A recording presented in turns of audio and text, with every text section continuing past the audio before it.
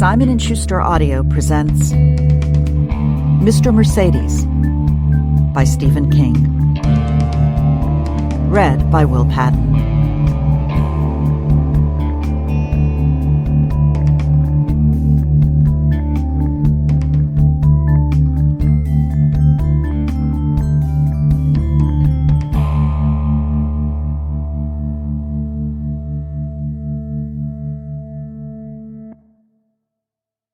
Thinking of James M. Cain. They threw me off the hay truck about noon.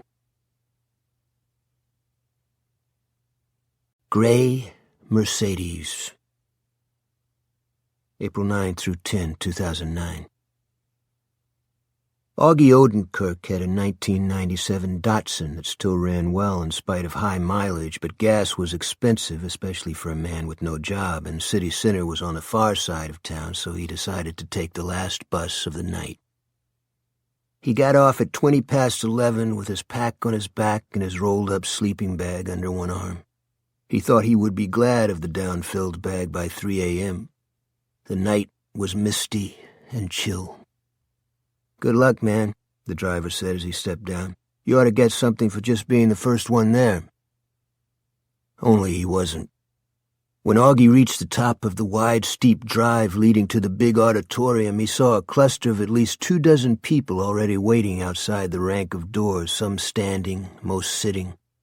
Posts strung with yellow "Do Not Cross" tape had been set up, creating a complicated passage that doubled back on itself, maze-like. Augie was familiar with these from movie theaters and the bank where he was currently overdrawn, and understood the purpose: to cram as many people as possible into as small a space as possible. As he approached the end of what would soon be a conga line of job applicants, Augie was both amazed and dismayed to see that the woman at the end of the line had a sleeping baby in a papoose carrier. The baby's cheeks were flushed with the cold. Each exhale came with a faint rattle. The woman heard Augie's slightly out-of-breath approach and turned. She was young and pretty enough, even with the dark circles under her eyes. At her feet was a small quilted carry case. Augie supposed it was a baby support system. "Hi," she said. "Welcome to the Early Birds Club." "Hopefully we'll catch a worm," he debated, thought what the hell, and stuck out his hand. "August Odenkirk. Augie.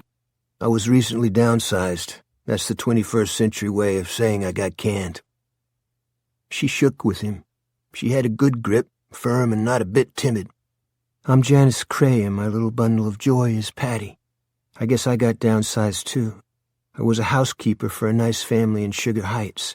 He, owns a car dealership." Augie winced. Janice nodded. "I know. He said he was sorry to let me go, but they had to tighten their belts." "A lot of that going around," Augie said, thinking, "You could find no one to babysit? No one at all?" "I had to bring her." He supposed Janice Cray didn't have to be much of a mind reader to know what he was thinking. "There's no one else. Literally no one. The girl down the street couldn't stay all night even if I could pay her, and I just can't. If I don't get a job, I don't know what we'll do." "Your parents couldn't take her?" Augie asked. "They live in Vermont. If I had half a brain, I'd take Patty and go there. It's pretty. Only they've got their own problems. Dad says their house is underwater. Not literally, they're not in the river or anything. It's something financial." Augie nodded. There was a lot of that going around, too. A few cars were coming up the steep rise from Marlborough Street where Augie had gotten off the bus. They turned left into the vast empty plain of parking lot that would no doubt be full by daylight tomorrow, still hours before the first annual city job fair opened its doors. None of the cars looked new. Their drivers parked, and from most of them 3 or 4 job seekers emerged, heading toward the doors of the auditorium. Augie was no longer at the end of the line. It had almost reached the first switchback. "If I can get a job, I can get a sitter," she said. "But for tonight, me and Patty just gotta suck it up." The baby gave a croupy cough Augie didn't care for, stirred in the papoose, and then settled again. At least the kid was bundled up. There were even tiny mittens on her hands. Kids survive worse, Augie told himself uneasily. He thought of the Dust Bowl and the Great Depression. Well, this one was great enough for him. 2 years ago, everything had been fine. He hadn't exactly been living large in the hood, but he had been making ends meet with a little left over at the end of most months. Now everything had turned to shit. They had done something to the money. He didn't understand it. He'd been an office drone in the shipping department of Great Lakes Transport, and what he knew about was invoices and using a computer to route stuff by ship, train, and air.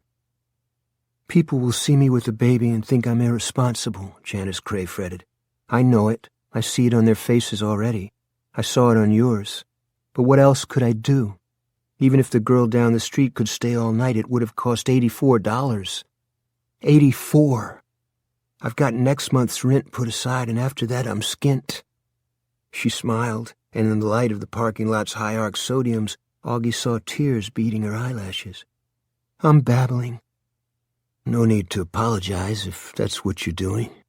The line had turned the first corner now and had arrived back at where Augie was standing.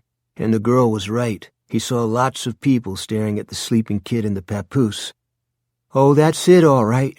I'm a single, unmarried mother with no job. I want to apologize to everyone for everything." She turned and looked at the banner posted above the rank of doors. 1,000 jobs guaranteed, it read, and below that, "We stand with the people of our city. Mayor Ralph Kinsler." "Sometimes I want to apologize for Columbine and 9/11 and Barry Bonds taking steroids." She uttered a semi-hysterical giggle. "Sometimes I even want to apologize for the space shuttle exploding, and when that happened, I was still learning to walk." "Don't worry," Augie told her. "You'll be okay. It was just one of those things that you said." "I wish it wasn't so damp, that's all. I've got her bundled up in case it was really cold, but this damp." She shook her head. "We'll make it though, won't we, Patty?" She gave Augie a hopeless little smile. "It just better not rain." It didn't, but the dampness increased until they could see fine droplets suspended in the light thrown by the arc sodiums. At some point, Augie realized that Janice Cray was asleep on her feet. She was hip-shot and slump-shouldered, with her hair hanging in dank wings around her face and her chin nearly on her breastbone. He looked at his watch and saw it was 2:45. 10 minutes later, Patty Cray awoke and started to cry. Her mother, her baby mama, Augie thought, gave a jerk, voiced a horse-like snort, raised her head and tried to pull the infant out of the papoose. At first the kid wouldn't come, her legs were stuck. Augie pitched in, holding the sides of the sling. As Patty emerged, now wailing, he could see drops of water sparkling all over her tiny pink jacket and matching hat. "She's hungry," Janice said. "I can give her the breast, but she's also wet. I can feel it right through her pants. God, I can't change her in this. Look how foggy it's gotten." Augie wondered what comical deity had arranged for him to be the one in line behind her. He also wondered how in hell this woman was going to get through the rest of her life. All of it, not just the next 18 years or so when she would be responsible for the kid. To come out on a night like this, with nothing but a bag of diapers, to be that goddamn desperate. He had put his sleeping bag down next to Patty's diaper bag. Now he squatted, pulled the ties, unrolled it, and unzipped it. "Slide in there, get warm and get her warm, then I'll hand in whatever doodads you need." She gazed at him, holding the squirming, crying baby. "Are you married, Augie?" "Divorced." "Children?" He shook his head. "Why are you being so kind to us?" "Because we're here," he said, and shrugged. She looked at him a moment longer, deciding, then handed him the baby.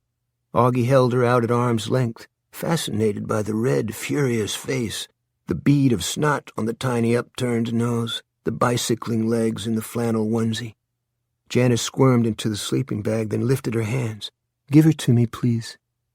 Augie did, and the woman burrowed deeper into the bag. Beside them, where the line had doubled back on itself for the first time, 2 young men were staring. "Mind your business, guys," Augie said, and they looked away. "Would you give me a diaper?" Janice said. "I should change her before I feed her." He dropped one knee to the wet pavement and unzipped the quilted bag. He was momentarily surprised to find cloth diapers instead of Pampers, then understood. The cloth ones could be used over and over. Maybe the woman wasn't entirely hopeless. "I see a bottle of baby magic, too. Do you want that?" From inside the sleeping bag, where now only a tuft of her brownish hair showed. "Yes, please." He passed in the diaper and the lotion. The sleeping bag began to wiggle and bounce. At first the crying intensified. From one of the switchbacks farther down, lost in the thickening fog, someone said, "Can't you shut that kid up?" Another voice added, "Someone ought to call social services." Augie waited, watching the sleeping bag. At last it stopped moving around and a hand emerged holding a diaper. "Would you put it in the bag? There's a plastic sack for the dirty ones." She looked out at him like a mole from its hole. "Don't worry, it's not pooey, just wet." Augie took the diaper, put it in the plastic bag, Costco printed on the side, then zipped the diaper bag closed. The crying from inside the sleeping bag, so many bags, he thought, continued for another minute or so, then abruptly cut out as Patty began to nurse in the city center parking lot. From above the ranked doors that wouldn't open for another 6 hours, the banner gave a single, lackadaisical flap. 1,000 jobs guaranteed. Sure, Augie thought. Also, you can't catch AIDS if you load up on vitamin C. 20 minutes passed. More cars came up the hill from Marlborough Street. More people joined the line. Augie estimated there already had to be 400 people waiting. At that rate, there would be 2,000 by the time the doors opened at 9, and that was a conservative estimate. If someone offers me fry cook at McDonald's, will I take it? Probably. What about a greeter at Walmart?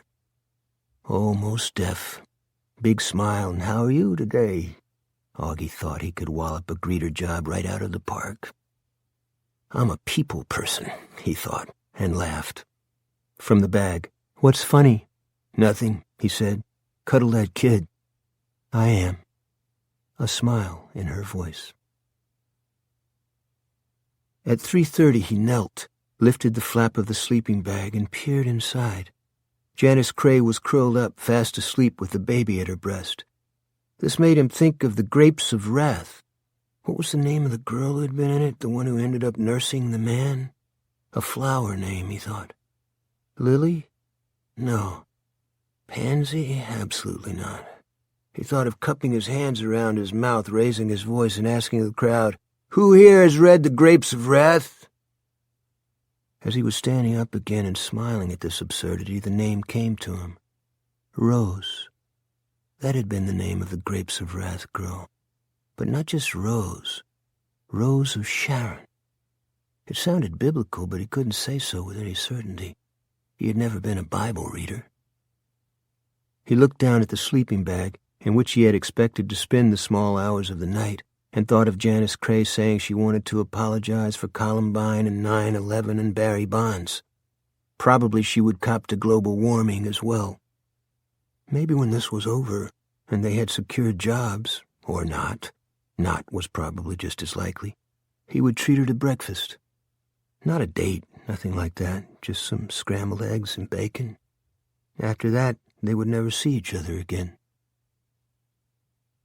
More people came. They reached the end of the posted switchbacks with the self-important "Do Not Cross" tape. Once that was used up, the line began to stretch into the parking lot. What surprised Augie and made him uneasy was how silent they were, as if they all knew this mission was a failure and they were only waiting to get the official word. The banner gave another lackadaisical flap. The fog continued to thicken. Shortly before 5 a.m., Augie roused from his own half-doze, stamped his feet to wake them up, and realized an unpleasant iron light had crept into the air. It was the furthest thing in the world from the rosy-fingered dawn of poetry and old Technicolor movies. This was an anti-dawn, damp and as pale as the cheek of a day-old corpse. He could see the city center auditorium slowly revealing itself in all its 1970s tacky architectural glory. He could see the 24 switchbacks of patiently waiting people and then the tailback of the line disappearing into the fog. Now there was a little conversation, and when a janitor clad in gray fatigues passed through the lobby on the other side of the doors, a small satiric cheer went up. "Life is discovered on other planets," shouted one of the young men who had been staring at Janice Cray. This was Keith Frias, whose left arm would shortly be torn from his body. There was mild laughter at this sally, and people began to talk. The night was over. The seeping light wasn't particularly encouraging, but it was marginally better than the long, small hours just past. Augie knelt beside his sleeping bag again and cocked an ear. The small, regular snores he heard made him smile. Maybe his worry about her had been for nothing. He guessed there were people who went through life surviving, perhaps even thriving, on the kindness of strangers. The young woman currently snoozing in his sleeping bag with her baby might be one of them. It came to him that he and Janice Cray could present themselves at the various application tables as a couple. If they did that, the baby's presence might not seem an indicator of irresponsibility, but rather of joint dedication. He couldn't say for sure. Much of human nature was a mystery to him, but he thought it was possible. He decided he'd try the idea out on Janice when she woke up. See what she thought. They couldn't claim marriage. She wasn't wearing a wedding ring, and he'd taken his off for good 3 years before, but they could claim to be, what was it people said now? Partners. Cars continued to come up the steep incline from Marlborough Street at steady tick-tock intervals. There would soon be pedestrians as well, fresh off the first bus of the morning. Augie was pretty sure they started running at 6. Because of the thick fog, the arriving cars were just headlights with vague shadow shapes lurking behind the windshields. A few of the drivers saw the huge crowd already waiting and turned around, discouraged. But most kept on, heading for the few remaining parking spaces, their taillights dwindling. Then Augie noticed a car shape that neither turned around nor continued on toward the far reaches of the parking lot. Its unusually bright headlights were flanked by yellow fog lamps. HD headers, Augie thought. That's a Mercedes-Benz. What's a Benz doing at a job fair? He supposed it might be Mayor Kinsler here to make a speech to the Early Birds Club, to congratulate them on their gumption, their good old American get up and get. If so, Augie thought, arriving in his Mercedes, even if it was an old one, was in bad taste. An elderly fellow in line ahead of Augie, Wayne Welland, now in the last moments of his earthly existence, said, "Is that a Benz? It looks like a Benz." Augie started to say of course it was. You couldn't mistake a Mercedes HD headlamps, and then the driver of the car directly behind the vague shape laid on his horn, a long, impatient blast. The HD lights flashed brighter than ever, cutting brilliant white cones through the suspended droplets of the fog, and the car leaped forward as if the impatient horn had goosed it. "Hey!" Wayne Welland said, surprised. It was his final word. The car accelerated directly at the place where the crowd of job seekers was most tightly packed and hemmed in by the do not cross tapes. Some of them tried to run, but only the ones at the rear of the crowd were able to break free. Those closer to the doors, the true early birds, had no chance. They struck the posts and knocked them over. They got tangled in the tapes. They rebounded off each other. The crowd swayed back and forth in a series of agitated waves. Those who were older and smaller fell down and were trampled underfoot. Augie was shoved hard to the left, stumbled, recovered, and was pushed forward. A flying elbow struck his cheekbone just below his right eye, and that side of his vision filled with bright 4th of July sparkles. From the other eye he could see the Mercedes not just emerging from the fog, but seeming to create itself from it. A big gray sedan, maybe an SL 500, the kind with 12 cylinders, and right now all 12 were screaming.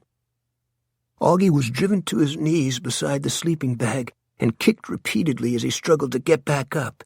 In the arm, in the shoulder, in the neck, people were screaming. He heard a woman cry, look out, he's not stopping." He saw Janice Cray pop her head out of the sleeping bag, eyes blinking in bewilderment.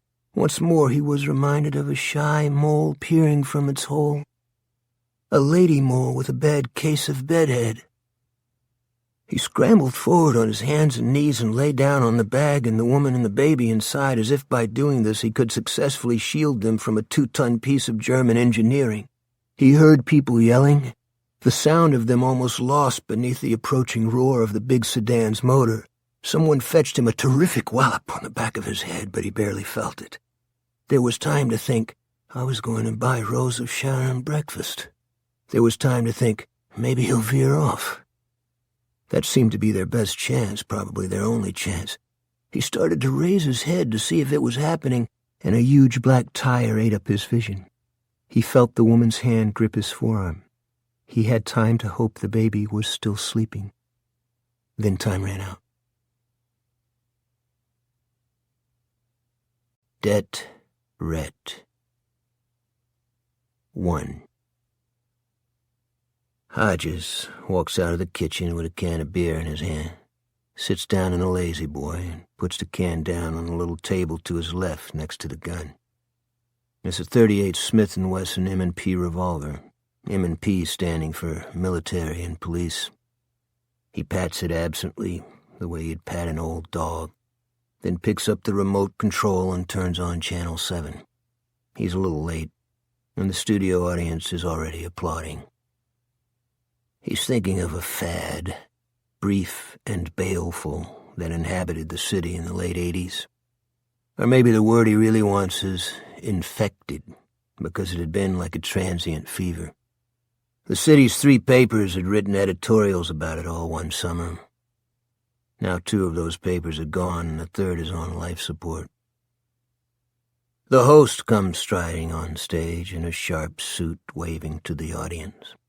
Hodges has watched this show almost every weekday since his retirement from the police force, and he thinks this man is too bright to be doing this job, one that's a little like scuba diving in a sewer without a wetsuit. He thinks the host is the sort of man who sometimes commits suicide, and afterward all his friends and close relatives say they never had a clue anything was wrong. They talk about how cheerful he was the last time they saw him. At this thought, Hodges gives the revolver another absent pat. It is the Victory model, an oldie but a goodie. His own gun, when he was active, was a Glock 40. He bought it. Officers in this city are expected to buy their service weapons, and now it's in the safe in his bedroom. Safe in the safe. He unloaded it and put it in there after the retirement ceremony and hasn't looked at it since. No interest. He likes the .38, though. He has a sentimental attachment to it, but there's something beyond that. A revolver never jams. Here is the first guest, a young woman in a short blue dress. Her face is a trifle on the vacant side, but she's got a knockout bod. Somewhere inside that dress, Hodges knows, there will be the sort of tattoo now referred to as a tramp stamp. Maybe 2 or 3. The men in the audience whistle and stomp their feet. The women in the audience applaud more gently. Some roll their eyes. This is the kind of woman you don't like to catch your husband staring at. The woman is pissed right from go. She tells the host that her boyfriend has had a baby with another woman and he goes over to see them all the time. She still loves him, she says, but she hates that. The next couple of words are bleeped out, but Hodges can lip read fucking horror. The audience cheers. Hodges takes a sip of his beer. He knows what comes next. This show has all the predictability of a soap opera on Friday afternoon. The host lets her run on for a bit and then introduces the other woman. She also has a knockout bod and several yards of big blonde hair. There's a tramp stamp on one ankle. She approaches the other woman and says, I understand how you feel, but I love him too. She's got more on her mind, but that's as far as she gets before Knockout Bod 1 goes into action. Someone off stage rings a bell as if this were the start of a prize fight. Hodges supposes it is, since all the guests on the show must be compensated. Why else would they do it? The 2 women punch and claw for a few seconds, and then the 2 beefcakes with security printed on their T-shirts who have been watching from the background separate them. They shout at each other for a while, a full and fair exchange of views, much of it bleeped out. as the host watches benignly, and this time it's Knockout Bod 2 who initiates the fight, swinging a big roundhouse slap that rocks Knockout Bod 1's head back. The bell rings again. They fall to the stage, their dresses rucking up, clawing and punching and slapping. The audience goes bug shit. The security beefcakes separate them, and the host gets between them, talking in a voice that is soothing on top, insightful beneath. The two women declare the depth of their love, spitting it into each other's faces. The host says they'll be right back, and then a C-list actress is selling a diet pill. Hodges takes another sip of his beer and knows he won't even finish half the can. It's funny, because when he was on the cops, he was damn near an alcoholic. When the drinking broke up his marriage, he assumed he was an alcoholic. He summoned all his willpower and reined it in, promising himself he would drink just as much as he goddamn wanted once he had his 40 in, a pretty amazing number when 50% of city cops retired after 25 and 70% after 30. Only now that he has his 40, alcohol no longer interests him much. He forced himself to get drunk a few times just to see if he could still do it, and he could. But being drunk turned out to be no better than being sober. Actually, it was a little worse. The show returns. The host says he has another guest, and Hodges knows who that will be. The audience does too. They yap their anticipation. Hodges picks up his father's gun, looks into the barrel, and puts it back down on the DirecTV guide. The man over whom Knockout Bod 1 and Knockout Bod 2 are in such strenuous conflict emerges from stage right. You knew what he was going to look like even before he comes strutting out, and yup, he's the guy. A gas station attendant or a Target warehouse carton shuffler, or maybe the fella who detailed your car badly at the Mr. Speedy. He's skinny and pale, with black hair clumping over his forehead. He's wearing chinos and a crazy green and yellow tie that has a chokehold on his throat just below his prominent Adam's apple. The pointy toes of suede boots poke out beneath his pants. You knew that the women had tramp stamps, and you know this man is hung like a horse and shoots sperm more powerful than a locomotive and faster than a speeding bullet. A virginal maid who sits on a toilet seat after this guy jerked off will get her pregnant, probably with twins. On his face is the half-smart grin of a cool dude in a loose mood. Dream job, lifetime disability. Soon the bell will ring and the women will go at each other again. Later, after they have heard enough of his smack, they will look at each other, nod slightly, and attack him together. This time the security personnel will wait a little longer because this final battle is what the audience, both in the studio and at home, really wants to see. The hens going after the rooster. That brief and baleful fad in the late 80s, the infection, was called bum fighting. Some gutter genius or other got the idea, and when it turned a profit, 3 or 4 other entrepreneurs leaped in to refine the deal.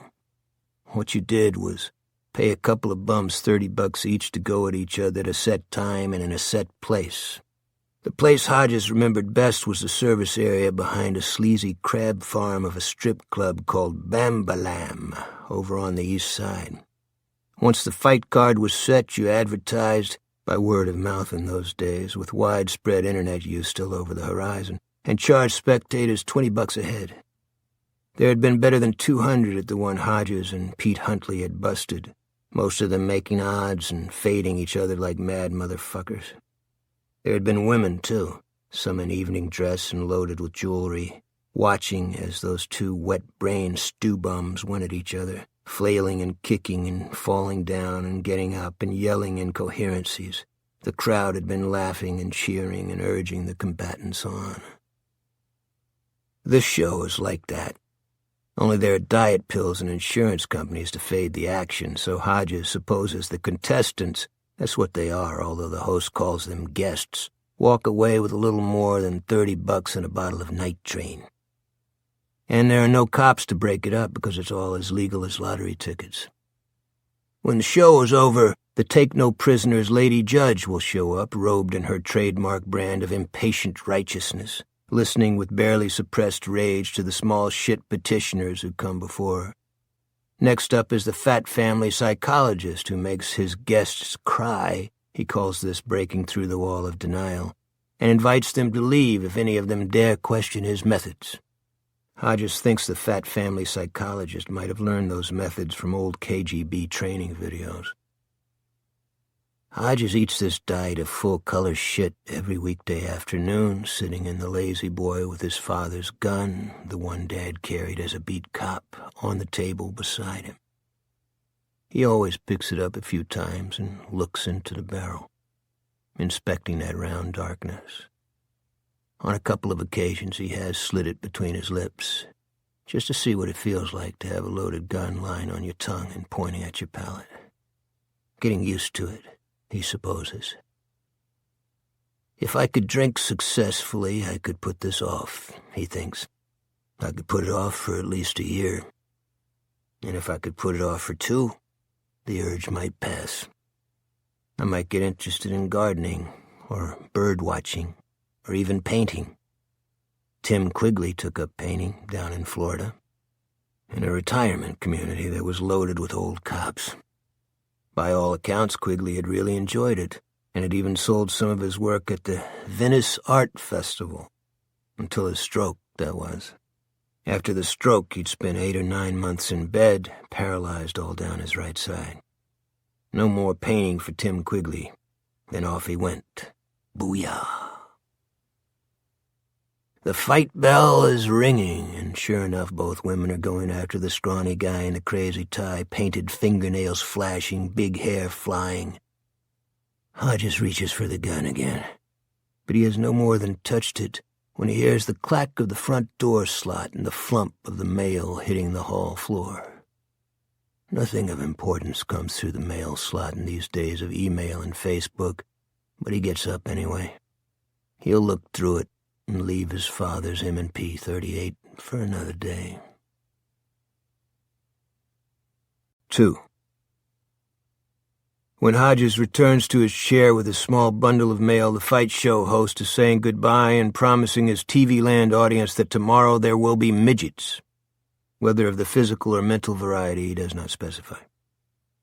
Beside the lazy boy, there are 2 small plastic waste containers, one for returnable bottles and cans, the other for trash. Into the trash goes a circular from Walmart promising rollback prices, an offer for burial insurance addressed to our favorite neighbor, an announcement that all DVDs are going to be 50% off for 1 week only at Discount Electronics, a postcard-sized plea for your important vote from a fellow running for a vacancy on the city council. There's a photograph of the candidate, and to Hodges he looks like Dr. Oberlin, the dentist who terrified him as a child. There's also a circular from Albertson's supermarket. This Hodges puts aside, covering up his father's gun for the time being, because it's loaded with coupons. The last thing appears to be an actual letter, a fairly thick one by the feel, in a business-sized envelope. It is addressed to Det K. William Hodges, Ret. at 63 Harper Road. There is no return address.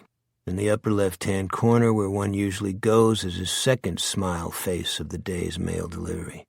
Only this one's not the winking Walmart rollback smiley, but rather the email emoticon of Smiley wearing dark glasses and showing his teeth. This stirs a memory, and not a good one. No, he thinks. No. But he rips the letter open so fast and hard the envelope tears and 4 typed pages spill out. Not real typing, not typewriter typing, but a computer font that looks like it. Dear Detective Hodges, the heading reads. He reaches out without looking, knocks the Albertson circular to the floor, finger walks across the revolver without even noticing it, and seizes the TV remote. He hits the kill switch, shutting up the take-no-prisoners lady judge in mid-scold, and turns his attention to the letter. 3. Dear Detective Hodges, I hope you do not mind me using your title, even though you have been retired for 6 months. I feel that if incompetent judges, venal politicians, and stupid military commanders can keep their titles after retirement, the same should be true for one of the most decorated police officers in the city's history. So Detective Hodges it shall be. Sir, another title you deserve, for you are a true knight of the badge and gun. I write for many reasons, but must begin by congratulating you on your years of service, 27 as a detective and 40 in all. I saw some of the retirement ceremony on TV, Public Access Channel 2, a resource overlooked by many, and happened to know there was a party at the Raintree Inn out by the airport the following night. I bet that was the real retirement ceremony. I have certainly never attended such a bash, but I watch a lot of TV cop shows, and while I am sure many of them present a very fictional picture of the policeman's lot, several have shown such retirement parties. NYPD Blue, Homicide, The Wire, etc., etc. And I like to think they are accurate portrayals of how the Knights of the Badge and Gun say so long to one of their compatriots.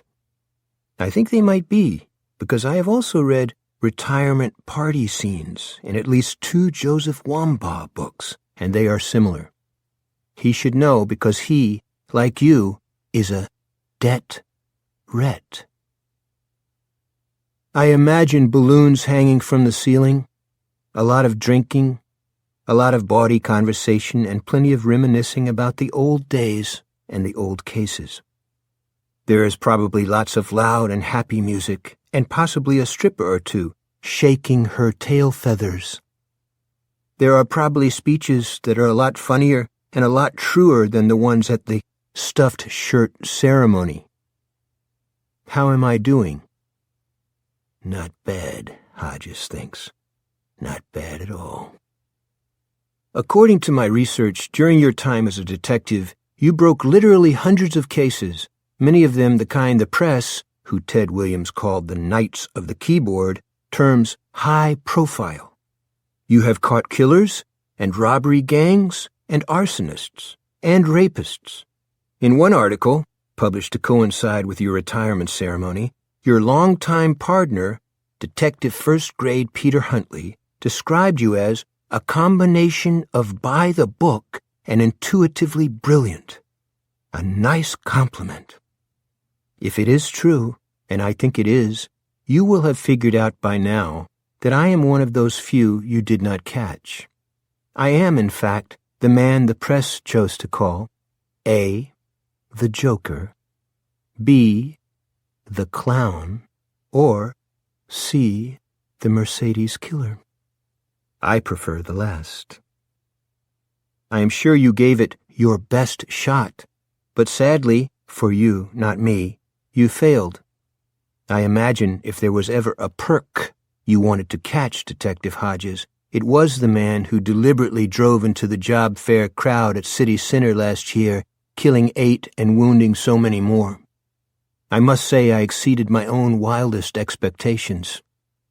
Was I on your mind when they gave you that plaque at the official retirement ceremony? Was I on your mind when your fellow Knights of the Badge and Gun were telling stories about, just guessing here, criminals who were caught with their pants actually down, or funny practical jokes that were played in the good old squad room? I bet I was. I have to tell you how much fun it was, I'm being honest here, when I put the pedal to the metal and drove poor Mrs. Olivia Trelawney's Mercedes at that crowd of people. I had the biggest hard-on of my life. And was my heart beating 200 a minute? Hope to tell ya. Here was another Mr. Smiley in sunglasses. I'll tell you something that's true inside dope.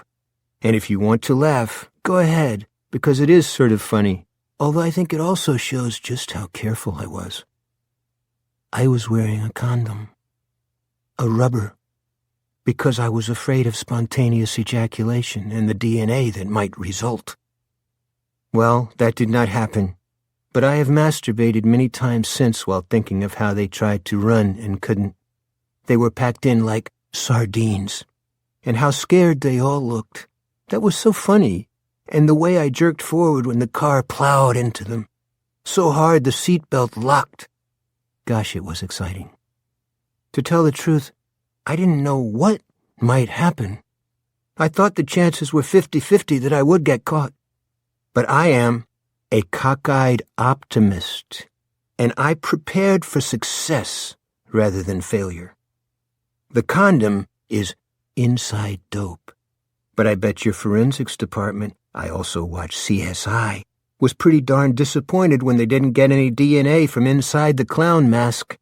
They must have said, "Damn, that crafty perk must have been wearing a hairnet underneath." And so I was. I also washed it out with bleach. I still relive the thuds that resulted from hitting them, and the crunching noises, and the way the car bounced on its springs when it went over the bodies. For power and control, give me a Mercedes 12-cylinder every time. When I saw in the paper that a baby was one of my victims, I was delighted. To snuff out a life that young. Think of all she missed, eh? Patricia Cray, R.I.P. Got the mom, too, strawberry jam in a sleeping bag. What a thrill, eh? I also enjoy thinking of the man who lost his arm, and even more of the two who were paralyzed. The man only from the waist down, but Martine Stover is now your basic head on a stick. They didn't die, but probably wish they did. How about that, Detective Hodges? Now, you are probably thinking, what kind of sick and twisted pervo do we have here? Can't really blame you, but we could argue about that. I think a great many people would enjoy doing what I did, and that is why they enjoy books and movies, and even TV shows these days, that feature torture and dismemberment, etc., etc., etc.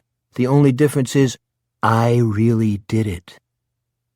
Not because I'm mad, though, in either sense of the word. Just because I didn't know exactly what the experience would be like, only that it would be totally thrilling, with memories to last a lifetime, as they say. Most people are fitted with lead boots when they are just little kids and have to wear them all their lives. These lead boots are called a conscience. I have none, so I can soar high above the heads of the normal crowd. And if they had caught me, well, if it had been right there, if Mrs. Trelawney's Mercedes had stalled or something, small chance of that as it seemed very well maintained, I suppose the crowd might have torn me apart. I understood that possibility going in, and it added to the excitement. But I didn't think they really would, because most people are sheep, and sheep don't eat meat. I suppose I might have been beaten up a little, but I can take a beating. Probably I would have been arrested and gone to trial where I would have pleaded insanity. Maybe I even am insane. The idea has certainly crossed my mind, but it is a peculiar kind of insanity. Anyway, the coin came down heads and I got away. The fog helped. Now here's something else I saw, this time in a movie. I don't remember the name. There was a serial killer who was very clever, and at first the cops, one was Bruce Willis back when he still had some hair, couldn't catch him. So Bruce Willis said, he'll do it again because he can't help himself, and sooner or later he'll make a mistake and we will catch him. Which they did. That is not true in my case, Detective Hodges, because I have absolutely no urge to do it again. In my case, once was enough. I have my memories, and they are as clear as a bell. And of course, there was how frightened people were afterward, because they were sure I would do it again. Remember the public gatherings that were canceled? That wasn't as much fun, but it was très amusant. So you see, we are both Rhett. Speaking of which, my one regret is that I couldn't attend your retirement party at the Rain Tree Inn and raise a toast to you, my good sir, detective. You absolutely did give it your best shot. Detective Huntley, too, of course, but if the papers and internet reports of your respective careers are right, you were Major League and he was and always will be Triple A. I am sure the case is still in the active file and that he takes those old reports out every now and then to study them, but he won't get anywhere. I think we both know that. May I close on a note of concern? In some of those TV shows, and also in one of the Wamba books, I think, but it might have been a James Patterson, the big party with the balloons and drinking and music is followed by a sad final scene. The detective goes home and finds out that without his gun and badge, his life is pointless, which I can understand. When you think of it, what is sadder than an old retired knight? Anyway, the detective finally shoots himself with his service revolver. I looked it up on the internet and discovered this type of thing isn't just fiction, it really happens. Retired police have an extremely high suicide rate. In most cases, the cops who do this sad thing have no close family members who might see the warning signs. Many, like you, are divorced. Many have grown children living far away from home. I think of you all alone in your house on Harper Road, Detective Hodges, and I grow concerned. What kind of life do you have now that the thrill of the hunt is behind you? Are you watching a lot of TV? Probably. Are you drinking more? Possibly. Do the hours go by more slowly because your life is now so empty? Are you suffering from insomnia? Gee, I hope not. But I fear that might be the case. You probably need a hobby, so you'll have something to think about instead of the one that got away and how you will never catch me. It would be too bad if you started thinking your whole career had been a waste of time because the fellow who killed all those innocent people slipped through your fingers. I wouldn't want you to start thinking about your gun, but you are thinking of it, aren't you? I would like to close with one final thought from the one that got away. That thought is, fuck you, loser. Just kidding. Very truly yours, the Mercedes Killer. Below this was yet another smile face, and below that, P.S. Sorry about Mrs. Trelawney, but when you turn this letter over to Detective Huntley, tell him not to bother looking at any photos I'm sure the police took at her funeral. I attended, but only in my imagination. My imagination is very powerful. P.P.S.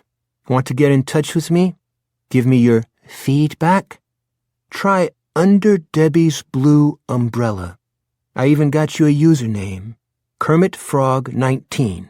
I might not reply, but hey, you never know. P.P.P.S. Hope this letter has cheered you up. 4. Hodges sits where he is for 2 minutes, 4 minutes, 6, 8, completely still. He holds the letter in his hand, looking at the Andrew Wyeth print on the wall. At last he puts the pages on the table beside his chair and picks up the envelope. The postmark is right here in the city, which doesn't surprise him. His correspondent wants him to know he's close by. It's part of the taunt. As his correspondent would say, it's part of the fun. New chemicals and computer-assisted scanning processes can pick up excellent fingerprints from paper, but Hodges knows that if he turns this letter into forensics, they will find no prints on it but his. This guy is crazy, but his self-assessment, one crafty perp, is absolutely correct.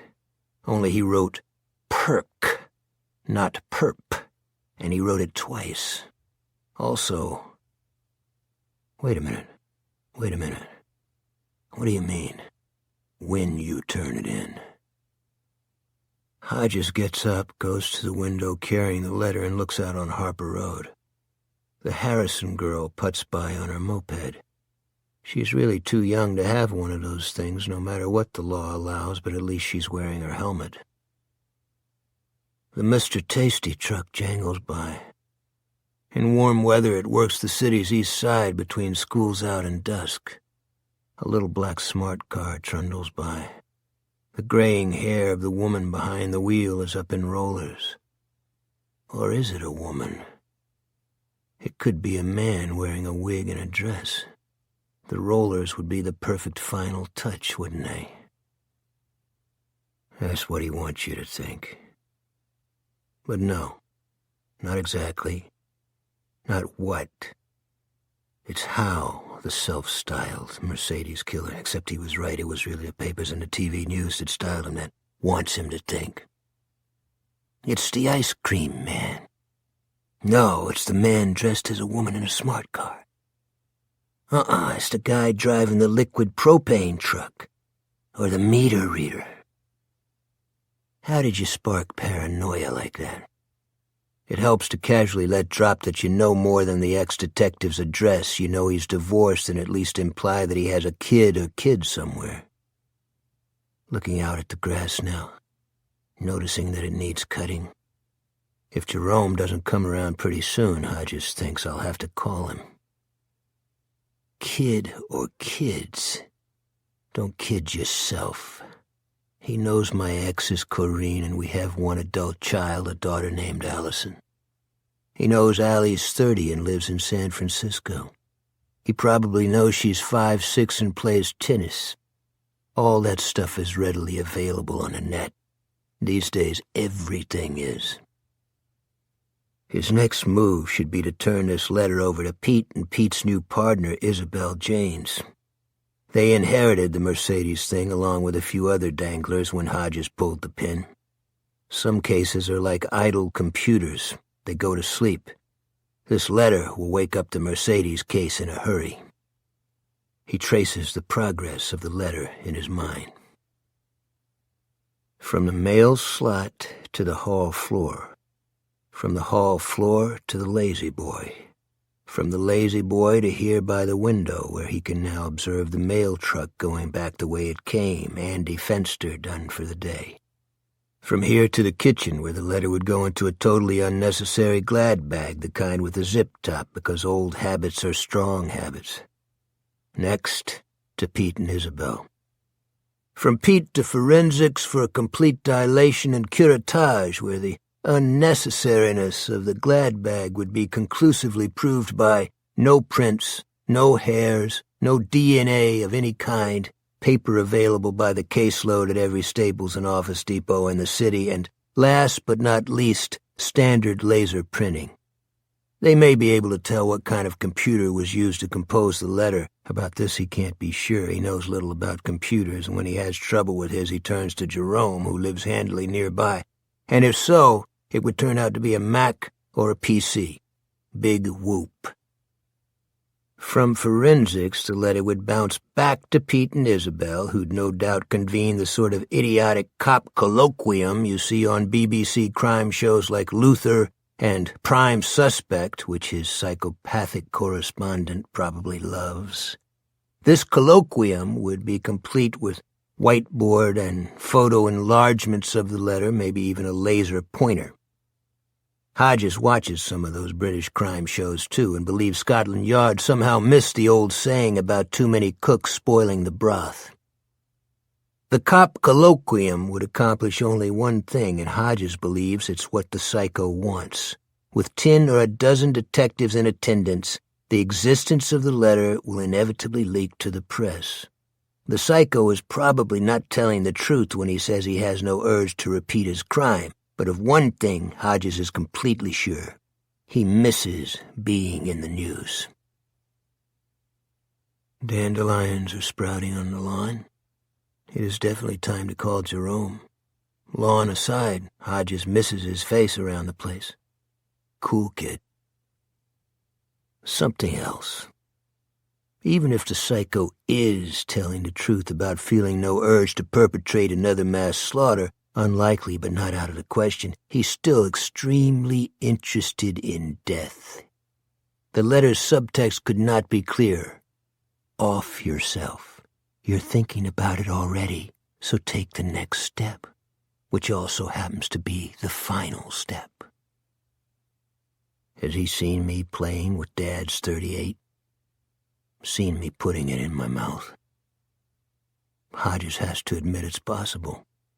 He has never even thought of pulling the shades, feeling stupidly safe in his living room when anybody could have a set of binocs. Or Jerome could have seen. Jerome bopping up the walk to ask about chores, what he is pleased to call chose for hoes.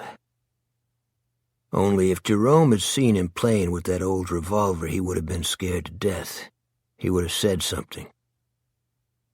Does Mr. Mercedes really masturbate when he thinks about running those people down? In his years on the police force, Hodges has seen things he would never talk about with anyone who has not also seen them.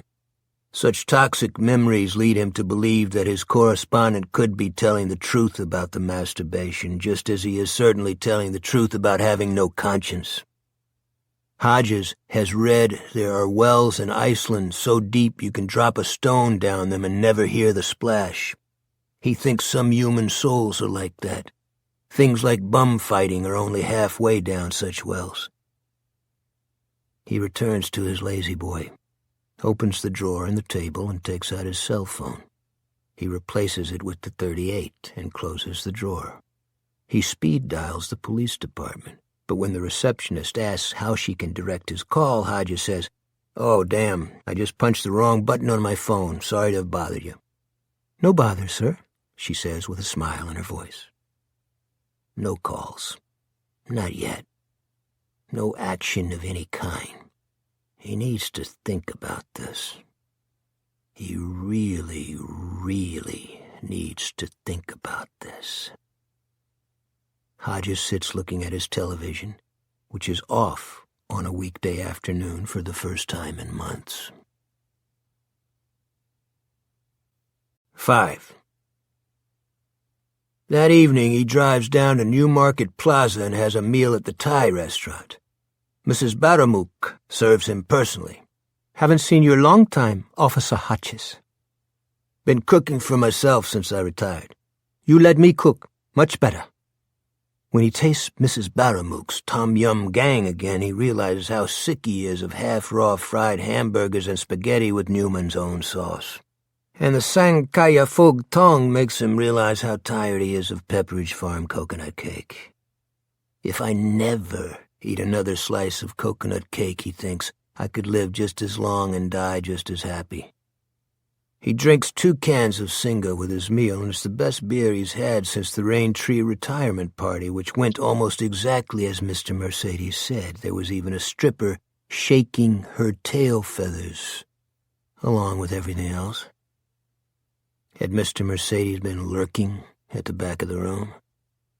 As the cartoon possum was wont to say, "It's possible, Muskie, it's possible." At home again, he sits in the lazy boy and takes up the letter. He knows what the next step must be, if he's not going to turn it over to Pete Huntley, that is. But he also knows better than to try doing it after a couple of brewskis. So he puts the letter in the drawer on top of the .38. He never did bother with the glad bag, and gets another beer. The one from the fridge is just an Ivory Special, the local brand, but it tastes every bit as good as the Singa. When it's gone, Hodges powers up his computer, opens Firefox, and types in "Under Debbie's Blue Umbrella." The descriptor beneath isn't very descriptive. A social site where interesting people exchange interesting views. He thinks of going further, then shuts the computer down. Not that either. Not tonight. He has been going to bed late because that means fewer hours spent tossing and turning, going over old cases and old mistakes, but tonight he turns in early and knows he'll sleep almost at once. It's a wonderful feeling.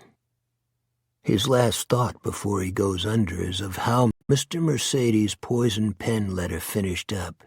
Mr. Mercedes wants him to commit suicide. Hodges wonders what he would think if he knew he had given this particular ex-knight of the badge and gun a reason to live instead, at least for a while. Then sleep takes him. He gets a full and restful 6 hours before his bladder wakes him. He gropes to the bathroom, pees himself empty, and goes back to bed where he sleeps for another 3 hours. When he wakes, sunshine is slanting in the windows and the birds are twittering. He heads into the kitchen where he cooks himself a full breakfast. As he's sliding a couple of hard-fried eggs onto a plate already loaded with bacon and toast, he stops, startled. Someone is singing. It's him. 6. Once his breakfast dishes are in the dishwasher, he goes into the study to tear the letter down. This is a thing he's done at least 24 times before, but never on his own. As a detective, he always had Pete Huntley to help him, and before Pete, 2 previous partners. Most of the letters were threatening communications from ex-husbands and an ex-wife or 2. Not much challenge in those. Some were extortion demands. Some were blackmail, really just another form of extortion. One was from a kidnapper demanding a paltry and unimaginative ransom. And 4, counting the one from Mr. Mercedes, were from self-confessed murderers. 2 of those were clearly fantasy. One might or might not have been from the serial killer they called Turnpike Joe. What about this one? True or false? Real or fantasy? Hodges opens his desk drawer, takes out a yellow legal pad, tears off the week-old grocery list on the top. Then he plucks one of the Uniball pins from the cup beside his computer. He considers the detail about the condom first. If the guy really was wearing one, he took it with him. That makes sense, doesn't it? Condoms can hold fingerprints as well as jizz. Hodges considers other details, how the seatbelt locked when the guy plowed into the crowd, the way the Mercedes bounced when it went over the bodies, stuff that wouldn't have been in any of the newspapers, but also stuff he could have made up. He even said... Hodges scans the letter, and here it is. My imagination is very powerful. But there were 2 details he could not have made up. 2 details that had been withheld from the news media. On his legal pad below, "Is it real?" Hodges writes, "Hairnet. Bleach." Mr. Mercedes had taken the net with him, just as he had taken a condom, probably still hanging off his dick, assuming it had been there at all. But Gibson and forensics had been positive there was one because Mr. Mercedes had left the clown mask and there had been no hair stuck to the rubber. About the swimming pool smell of DNA-killing bleach there had been no doubt. He must have used a lot. But it isn't just those things. It's everything. The assuredness. There's nothing tentative here. He hesitates, then prints. This is the guy. Hesitates again, scribbles out guy, and prints. Bastard. 7. It's been a while since he thought like a cop, and even longer since he did this kind of work, a special kind of forensics that doesn't require cameras, microscopes, or special chemicals. But once he buckles down to it, he warms up fast. He starts with a series of headings. 1-sentence paragraphs. Capitalized phrases. Phrases in quotation marks. Fancy phrases, unusual words, exclamation points. Here he stops, tapping the pen against his lower lip and reading the letter through again from Dear Detective Hodges to hope this letter has cheered you up. Then he adds 2 more headings on the sheet, which is now getting crowded. Uses baseball metaphor. May be a fan. Computer savvy. Under 50? He is far from sure about these last 2. Sports metaphors have become common, especially among political pundits, and these days there are octogenarians on Facebook and Twitter. Hodges himself may be tapping only 12% of his max potential, that's what Jerome claims, but that doesn't make him part of the majority. He had to start somewhere, though, and besides, the letter has a young feel.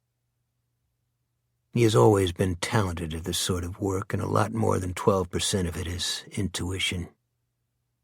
He's listed nearly a dozen examples under unusual words, and now circles two: compatriots and spontaneous ejaculation. Beside them, he adds a name: Wamba. Mr. Mercedes is a shitbag, but a bright, book-reading shitbag. He has a large vocabulary and doesn't make spelling errors. Hodges can imagine Jerome Robinson saying, "Spell checker, my man. I mean, duh." Sure, these days anyone with a word processing program can spell like a champ, but Mr. Mercedes has written W-A-M-B-A-U-G-H, not W-O-M-B-O-U-G-H or even W-O-M-B-O-W. Just the fact that he's remembered to put in that silent G-H suggests a fairly high level of intelligence. Mr. Mercedes' missive may not be high-class literature, but his writing is a lot better than the dialogue in shows like NCIS or Bones. Homeschooled, public-schooled, or self-taught. Doesn't matter. Maybe not, but maybe it does. Hodges doesn't think self-taught, no. The writing is too... what? Expansive, he says to the empty room, but it's more than that. Outward. This guy writes outward. He learned with others and wrote for others. A shaky deduction, but it's supported by certain flourishes, those fancy phrases. Must begin by congratulating you, he writes. Literally hundreds of cases, he writes, and twice, was I on your mind? Hodges logged A's in his high school English classes, B's in college, and he remembers what that sort of thing is called: incremental repetition.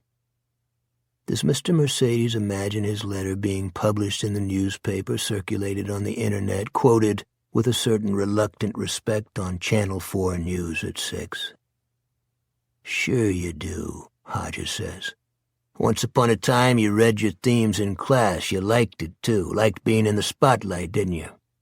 When I find you, if I find you, I'll find that you did as well in your English classes as I did. Probably better. Hodges can't remember ever using incremental repetition unless it was by accident. Only there are 4 public high schools in the city and God knows how many private ones, not to mention prep schools, junior colleges, City College, and St. Jude's Catholic University. Plenty of haystacks for a poisoned needle to hide in. If he even went to school here at all and not in Miami or Phoenix. Plus, he's a sly dog. The letter is full of false fingerprints. The capitalized phrases like lead boots and note of concern. The phrases in quotation marks. The extravagant use of exclamation points. The punchy one-sentence paragraphs. If asked to provide a writing sample, Mr. Mercedes would include none of those stylistic devices. Hodges knows that as well as he knows his own unfortunate first name, Kermit, as in Kermit Frog 19. But this asshole isn't quite as smart as he thinks. The letter almost certainly contains 2 real fingerprints, one smudged and one crystal clear. The smudged print is his persistent use of numbers instead of the words for numbers. 27, not TWENTYSEVEN. 40 instead of FORTY. Detective 1 ST grade instead of DETFIRSTGRADE. There are a few exceptions. He has written ONEREGRET instead of 1 regret. But Hodges thinks they are the ones that prove the general rule. The numbers might only be more camouflage, he knows that, but the chances are good Mr. Mercedes is genuinely unaware of it. If I could get him in IR4 and tell him to write 40 thieves stole 80 wedding rings. Only K. William Hodges was never going to be in an interview room again, including IR4, which had been his favorite. His lucky IR, he always thought it. Unless he gets caught fooling with this shit, that is, and then he's apt to be on the wrong side of the metal table. All right, then. Pete gets the guy in an IR. Pete or Isabel or both of them. They get him to write 40 thieves stole 80 wedding rings. What then? Then they ask him to write, the cops caught the perp hiding in the alley, only they'd want to slur the perp part. Because for all his writing skill, Mr. Mercedes thinks the word for a criminal doer is P-E-R-K. Maybe he also thinks the word for a special privilege is a P-E-R-P, as in traveling first class was one of the CEO's perps. Hodges wouldn't be surprised. Until college, he himself had thought that the fellow who threw the ball in a baseball game, the thing you poured water out of, and the framed objects you hung on the wall to decorate your apartment were all spelled the same. He had seen the word picture in all sorts of books, but his mind somehow refused to record it. His mother said, straighten that picture, Kerm, it's crooked. His father sometimes gave him money for the picture show, and it had simply stuck in his head. I'll know you when I find you, honey bunch, Hodges thinks. He prints the word and circles it again and again, hemming it in. You'll be the asshole who calls a perp a perk. 8. He takes a walk around the block to clear his head, saying hello to people he hasn't said hello to in a long time. Weeks in some cases. Mrs. Melbourne is working in her garden, and when she sees him, she invites him in for a piece of her coffee cake. I've been worried about you, she says when they're settled in the kitchen. She has the bright, inquisitive gaze of a crow with its eye on a freshly squashed chipmunk. Getting used to retirement has been hard. He takes a sip of her coffee. It's lousy, but plenty hot. Some people never get used to it at all, she says, measuring him with those bright eyes. She wouldn't be too shabby in IR4, Hodges thinks. Especially ones who had high-pressure jobs. I was a little at loose ends to start with, but I'm doing better now. I'm glad to hear it. Does that nice Negro boy still work for you? Jerome, yes. Hodges smiles, wondering how Jerome would react if he knew someone in the neighborhood thinks of him as that nice Negro boy. Probably he would bare his teeth in a grin and exclaim, I sure is.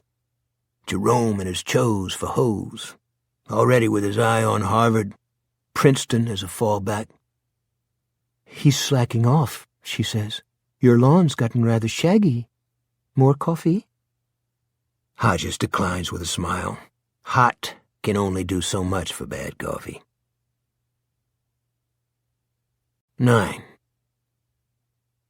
Back home again. Legs tingling, head filled with fresh air, mouth tasting like newspaper in a bird cage, but brain buzzing with caffeine. He logs on to the city newspaper site and calls up several stories about the slaughter at City Center. What he wants isn't in the first story, published under scare headlines on April 11th of 2009, or the much longer piece in the Sunday edition of April 12th. It's in the Monday paper, a picture of the abandoned kill car steering wheel. The indignant caption, he thought it was funny. In the center of the wheel, pasted over the Mercedes emblem, is a yellow smile face, the kind that wears sunglasses and shows its teeth. There was a lot of police anger about that photo because the detectives in charge, Hodges and Huntley, had asked the news media to hold back the smile icon. The editor, Hodges remembers, had been fawningly apologetic. A missed communication, he said. Won't happen again. Promise. Scout's honor. Mistake my ass, he remembers Pete fuming. They had a picture that'd shoot a few steroids into their saggy-ass circulation and they fucking used it. Hodges enlarges the news photo until that grinning yellow face fills the computer screen. The mark of the beast, he thinks, 21st century style. This time, the number he speed dials isn't PD reception, but Pete's cell. His old partner picks up on the second ring. "Yo, you old hossy hoss, how's retirement treating you?" He sounds really pleased, and that makes Hodges smile. It also makes him feel guilty, yet the thought of backing off never crosses his mind. "I'm good," he says, "but I miss your fat and hypertensive face." "Sure you do, and we won in Iraq." "Swear to God, Peter, how about we have lunch and catch up a little? You pick the place and I'll buy." "Sounds good, but I already ate today. How about tomorrow?" "My schedule is jammed. Obama was coming by for my advice on the budget, but I suppose I could rearrange a few things. Seeing's how it's you." "Go fuck yourself, Kermit." "When you do it so much better."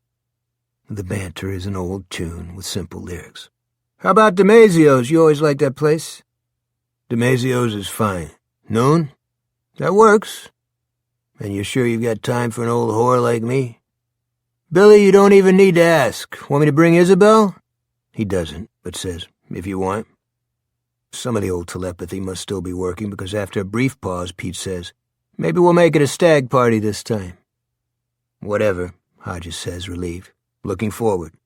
"Me too. Good to hear your voice, Billy." Hodges hangs up and looks at the teeth-bared smile face some more. It fills his computer screen. 10. He sits in his lazy boy that night watching the 11 o'clock news. In his white pajamas, he looks like an overweight ghost. His scalp gleams mellowly through his thinning hair. The big story is the Deepwater Horizon spill in the Gulf of Mexico, where the oil is still gushing. The newsreader says the bluefin tuna are endangered and the Louisiana shellfish industry may be destroyed for a generation. In Iceland, a billowing volcano, with a name the newsreader mangles to something like Eyjafjallajökull, is still screwing up transatlantic air travel. In California, police are saying they may have finally gotten a break in the grim sleeper serial killer case. No names, but the suspect, the perk, Hodges thinks, is described as a well-groomed and well-spoken African-American. Hodges thinks, now if only someone would bag Turnpike Joe, not to mention Osama bin Laden. The weather comes on. Warm temperatures and sunny skies, the weather girl promises. Time to break out the bathing suits. "I'd like to see you in a bathing suit, my dear," Hodges says, and uses the remote to turn off the TV. He takes his father's .38 out of the drawer, unloads it as he walks into the bedroom, and puts it in the safe with his Glock. He has spent a lot of time during the last 2 or 3 months obsessing about the Victory .38, but tonight it hardly crosses his mind as he locks it away. He's thinking about Turnpike Joe, but not really. These days, Joe is someone else's problem. Like the grim sleeper, that well-spoken African-American. Is Mr. Mercedes also African-American? It's technically possible. No one saw anything but the pullover clown mask, a long-sleeved shirt, and yellow gloves on the steering wheel, but Hodges thinks not. God knows there are plenty of black people capable of murder in this city, but there's the weapon to consider. The neighborhood where Mrs. Trelawney's mother lived is predominantly wealthy and predominantly white. A black man hanging around a parked Mercedes SL 500 would have been noticed. Well, probably. People can be stunningly unobservant, but experience has led Hodges to believe rich people tend to be slightly more observant than the general run of Americans, especially when it comes to their expensive toys. He doesn't want to say they're paranoid, but the fuck they're not.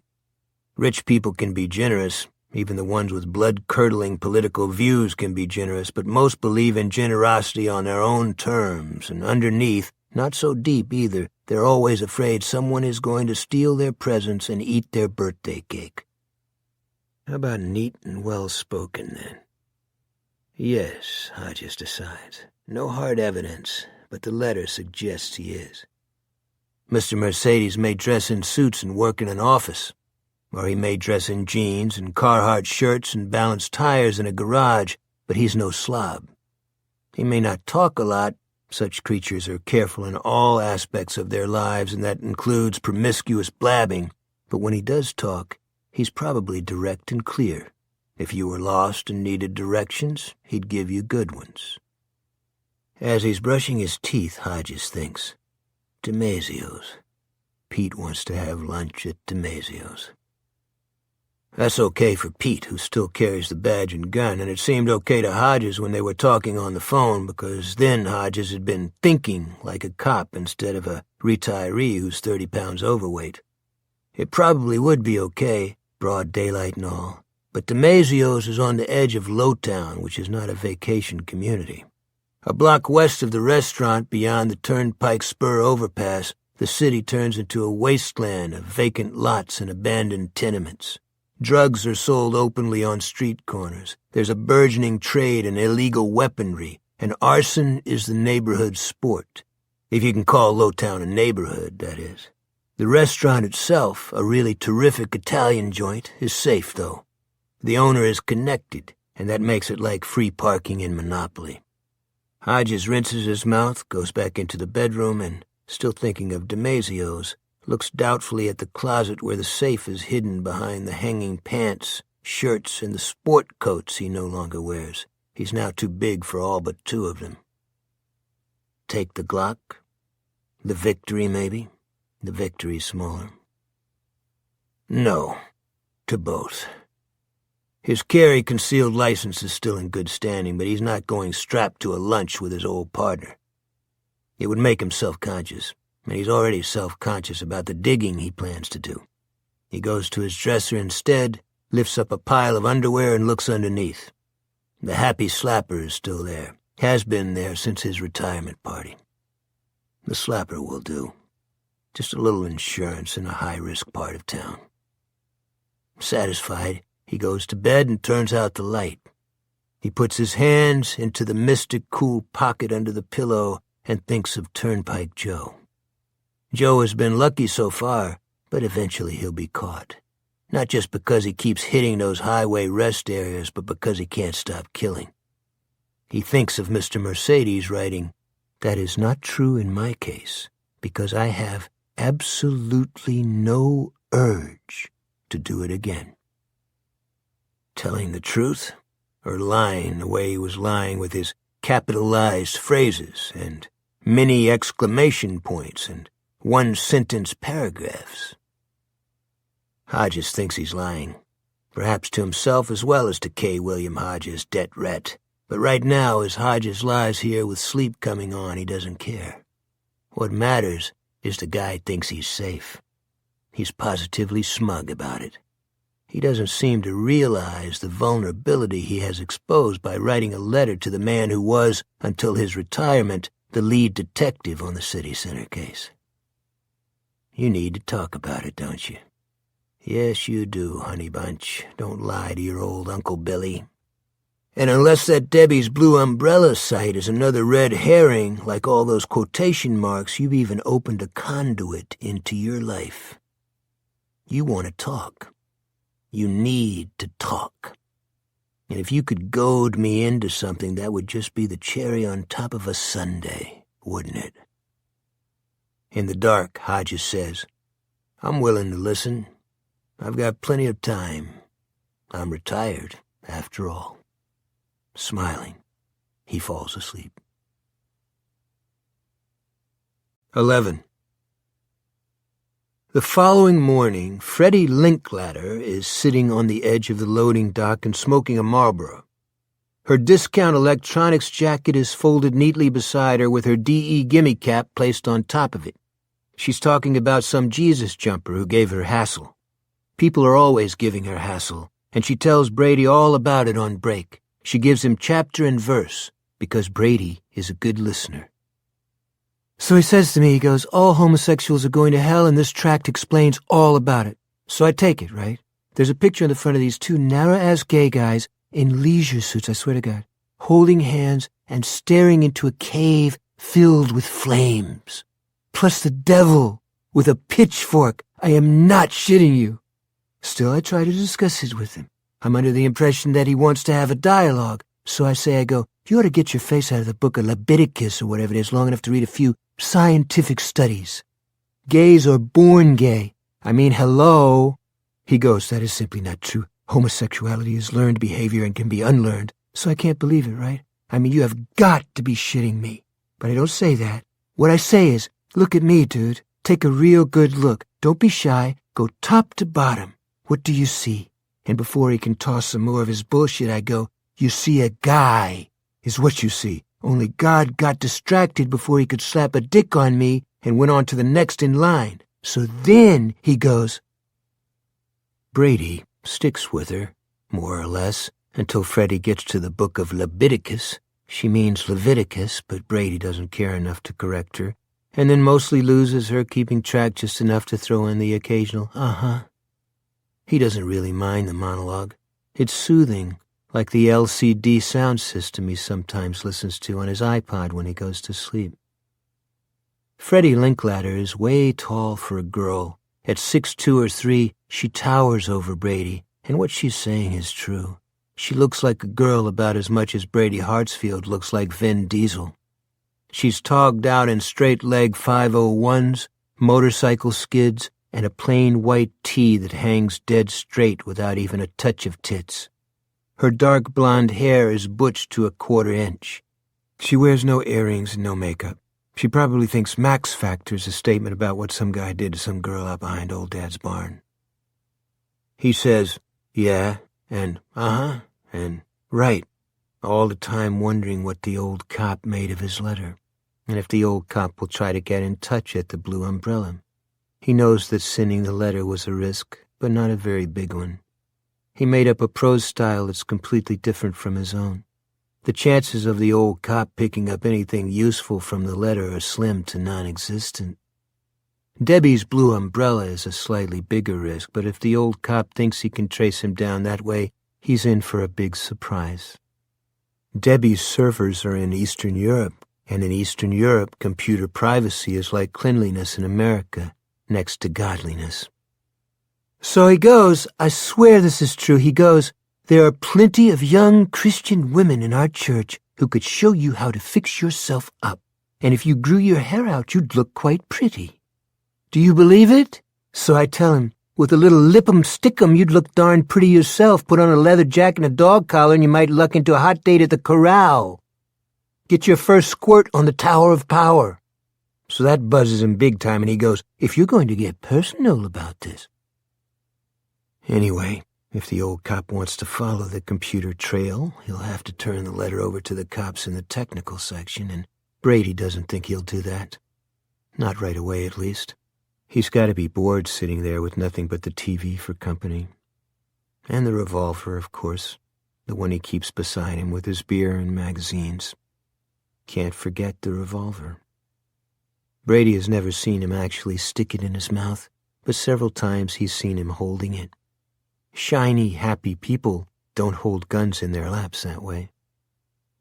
So I tell him, I go, don't get mad. Somebody pushes back against your precious ideas, you guys always get mad. Have you noticed that about the Christers? He hasn't, but says he has. Only this one listened. He actually did. And we ended up going down to Hosseini's Bakery and having coffee. Where, I know this is hard to believe, we actually did have something approaching a dialogue. I don't hold out much hope for the human race, but every now and then. Brady is pretty sure his letter will pep the old cop up, at least to start with. He didn't get all those citations for being stupid, and he'll see right through the veiled suggestion that he commits suicide the way Mrs. Trelawney did. Veiled? Not very. It's pretty much right out front. Brady believes the old cop will go all gung-ho, at least for a while. But when he fails to get anywhere, it will make the fall even more jarring. Then, assuming the old cop takes the Blue Umbrella bait, Brady can really go to work. The old cop is thinking, if I can get you talking, I can goad you. Only Brady is betting the old cop never read Nietzsche. Brady's betting the old cop is more of a John Grisham man, if he reads it all. When you gaze into the abyss, Nietzsche wrote, the abyss also gazes into you. I am the abyss, old boy. Me. The old cop is certainly a bigger challenge than poor guilt-ridden Olivia Trelawney, but getting to her was such a hot hit to the nervous system that Brady can't help wanting to try it again. In some ways, prodding sweet Livy into high-siding it was a bigger thrill than cutting a bloody swath through that pack of job-hunting assholes at City Center. Because it took brains. It took dedication. It took planning. And a little bit of help from the cops didn't hurt either. Did they guess their faulty deductions were partly to blame for sweet Livy's suicide? Probably not Huntley. Such a possibility would never cross his plodder's mind. But Hodges, he might have his doubts. A few little mice nibbling at the wires back there in his smart cop brain. Brady hopes so. If not, he may get a chance to tell him. On the blue umbrella. Mostly, though, it was him, Brady Hartsfield. Credit where credit is due. City Center was a sledgehammer. On Olivia Trelawney, he used a scalpel. "Are you listening to me?" Freddie asks. He smiles. Guess I drifted away there for a minute. Never tell a lie when you can tell the truth. The truth isn't always the safest course, but mostly it is. He wonders idly what she'd say if he told her, "Freddie, I am the Mercedes killer." Or if he said, "Freddie, there are 9 pounds of homemade plastic explosive in my basement closet." She is looking at him as if she can read these thoughts, and Brady has a moment of unease. Then she says, "It's working 2 jobs, pal. That'll wear you down." "Yes, but I'd like to get back to college, and nobody's going to pay for it but me. Also, there's my mother." "The wino." He smiles. "My mother is actually more of a vodka-o." "Invite me over," Freddie says grimly. "I'll drag her to a fucking AA meeting." Wouldn't work. You know what Dorothy Parker said, right? You can lead a whore to culture, but you can't make her think. Freddie considers this for a moment, then throws back her head and voices a Marlboro raspy laugh. "I don't know who Dorothy Parker is, but I'm going to save that one." She sobers. "Seriously, why don't you just ask Frobisher for more hours? That other job of yours is strictly rinky-dink." "I'll tell you why he doesn't ask Frobisher for more hours," Frobisher says, stepping out onto the loading platform. Anthony Frobisher is young and geekily bespectacled. In this, he is like most of the Discount Electronics employees.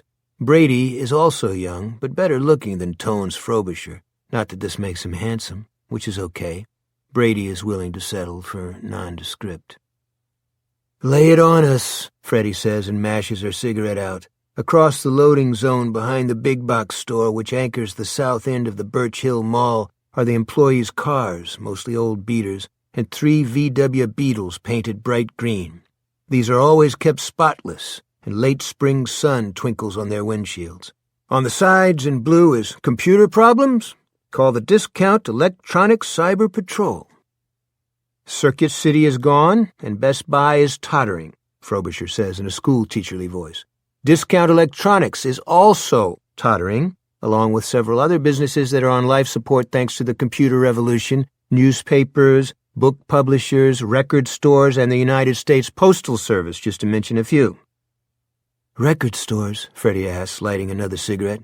"What are record stores?" "That's a real gut-buster," Frobisher says. "I have a friend who claims dykes lack a sense of humor, but—" "You have friends?" Freddie asks. "Wow, who knew?" "But you obviously prove him wrong. You guys don't have more hours because the company is now surviving on computers alone, mostly cheap ones made in China and the Philippines. The great majority of our customers no longer want the other shit we sell." Brady thinks only Tones Frobisher would say, "the great majority." This is partly because of the technological revolution, but it's also because, together Freddie and Brady chant, "Barack Obama is the worst mistake this country ever made." Frobisher regards them sourly for a moment, then says, "At least you listen. Brady, you're off at 2, is that correct?" "Yes, my other gig starts at 3. Frobisher wrinkles the overlarge schnozola in the middle of his face to show what he thinks of Brady's other job. "Did I hear you say something about returning to school?" Brady doesn't reply to this because anything he says might be the wrong thing. Anthony Tones Frobisher must not know that Brady hates him. Fucking loathes him. Brady hates everybody, including his drunk mother, but it's like that old country song says, no one has to know right now. You're 28, Brady. Old enough so you no longer have to rely on shitty pool coverage to insure your automobile, which is good, but a little too old to be training for a career in electrical engineering or computer programming for that matter. Don't be a turd, Freddie says. Don't be a Tones turd. If telling the truth makes a man a turd, then a turd I shall be. Yeah, Freddie says, you'll go down in history. Tones the truth-telling turd. Kids will learn about you in school. I don't mind a little truth, Brady says quietly. Good. You can don't mind all the time you're cataloging and stickering DVDs starting now. Brady nods good-naturedly, stands up and dusts the seat of his pants. The Discount Electronics 50% off sale starts the following week. Management in New Jersey has mandated that DE must be out of the digital versatile disc business by January of 2011.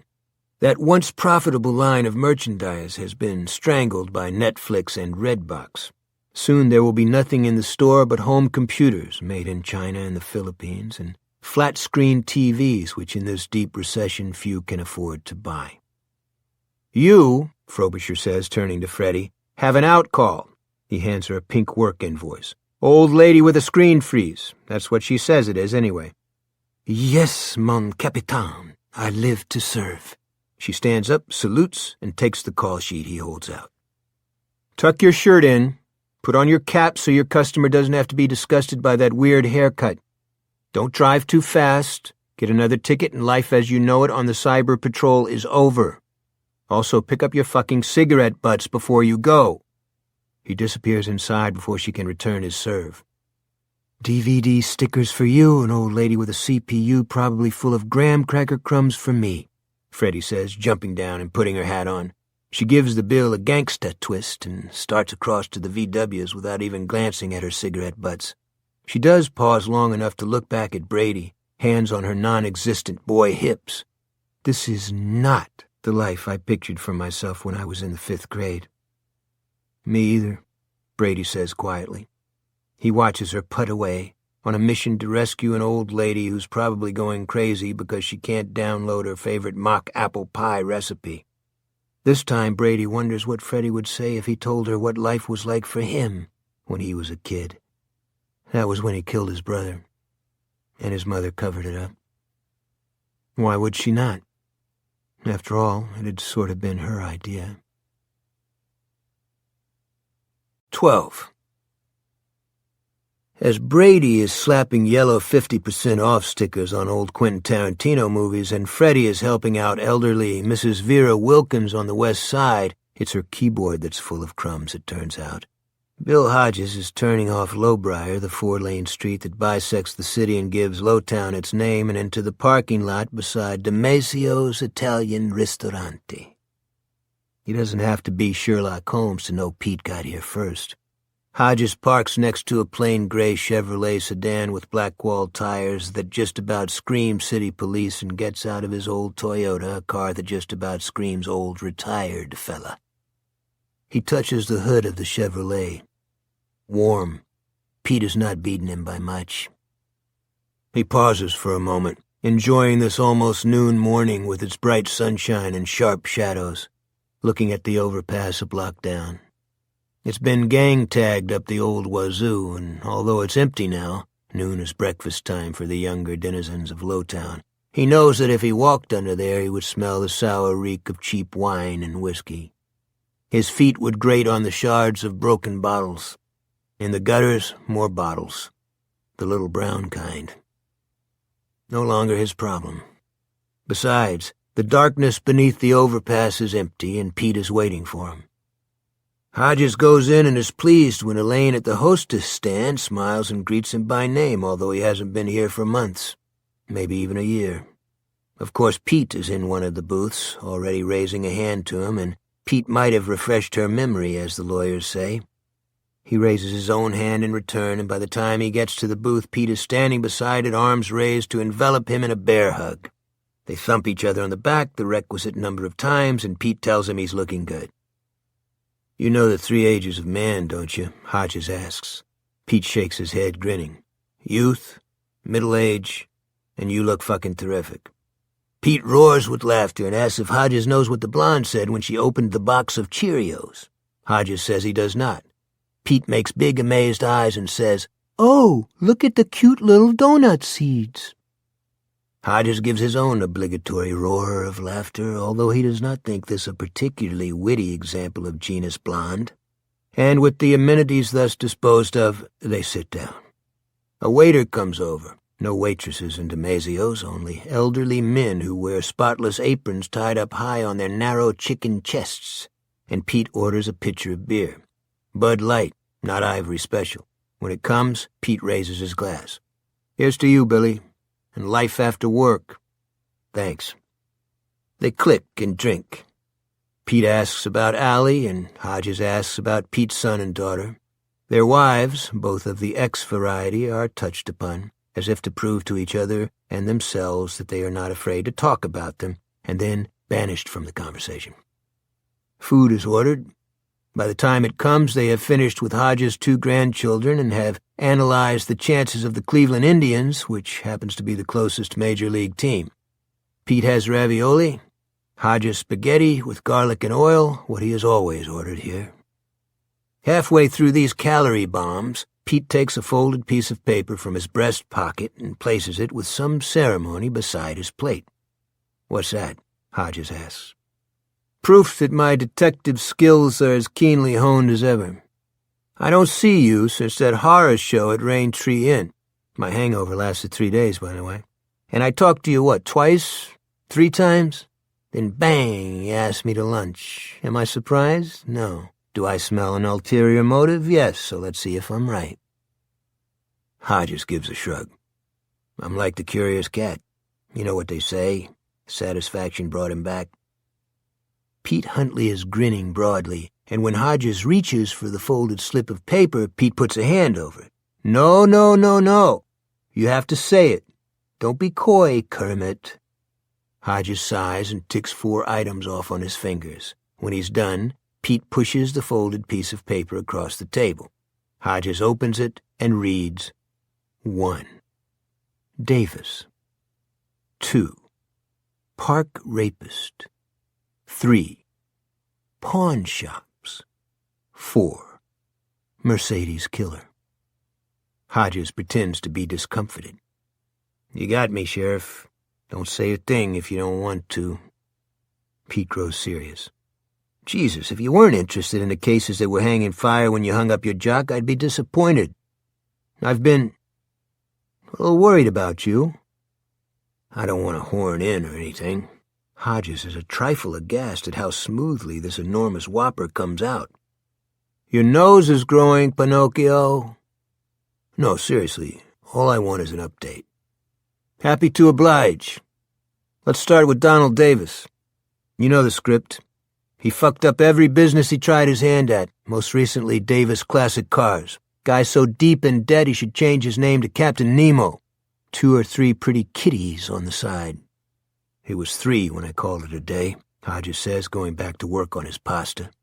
It's not Donald Davis he's here about, or the city park rapist, or the guy who's been knocking over pawn shops and liquor stores for the last 4 years. They are just camouflage, but he can't help being interested.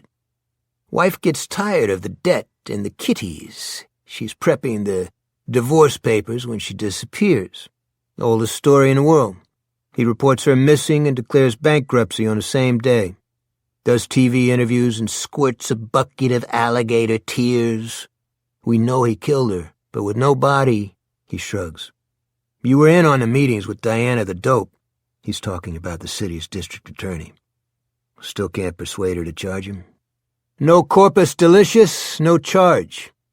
The cops in Modesto knew Scott Peterson was guilty as sin and still didn't charge him until they recovered the bodies of his wife and kid. You know that. Hodges does. He and Pete discussed Scott and Lacey Peterson a lot during their investigation of Sheila Davis's disappearance. But guess what?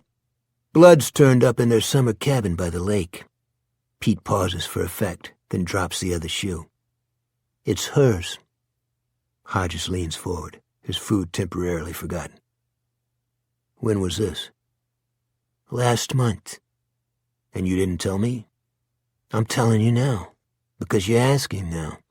The search out there is ongoing. The Victor County cops are in charge. Did anyone see him in the area prior to Sheila's disappearance? Oh, yeah. 2 kids. Davis claimed he was mushroom hunting. Fucking Yule Gibbons, you know? When they find the body, if they find it, old Donnie Davis can quit waiting for the 7 years to be up so he can petition to have her declared dead and collect the insurance. Pete smiles widely. Think of the time he'll save. What about the park rapist? It's really just a matter of time. We know he's white, we know he's in his teens or 20s, and we know he just can't get enough of that well-maintained, matronly pussy. You're putting out decoys, right, because he likes the warm weather. We are, and we'll get him. It would be nice if you got him before he rapes another 50-something on her way home from work. We're doing our best. Pete looks slightly annoyed, and when their waiter appears to ask if everything's all right, Pete waves the guy away.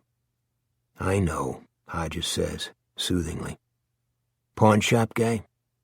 Pete breaks into a broad grin. Young Aaron Jefferson. Huh? That's his actual name, although when he played football for City High, he called himself Y.A., you know, like Y.A. Tittle? Although his girlfriend, also the mother of his 3-year-old, tells us he calls the guy Y.A. Titties. When I asked her if he was joking or serious, she said she didn't have any idea. Here's another story Hodges knows, another so old it could have come from the Bible, and there's probably a version of it in there someplace. Let me guess. He racks up a dozen jobs. It's 14 now, waving that sawed-off around like Omar on The Wire. And keeps getting away with it because he has the luck of the devil. Then he cheats on baby mama. She gets pissed and rats him out. Pete points a finger gun at his old partner. Hole in one. And the next time young Aaron walks into a pawn shop or a check-cashing emporium with his belly gun, we'll know ahead of time. And it's angel, angel, down we go. Why wait?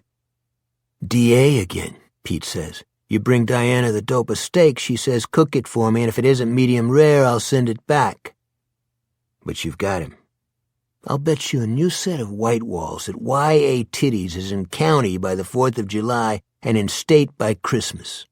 Davis and the park rapist may take a little longer, but we'll get them. You want dessert? No. Yes.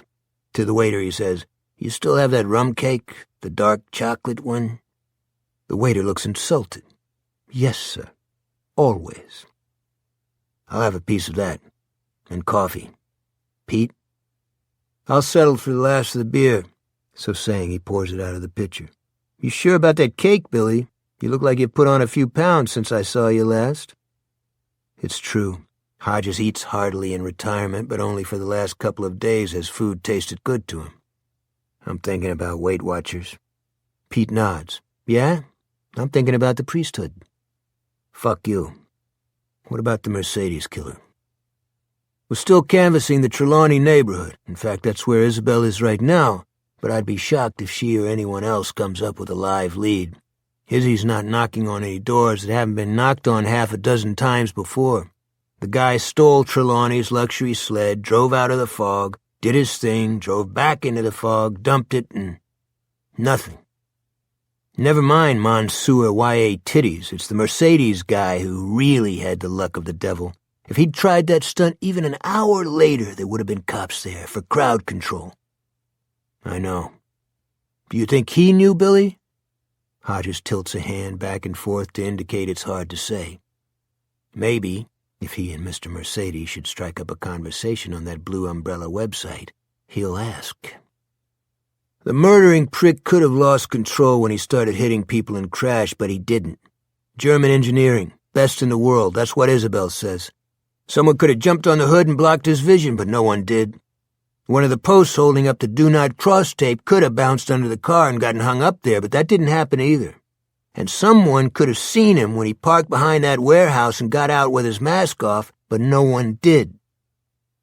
It was 5:20 in the morning, Hodges points out, and even at noon that area would have been almost as deserted. Because of the recession, Pete Huntley says moodily. Yeah. Probably half the people who used to work in those warehouses were at City Center waiting for the frigging job fair to start. Have some irony. It's good for your blood. So you've got nothing. Dead in the water. Hodges' cake comes. It smells good and tastes better. When the waiter's gone, Pete leans across the table. My nightmare is that he'll do it again. That another fog will come rolling in off the lake and he'll do it again. He says he won't, Hodges thinks, conveying another forkload of the delicious cake into his mouth. He says he has absolutely no urge. He says once was enough. That or something else, Hodges says. I got into a big fight with my daughter back in March, Pete says. Monster fight.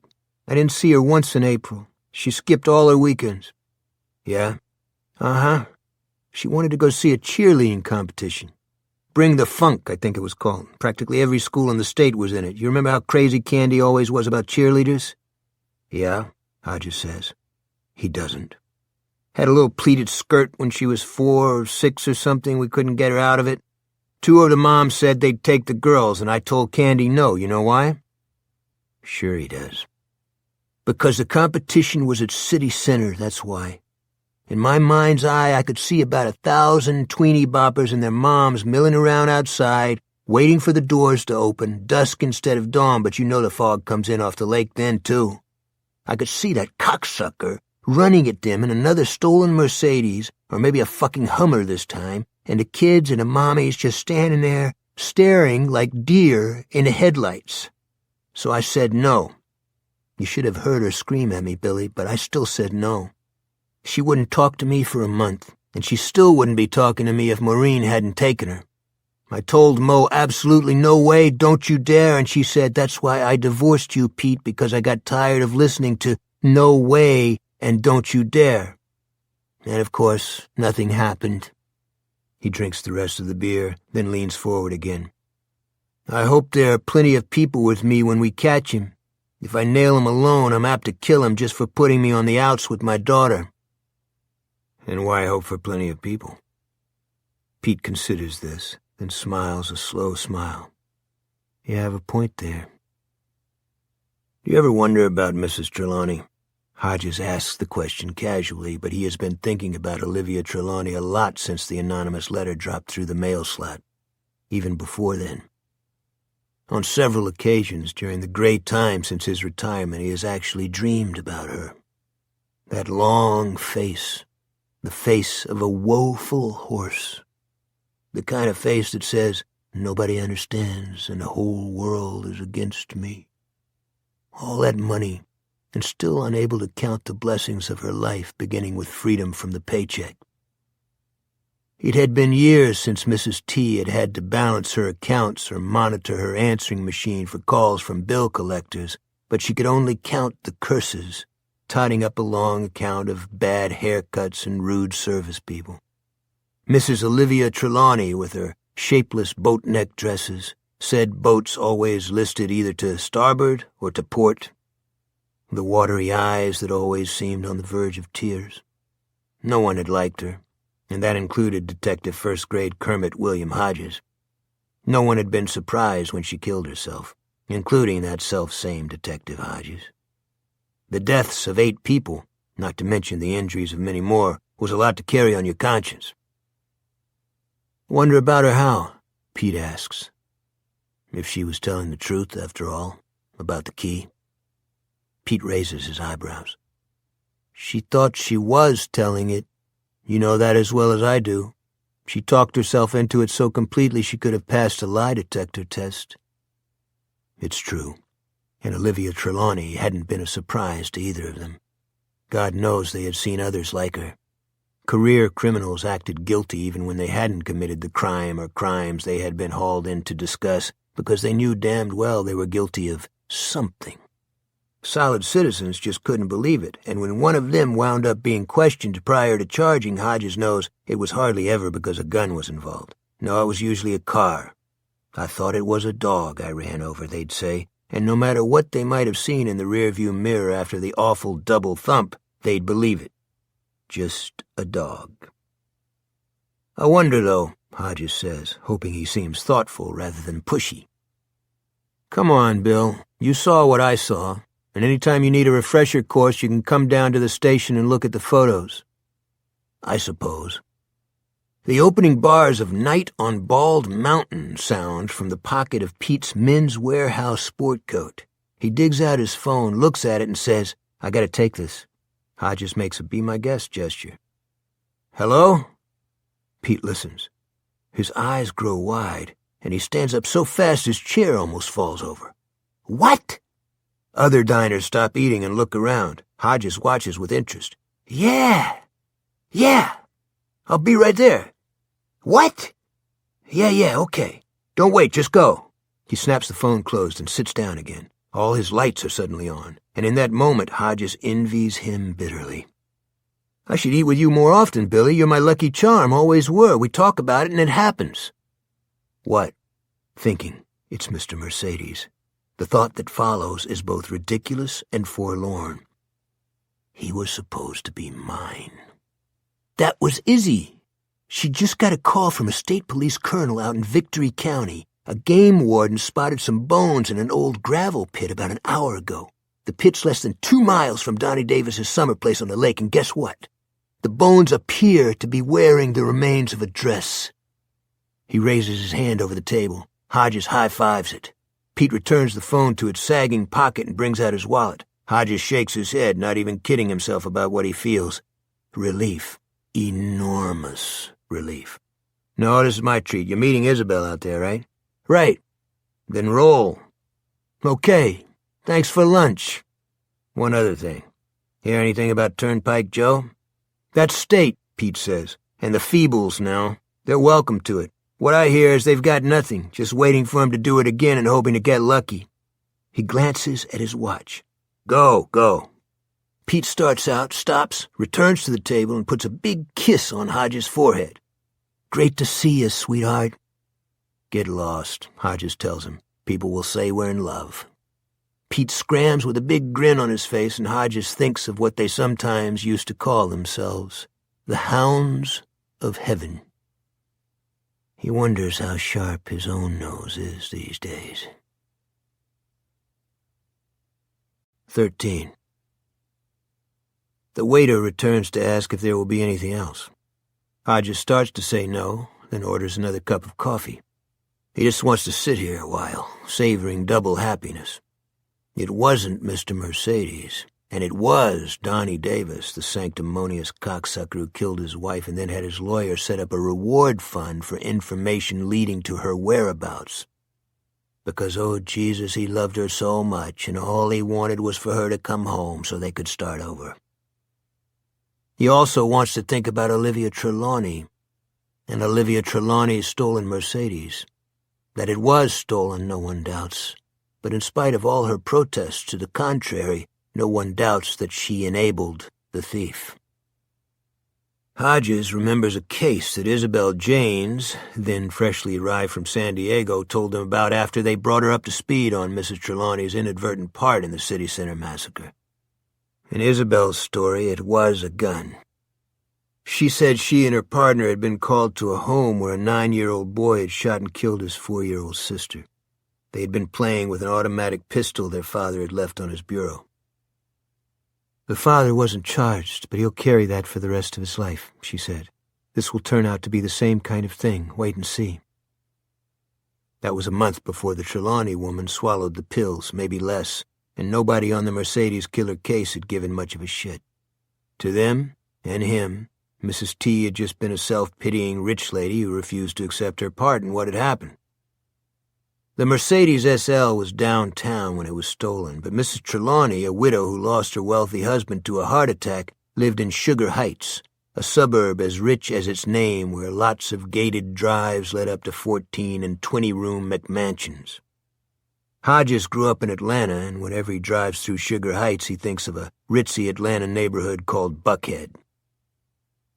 Mrs. T's elderly mother, Elizabeth Wharton, lived in an apartment, a very nice one with rooms as big as a political candidate's promises, in an upscale condo cluster on Lake Avenue. The crib had space enough for a live-in housekeeper, and a private nurse came 3 days a week. Mrs. Wharton had advanced scoliosis, and it was her OxyContin that her daughter had filched from the apartment's medicine cabinet when she decided to step out. Suicide proves guilt. He remembers Lieutenant Morrissey saying that, but Hodges himself has always had his doubts, and lately those doubts have been stronger than ever. What he knows now is that guilt isn't the only reason people commit suicide. Sometimes you can just get bored with afternoon TV. 14. 2 Motor Patrol cops found the Mercedes an hour after the killings. It was behind one of the warehouses that cluttered the lakeshore. The huge paved yard was filled with rusty container boxes that stood around like Easter Island monoliths. The gray Mercedes was parked carelessly askew between 2 of them. By the time Hodges and Huntley arrived, 5 police cars were parked in the yard, 2 drawn up nose to nose behind the car's back bumper as if the cops expected the big gray sedan to start up by itself, like that old Plymouth in the horror movie, and make a run for it. The fog had thickened into a light rain. The patrol car roof racks lit the droplets in conflicting pulses of blue light. Hodges and Huntley approached the cluster of motor patrolmen. Pete Huntley spoke with the 2 who had discovered the car while Hodges did a walk-around. The front end of the SL-500 was only slightly crumpled, that famous German engineering, but the hood and the windshield were spattered with gore. A shirt sleeve, now stiffening with blood, was snagged in the grill.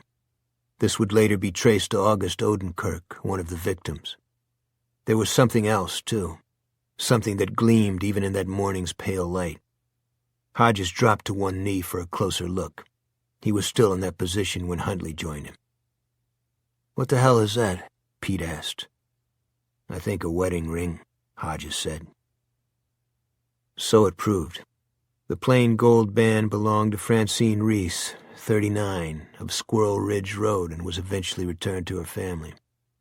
She had to be buried with it on the 3rd finger of her right hand because the first 3 fingers of the left had been torn off.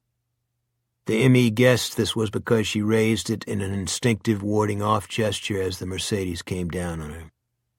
2 of those fingers were found at the scene of the crime shortly before noon on April 10th. The index finger was never found.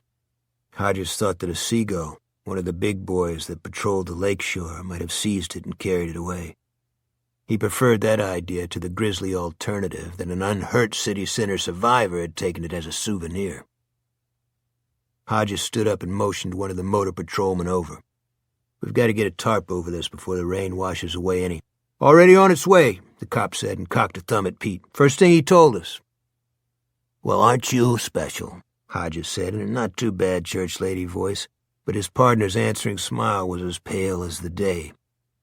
Pete was looking at the blunt, blood-spattered snout of the Mercedes and at the ring caught in the chrome. Another cop came over, notebook in hand, open to a page already curling with moisture. His name tag ID'd him as F. Shamington. "Car's registered to Mrs. Olivia Ann Trelawney, 729 Lilac Drive. That's Sugar Heights." "Where most good Mercedeses go to sleep when their long day's work is done," Hodges said. "Find out if she's at home, Officer Shamington. If she's not, see if you can track her down. Can you do that?" "Yes, sir, absolutely." "Just routine, right? A stolen car inquiry." "You got it." Hodges turned to Pete. "Front of the cabin. Notice anything?" "No airbag deployment. He disabled them. Speaks to premeditation. Also speaks to him knowing how to do it. What do you make of the mask?" Pete peered through the droplets of rain on the driver's side window, not touching the glass. Lying on the leather driver's seat was a rubber mask, the kind you pulled over your head. Tufts of orange, bozo-ish hair stuck up above the temples like horns. The nose was a red rubber bulb. Without a head to stretch it, the red-lipped smile had become a sneer. Creepy as hell. You ever see that TV movie about the clown in the sewer? Hodges shook his head. Later, only weeks before his retirement, he bought a DVD copy of the film, and Pete was right. The mask face was very close to the face of Pennywise, the clown in the movie. The 2 of them walked around the car again, this time noting blood on the tires and rocker panels. A lot of it was going to wash off before the tarp and the techs arrived. It was still 40 minutes shy of 7 a.m. "Officers," Hodges called, and when they gathered, "who's got a cell phone with a camera?" They all did. Hodges directed them into a circle around what he was already thinking of as the death car. One word, death car, just like that, and they began snapping pictures. Officer Shamington was standing a little apart talking on his cell phone. Pete beckoned him over. "Do you have an age on the Trelawney woman?" Shamington consulted his notebook. "DOB on her driver's license is February 3rd, 1957, which makes her, 52, Hodges said. He and Pete Huntley had been working together for a dozen years, and by now a lot of things didn't have to be spoken aloud. Olivia Trelawney was the right sex and age for the park rapist, but totally wrong for the role of spree killer. They knew there had been cases of people losing control of their vehicles and accidentally driving into groups of people. Only 5 years ago in this very city, a man in his 80s, borderline senile, had plowed his Buick Electra into a sidewalk cafe, killing one and injuring half a dozen others, but Olivia Trelawney didn't fit that profile either. Too young. Plus, there was the mask. But...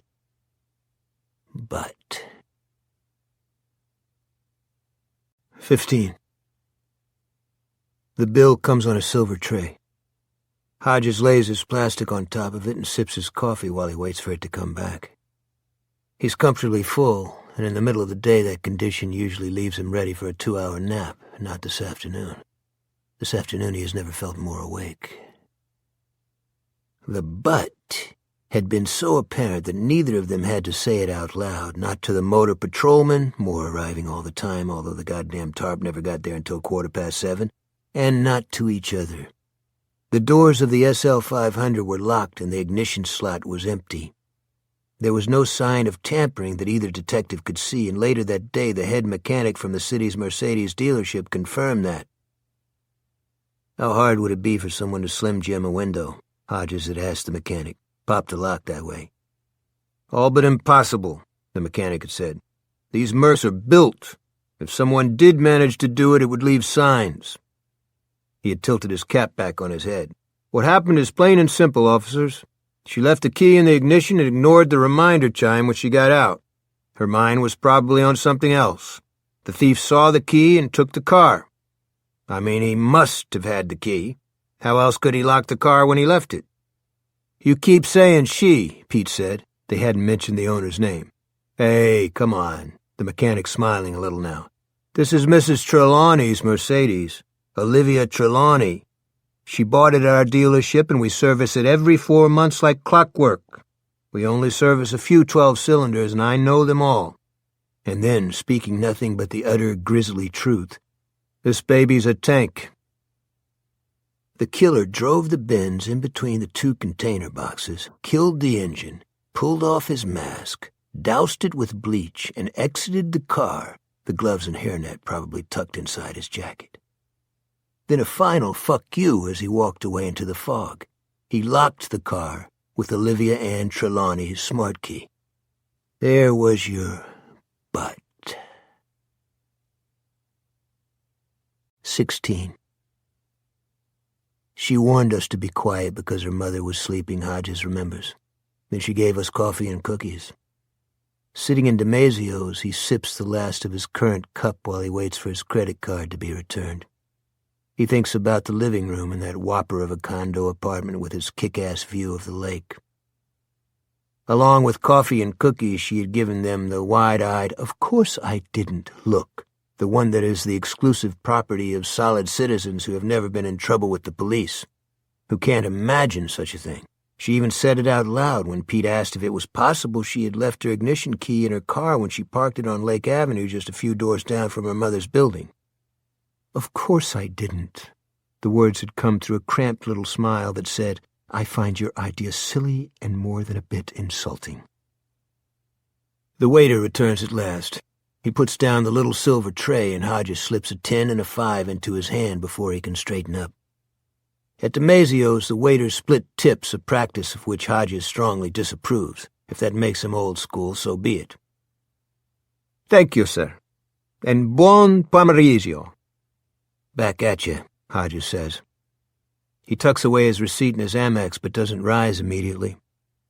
There are some crumbs left on his dessert plate, and he uses his fork to snare them, just as he used to do with his mother's cakes when he was a little boy. To him, those last few crumbs sucked slowly onto the tongue from between the tines of the fork always seem like the sweetest part of the slice. 17. That crucial first interview, only hours after the crime. Coffee and cookies while the mangled bodies of the dead were still being identified. Somewhere relatives were weeping and rending their garments. Mrs. Trelawney walking into the condo's front hall where her handbag sat on an occasional table. She brought the bag back, rummaging, starting to frown, still rummaging, starting to be a little worried, then smiling. "Here it is," she said, and handed it over. The detectives looked at the smart key, Hodges thinking how ordinary it was for something that went with such an expensive car. It was basically a black plastic stick with a lump on the end of it. The lump was stamped with the Mercedes logo on one side. On the other were 3 buttons. One showed a padlock with its shackle down. On the button beside it, the padlock shackle was up. The third button was labeled Panic. Presumably, if a mugger attacked you as you were unlocking your car, you could push that one and the car would start screaming for help. "I can see why you had a little trouble locating it in your purse," Pete remarked in his best just passing the time of day voice. "Most people put a fob on their keys. My wife has hers on a big plastic daisy." He smiled fondly, as if Maureen were still his wife, and as if that perfectly turned-out fashion plate would ever have been caught dead hauling a plastic daisy out of her purse. "How nice for her," Mrs. Trelawney said. "When may I have my car back?" "That's not up to us, ma'am," Hodges said. She sighed and straightened the boat-neck top of her dress. It was the first of dozens of times they saw her do it. "I'll have to sell it, of course. I'd never be able to drive it after this. It's so upsetting. To think my car—" Now that she had her purse in hand, she prospected again and brought out a wad of pastel Kleenex. She dabbed at her eyes with them. "It's very upsetting." "I'd like you to take us through it one more time," Pete said. She rolled her eyes, which were red-rimmed and bloodshot. "Is that really necessary? I'm exhausted. I was up most of the night with my mother. She couldn't go to sleep until 4. She's in such pain. I'd like a nap before Mrs. Green comes in. She's the nurse." Hodges thought your car was just used to kill 8 people, and only 8 if all the others live, and you want a nap. Later, he would not be sure if that was when he started to dislike Mrs. Trelawney, but it probably was.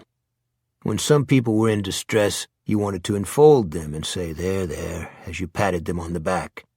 With others, you wanted to slap them a hard one across the chops and tell them to man up, or in Mrs. T's case, to woman up. "We'll be as quick as we can," Pete promised. He didn't tell her that this would be the first of many interviews. By the time they were done with her, she would hear herself telling her story in her sleep. "Oh, very well then. I arrived here at my mother's shortly after 7 o'clock on Thursday evening. She visited at least 4 times a week," she said, but Thursdays were her night to stay over. She always stopped at Bai, a very nice vegetarian restaurant located in Birch Hill Mall, and got their dinners, which she warmed up in the oven. Although Mother eats very little now, of course, because of the pain. She told them she always scheduled her Thursday trips so she arrived after 7 because that was when the all-night parking began and most of the street-side spaces were empty. "I won't parallel park. I simply can't do it." "What about the garage down the block?" Hodges asked. She looked at him as though he were crazy. "It costs $16 to park there overnight. The street-side spaces are free." Pete was still holding the key, although he hadn't yet told Mrs. Trelawney they would be taking it with them. "You stopped at Birch Hill and ordered takeout for you and your mother at—" He consulted his notebook. "Bye." "No, I ordered ahead, from my house on Lilac Drive. They are always glad to hear from me. I am an old and valued customer. Last night it was kuku sabzi for Mother. That's an herbal omelet with spinach and cilantro, and gai mei for me. Gaimei is a lovely stew with peas, potatoes, and mushrooms, very easy on the stomach. She straightened her boat neck. I've had terrible acid reflux ever since I was in my teens. One learns to live with it. I assume your order was, Hodges began. And cholesard for dessert, she added.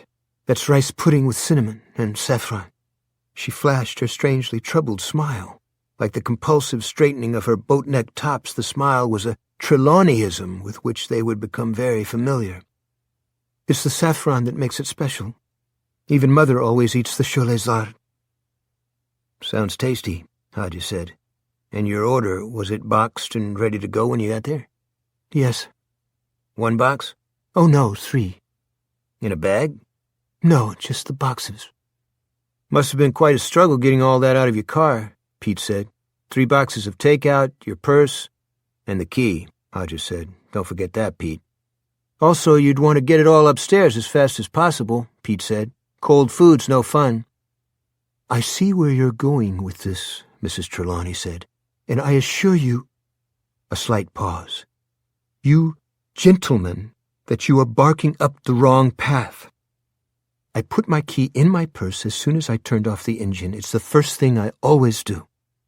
As for the boxes, they were tied together in a stack.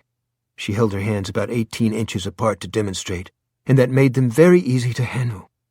I had my purse over my arm. Look.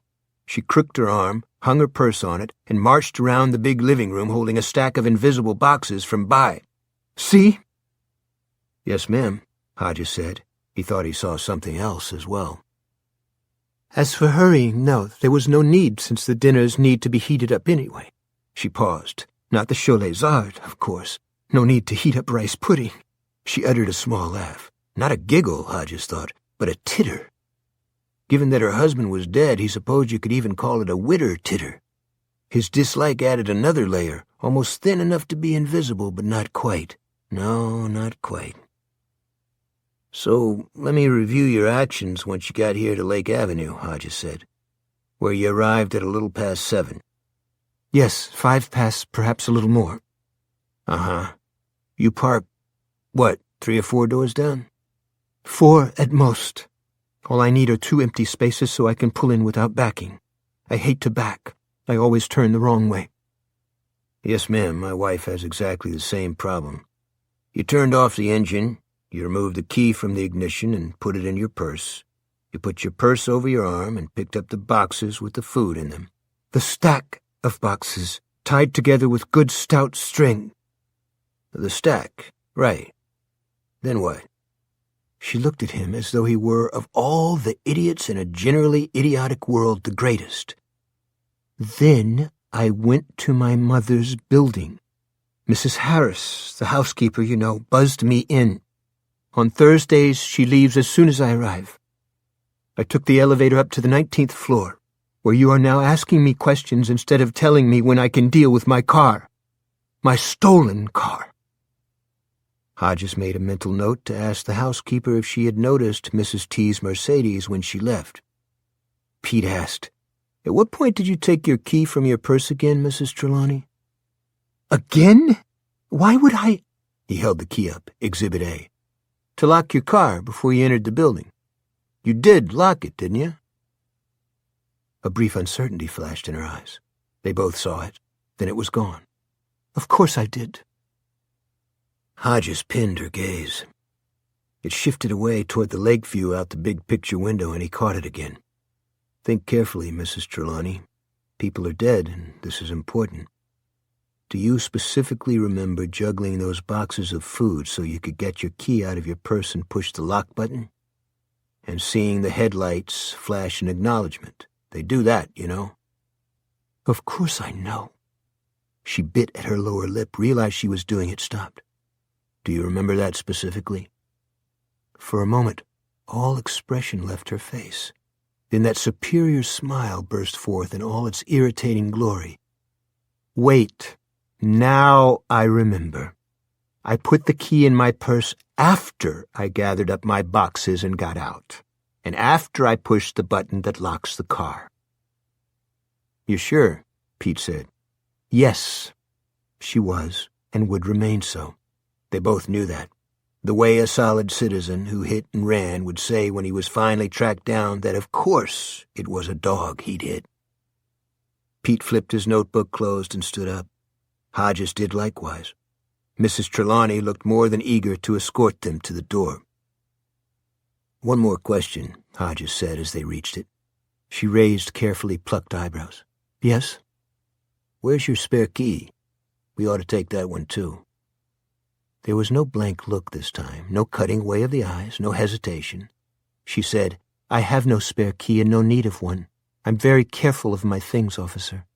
I've owned my gray lady, that's what I call it, for 5 years, and the only key I've ever used is now in your partner's pocket." 18. The table where he and Pete ate their lunch has been cleared of everything but his half-finished glass of water, yet Hodges goes on sitting there, staring out the window at the parking lot and the overpass that marks the unofficial border of Lowtown, where Sugar Heights residents like the late Olivia Trelawney never venture. Why would they? To buy drugs? Hodges is sure there are druggies in the Heights, plenty of them, but when you live there, the dealers make house calls. Mrs. T was lying. She had to lie. It was that or face the fact that a single moment of forgetfulness had led to horrific consequences. Suppose, though, just for the sake of argument, that she was telling the truth. Okay, let's suppose. But if we were wrong about her leaving her Mercedes unlocked with the key in the ignition, how were we wrong? And what did happen? He sits looking out the window, remembering, unaware that some of the waiters have begun to look at him uneasily, the overweight retiree sitting slumped in his seat like a robot with dead batteries. 19. The death car had been transported to police impound on a carrier still locked. Hodges and Huntley received this update when they got back to their own car. The head mechanic from Ross Mercedes had just arrived and was pretty sure he could unlock the damn thing, eventually. "Tell him not to bother," Hodges said. "We've got her key." There was a pause at the other end, and then Lieutenant Morrissey said, "You do? You're not saying she—" No, nothing like that. Is the mechanic standing by, Lieutenant?" "He's in the yard looking at the damage to the car. Damn near tears is what I heard." "He might want to save a drop or two for the dead people," Pete said. He was driving. The windshield wipers beat back and forth. The rain was coming harder. "Just saying." "Tell him to get in touch with the dealership and check something," Hodges said. "Then have him call me on my cell." The traffic was snarled downtown, partly because of the rain, partly because Marlborough Street had been blocked off at City Center. They had made only 4 blocks when Hodges' cell rang. It was Howard McGrory, the mechanic. "Did you have someone at the dealership check on what I was curious about?" Hodges asked him. "No need," McGrory said. "I've worked at Ross since 1987, must have seen 1,000 Merces go out the door since then, and I can tell you they all go out with 2 keys. "Thanks," Hodges said. "We'll be there soon. Got some more questions for you." "I'll be here. This is terrible. Terrible." Hodges ended the call and passed on what McGrory had said. "Are you surprised?" Pete asked. Ahead was an orange detour sign that would vector them around City Center, unless they wanted to light their blues, that was, and neither did. What they needed now was to talk. "Nope," Hodges said. "It's standard operating procedure. Like the Brits say, an heir and a spare. They give you 2 keys when you buy your new car, and tell you to put one in a safe place so you can lay hands on it if you lose the one you carry around. Some people, if they need the spare a year or 2 later, they've forgotten where they put it. Women who carry big purses, like that suitcase the Trelawney woman had, are apt to dump both keys into it and forget all about the extra one. If she's telling the truth about not putting it on a fob, she was probably using them interchangeably." "Yeah," Hodges said. "She gets to her mother's. She's preoccupied with the thought of spending another night dealing with Mom's pain. She's juggling the boxes and her purse. And left the key in the ignition. She doesn't want to admit it, not to us and not to herself, but that's what she did." "Although the warning chime," Hodges said doubtfully. "Maybe a big noisy truck was going by as she was getting out and she didn't hear the chime, or a police car whining its siren. Or maybe she was just so deep in her own thoughts she ignored it." It made sense then, and even more later when McGrory told them the death car hadn't been jimmied to gain entry or hotwired to start. What troubled Hodges, the only thing that troubled him really, was how much he wanted it to make sense. Neither of them had liked Mrs. Trelawney, she of the boat-neck tops, perfectly plucked brows, and squeaky witter-titter. Mrs. Trelawney, who hadn't asked for any news of the dead and injured, not so much as a single detail. She wasn't the doer, no way was she, but it would be good to stick her with some of the blame, give her something to think about besides veggie dinners from Bai. "Don't complicate what's simple," his partner repeated.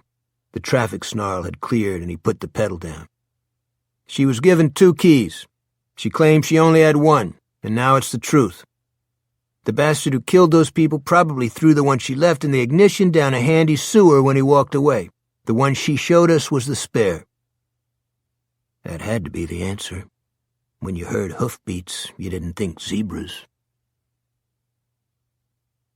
20. Someone is shaking him gently, the way you shake a heavy sleeper. And Hodges realizes he almost has been asleep, or hypnotized by recollection. It's Elaine, the DiMazzio's hostess, and she's looking at him with concern. "Detective Hodges, are you all right?" "Fine, but it's just Mr. Hodges now, Elaine. I'm retired." He sees concern in her eyes and something more, something worse. He's the only patron left in the restaurant. He observes the waiters clustered around the doorway to the kitchen and suddenly sees himself as they and Elaine must be seeing him. An old fellow who's been sitting here long after his dining companion and everyone else has left. An old, overweight fellow who sucked the last of his cake off his fork like a child sucking a lollipop and then just stared out the window. They're wondering if I'm riding into the kingdom of dementia on the Alzheimer's Express, he thinks.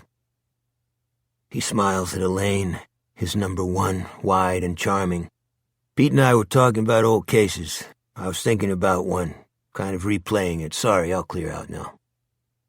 But when he gets up, he staggers and bumps the table, knocking over the half-empty water glass. Elaine grabs his shoulder to steady him, looking more concerned than ever.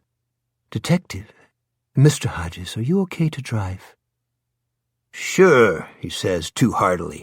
Pins and needles are doing wind sprints from his ankles to his crotch and then back down to his ankles again. "Just had 2 glasses of beer. Pete drank the rest. My legs went to sleep, that's all." "Oh, are you better now?"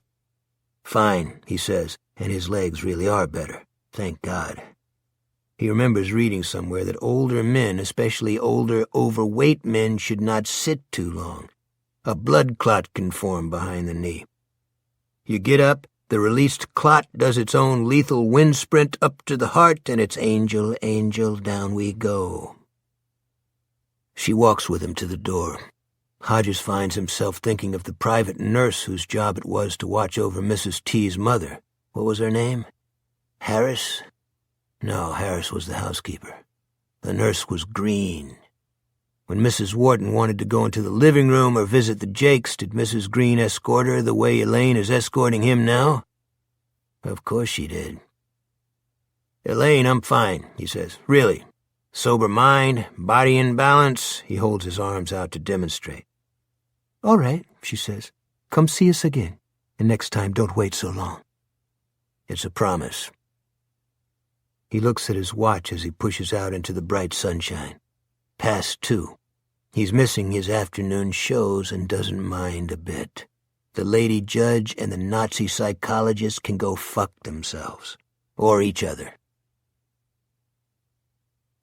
21. He walks slowly into the parking lot where the only cars left other than his likely belong to the restaurant staff. He takes his keys out and jingles them on his palm. Unlike Mrs. T's, the key to his Toyota is on a ring. And yes, there's a fob, a rectangle of plastic with a picture of his daughter beneath. Allie at 17, smiling and wearing her city-high lacrosse uni. In the matter of the Mercedes key, Mrs. Trelawney never recanted. Through all the interviews, she continued to insist she'd only ever had the one, even after Pete Huntley showed her the invoice with primary keys 2 On the list of items that went with her new car when she took possession back in 2004, she continued to insist. She said the invoice was mistaken. Hodges remembers the iron certainty in her voice. Pete would say that she copped to it in the end. There was no need of a note. Suicide is a confession by its very nature. Her wall of denial finally crumbled, like when the guy who hit and ran finally gets it off his chest. Yes, okay, it was a kid, not a dog. It was a kid, and I was looking at my cell phone to see whose call I missed, and I killed him. Hodges remembers how their subsequent interviews with Mrs. T had produced a weird kind of amplifying effect. The more she denied, the more they disliked. Not just Hodges and Huntley, but the whole squad. And the more they disliked, the more stridently she denied, because she knew how they felt. Oh yes, she was self-involved, but not Hodges stops, one hand on the sun-warmed door handle of his car, the other shading his eyes. He's looking into the shadows beneath the turnpike overpass. It's almost mid-afternoon, and the denizens of Lowtown have begun to rise from their crypts. 4 of them are in those shadows, 3 big uns and 1 little un. The big uns appear to be pushing the little un around. The little un is wearing a pack, and as Hodges watches, one of the big uns rips it from his back. This provokes a burst of troll-like laughter. Hodges strolls down the broken sidewalk to the overpass. He doesn't think about it, and he doesn't hurry. He stuffs his hands in his sport coat pockets. Cars and trucks drone by on the turnpike extension, projecting their shapes on the street below in a series of shadow shutters. He hears one of the trolls asking the little kid how much money he's got. "Ain't got none," the little kid says. "Leave me alone." "Turn out your pockets and we see," Troll 2 says. The kid tries to run instead. Troll 3 wraps his arms around the kid's skinny chest from behind. Troll 1 grabs at the kid's pockets and squeezes. Yo, I hear folding money," he says, and the little kid's face squinches up in an effort not to cry. "My brother finds out who you are, he busts a cap on your asses," he says. "That's a terrifying idea," Troll 1 says. "Just about made me want to pee mine." Then he sees Hodges ambling into the shadows to join them with his belly leading the way. His hands deep in the pockets of his old shapeless houndstooth check, the one with the patches on the elbows, the one he can't bear to give up even though he knows it's shot to shit. "What you want?" Troll 3 asks. He's still hugging the kid from behind. Hodges considers trying a John Wayne drawl and decides not to. The only Wayne these scuzzbags would know is Little. "I want you to leave the little man alone," he says. "Get out of here, right now." Troll 1 lets go of the little one's pockets. He is wearing a hoodie and the obligatory Yankees cap. He puts his hands on his slim hips and cocks his head to one side, looking amused. "Fuck off, fatty." Hodges doesn't waste time. There are 3 of them, after all. He takes the happy slapper from his right coat pocket, liking its old comforting weight. The slapper is an argyle sock. The foot part is filled with ball bearings. It's knotted at the ankle to make sure the steel balls stay in. He swings it at the side of Troll 1's neck in a tight, flat arc, careful to steer clear of the Adam's apple. Hit a guy there, you were apt to kill him, and then you were stuck in the bureaucracy. There's a metallic thwap. Troll 1 lurches sideways, his look of amusement turning to pained surprise. He stumbles off the curb and falls into the street. He rolls onto his back, gagging, clutching his neck, staring up at the underside of the overpass. Troll 3 starts forward. "Fucking," he begins, and then Hodges lifts his leg, pins and needles all gone, thank God, and kicks him briskly in the crotch. He hears the seat of his trousers rip and thinks, "Oh, you fat fuck." Troll 3 lets out a yowl of pain. Under here, with the cars and trucks passing overhead, the sound is strangely flat. He doubles over.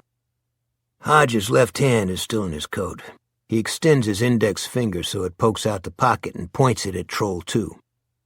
"Hey, fuckface, no need to wait for the little man's big brother. I'll bust a cap on your ass myself. 3-on-1 pisses me off." "No, man, no," Troll 2 is tall, well-built, maybe 15, but his terror regresses him to no more than 12. "Please, man, we us just playin'." "Then run, Playboy," Hodges says. "Do it now." Troll 2 runs. Troll 1, meanwhile, has gotten on his knees. "You gonna regret this, fat man." Hodges takes a step toward him, lifting the slapper. Troll 1 sees it, gives a girly shriek, covers his neck. "You better run too," Hodges says, "or the fat man's going to tool up on your face. When your mama gets to the emergency room, she'll walk right past you."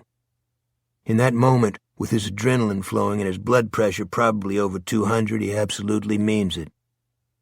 Troll 1 gets up. Hodges makes a mock lunge at him, and Troll 1 jerks back most satisfyingly. "Take your friend with you and pack some ice on his balls," Hodges says. "They're going to swell." Troll 1 gets his arm around Troll 3, and they hobble toward the Lowtown side of the overpass. When Troll 1 considers himself safe, he turns back and says, "I see you again, fat man." "Pray to God you don't, fuckwit," Hodges says. He picks up the backpack and hands it to the kid, who's looking at him with wide, mistrustful eyes. He might be 10. Hodges drops the slapper back into his pocket. "Why aren't you in school, little man?" "My mama's sick. I'm going to get her medicine." This is a lie so audacious that Hodges has to grin. "No, you're not," he says. "You're skipping." The kid says nothing. This is 5-0. Nobody else would step to it the way this guy did. Nobody else would have a loaded sock in his pocket either. Safer to dummy up. "You go skip someplace safer," Hodges says. "There's a playground on 8th Avenue. Try there." "They're selling rock on that playground," the kid says. "I know," Hodges says almost kindly, "but you don't have to buy any." He could add, "You don't have to run any either, but that would be naive. Down in Lowtown, most of the shorties run it. You can bust a 10-year-old for possession, but try making it stick." He starts back to the parking lot, on the safe side of the overpass. When he glances back, the kid is still standing there and looking at him, pack dangling from one hand. "Little man," Hodges says. The kid looks at him, saying nothing. Hodges lifts one hand and points at him. "I did something good for you just now. Before the sun goes down tonight, I want you to pass it on." Now the kid's look is one of utter incomprehension, as if Hodges just lapsed into a foreign language, but that's all right. Sometimes it seeps through, especially with the young ones. People would be surprised, Hodges thinks. They really would. 22. Brady Hartsfield changes into his other uniform, the white one, and checks his truck, quickly going through the inventory sheet the way Mr. Loeb likes. Everything is there. He pops his head in the office to say hi to Shirley Orden. Shirley is a fat pig, all too fond of the company product, but he wants to stay on her good side. Brady wants to stay on everyone's good side. Much safer that way. She has a crush on him, and that helps. "Shirley, you pretty girlie," he cries, and she blushes all the way up to the hairline of her pimple-studded forehead. "Little piggy, oink, oink, oink," Brady thinks. "You're so fat your cunt probably turns inside out when you sit down." "Hi, Brady. West Side again?" "All week, darling. You okay?" "Fine," blushing harder than ever. "Good. Just wanted to say howdy." Then he's off, obeying every speed limit, even though it takes him 40 fucking minutes to get into his territory driving that slow. But it has to be that way. Get caught speeding in a company truck after the school's let out for the day, you get canned. No recourse. But when he gets to the west side, this is the good part, he's in Hodges' neighborhood, and with every reason to be there.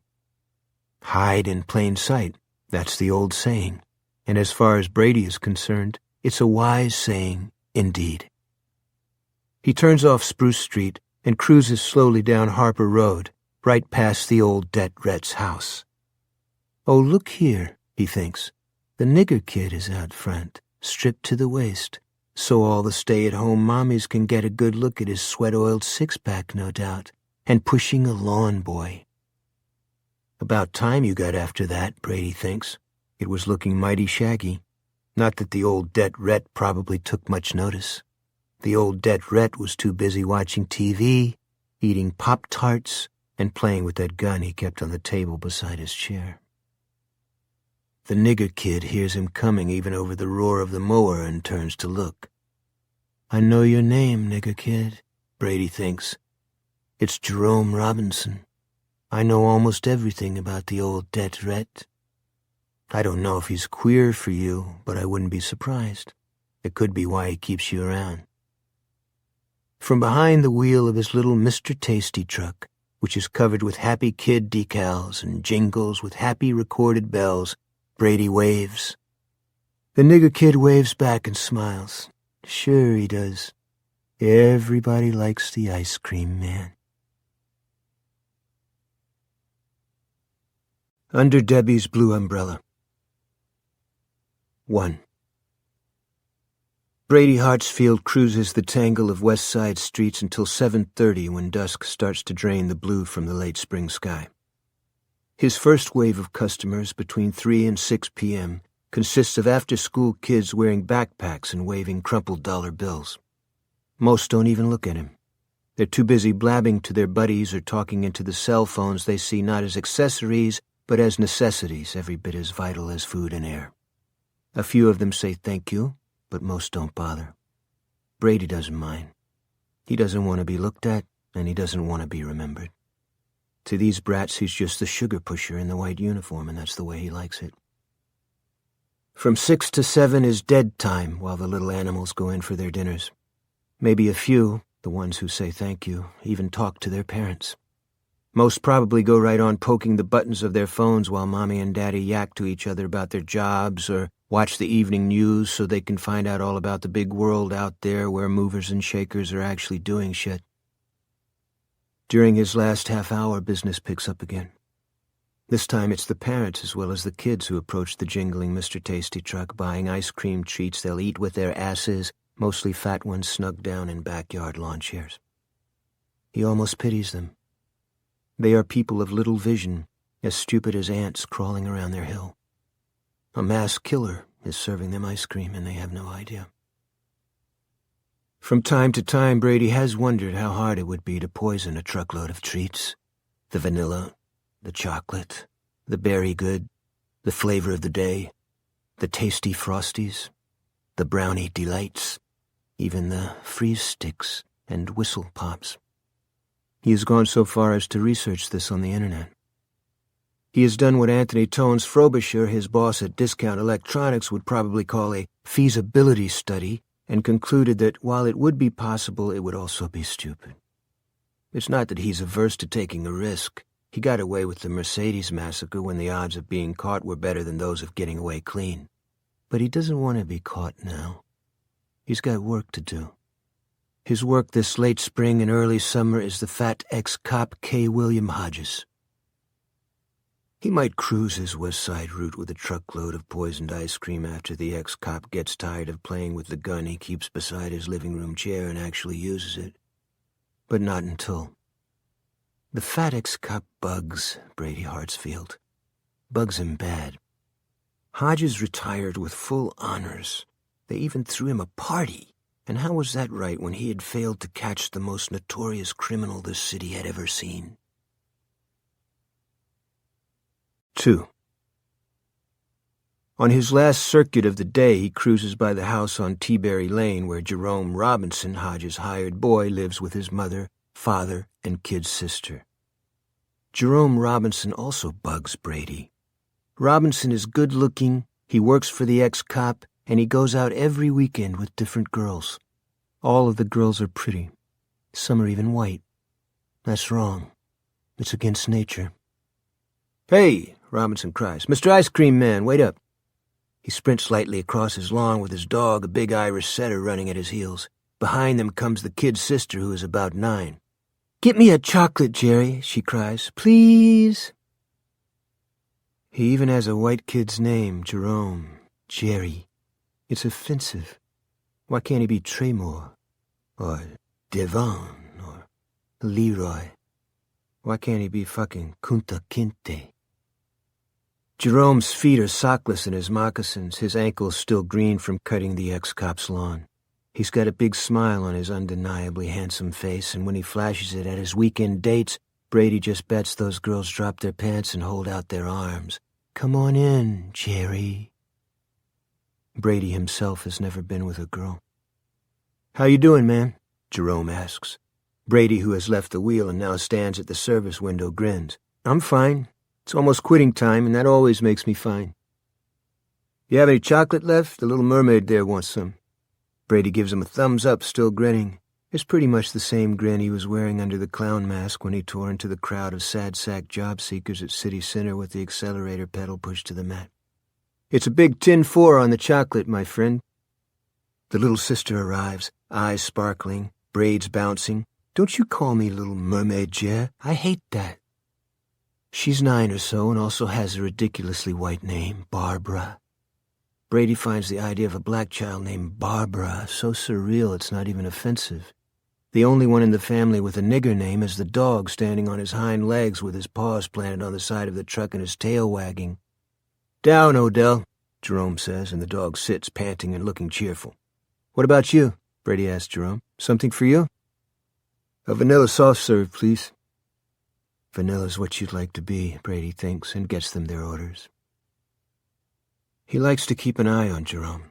He likes to know about Jerome, because these days, Jerome seems to be the only person who spends any time with the Detrette, and in the last 2 months, Brady has observed them together enough to see that Hodges treats the kid as a friend as well as a part-time employee. Brady has never had friends himself. Friends are dangerous, but he knows what they are. Sops to the ego. Emotional safety nets. When you're feeling bad, who do you turn to? Your friends, of course, and your friends say stuff like, aw gee, and cheer up, and we're with you, and let's go out for a drink. Jerome is only 17, not yet old enough to go out with Hodges for a drink, unless it's soda, but he can always say, cheer up, and I'm with you. So he bears watching. Mrs. Trelawney didn't have any friends, no husband either, just her old sick mommy, which made her easy meat, especially after the cops started working her over. Why, they had done half of Brady's work for him. The rest he did for himself, pretty much right under the scrawny bitch's nose. Here you go, Brady says, handing Jerome ice cream treats he wishes were spiked with arsenic. Or maybe warfarin. Load them up with that and they'd bleed out from their eyes and ears and mouths, not to mention their assholes. He imagines all the kids on the west side dropping their packs and their precious cell phones while the blood poured from every orifice. What a disaster movie that would make. Jerome gives him a tin, and along with his change, Brady hands back a dog biscuit. For Odell, he says. Thanks, mister, Barbara says, and licks her chocolate cone. This is good. Enjoy it, honey. He drives the Mr. Tasty truck, and he frequently drives a Cyber Patrol VW on outcalls. But his real job this summer is Detective K. William Hodges, Rhett, and making sure Detective Hodges, Rhett, uses that gun. Brady heads back toward Loeb's ice cream factory to turn in his truck and change into his street clothes. He keeps to the speed limit the whole way. Always safe, never sorry. 3. After leaving DiMaggio's, with a side trip to deal with the bullies hassling the little kid beneath the Turnpike Extension overpass, Hodges simply drives, piloting his Toyota through the city streets without any destination in mind. Or so he thinks, until he realizes he is on Lilac Drive in the posh lakeside suburb of Sugar Heights. There he pulls over and parks across the street from a gated drive with a plaque reading 729 on one of the fieldstone posts. The late Olivia Trelawney's house stands at the top of an asphalt drive almost as wide as the street it fronts. On the gate is a for sale sign inviting qualified buyers to call Michael Zaffron Realty and Fine Homes. Hodges thinks that sign is apt to be there a while given the housing market in this year of our Lord 2010. But somebody is keeping the grass cut, and given the size of the lawn, the somebody must be using a mower a lot bigger than Hodges' lawn boy. Who's paying for the upkeep? Got to be Mrs. T's estate. She had certainly been rolling in dough. He seems to recall that the probated figure was in the neighborhood of $7 million. For the first time since his retirement, when he turned the unsolved case of the City Center massacre over to Pete Huntley and Isabel James, Hodges wonders if Mrs. T's mother is still alive. He remembers the scoliosis that bent the poor old lady almost double and left her in terrible pain. But scoliosis isn't necessarily fatal. Also, hadn't Olivia Trelawney had a sister living somewhere out west? He fishes for the sister's name but can't come up with it. What he does remember is that Pete took to calling Mrs. Trelawney Mrs. Twitchy because she couldn't stop adjusting her clothes and brushing at tightly bunned hair that needed no brushing and fiddling with the gold band of her Patek Philippe watch, turning it around and around on her bony wrist. Hodges disliked her. Pete had almost come to loathe her, which made saddling her with some of the blame for the City Center atrocity rather satisfying. She had enabled the guy, after all. How could there be any doubt? She had been given 2 keys when she bought the Mercedes, but had been able to produce only one. Then, shortly before Thanksgiving, the suicide. Hodges remembers clearly what Pete said when they got the news. If she meets those dead people on the other side, especially the Craig girl and her baby, she's going to have some serious questions to answer. For Pete, it had been the final confirmation. Somewhere in her mind, Mrs. T had known all along that she had left her key in the ignition of the car she called her Gray Lady. Hodges had believed it too. The question is, does he still? Or has the poison pin letter he got yesterday from the self-confessed Mercedes killer changed his mind? Maybe not, but that letter raises questions. Suppose Mr. Mercedes had written a similar missive to Mrs. Trelawney. Mrs. Trelawney with all those tics and insecurities just below a thin crust of defiance. Wasn't it possible? Mr. Mercedes certainly would have known about the anger and contempt with which the public had showered her in the wake of the killings. All he had to do was read the letters to the editor page of the local paper. Is it possible? But here his thoughts break off because a car is pulled up behind him, so close it's almost touching his Toyota's bumper. There are no jackpot lights on the roof, but it's a late-model Crown Vic powder blue. The man getting out from behind the wheel is burly and crew-cut, his sport coat no doubt covering a gun and a shoulder holster. If this were a city detective, Hodges knows the gun would be a Glock 40, just like the one in his safe at home. But he's not a city detective. Hodges still knows them all. He rolls down his window. "Afternoon, sir," Crew-cut says. "May I ask what you're doing here? Because you've been parked quite a while." Hodges glances at his watch and sees this is true. It's almost 4:30. Given the rush hour traffic downtown, he'll be lucky to get home in time to watch Scott Pelley on CBS Evening News. He used to watch NBC until he decided Brian Williams was a good-natured goof who's too fond of YouTube videos. Not the sort of newscaster he wants when it seems like the whole world is falling apart. "Sir, sincerely hoping for an answer here." Crew-cut bends down. The side of his sport coat gapes open. Not a Glock, but a Ruger. Sort of a cowboy gun, in Hodges' opinion. "And I," Hodges says, "am sincerely hoping you have the authority to ask." His interlocutor's brow creases. "Beg pardon?" "I think you're private security," Hodges says patiently, "but I want to see some ID. Then you know what? I want to see your carry concealed permit for the cannon you've got inside your coat. And it better be in your wallet and not in the glove compartment of your car, or you're in violation of Section 19 of the City Firearms Code, which briefly stated is this. If you carry concealed, you must also carry your permit to carry concealed, so let's see your paperwork." Crew-cut's frown deepens. "Are you a cop?" "Retired," Hodges says. "But that doesn't mean I've forgotten either my rights or your responsibilities. Let me see your ID and your carry permit, please. You don't have to hand them over." "You're damn right I don't." "But I want to see them, then we can discuss my presence here on Lilac Drive." Crew-cut thinks it over, but only for a few seconds. Then he takes out his wallet and flips it open. In this city, as in most, Hodges thinks, security personnel treat retired cops as they would those on active duty, because retired cops have plenty of friends who are on active duty and who can make life difficult if given a reason to do so. The guy turns out to be Radney Peoples, and his company card identifies him as an employee of Vigilant Guard Service. He also shows Hodges a permit to carry concealed, which is good until June of 2012. Radney, not Rodney, Hodges says. Like Radney Foster, the country singer. Peoples' face breaks into a grin. That's right. Mr. Peoples, my name's Bill Hodges. I ended my tour as a detective first class, and my last big case was the Mercedes killer. I'm guessing that'll give you a pretty good idea of what I'm doing here. Mrs. Trelawney, Peoples says and steps back respectfully as Hodges opens his car door, gets out and stretches. Little trip down memory lane, Detective? I'm just a mister these days. Hodges offers his hand. Peoples shakes it. Otherwise, you're correct. I retired from the cops at about the same time Mrs. Trelawney retired from life in general. That was sad, Peoples said. Do you know that kids egged her gate? Not just at Halloween, either. 3 or 4 times.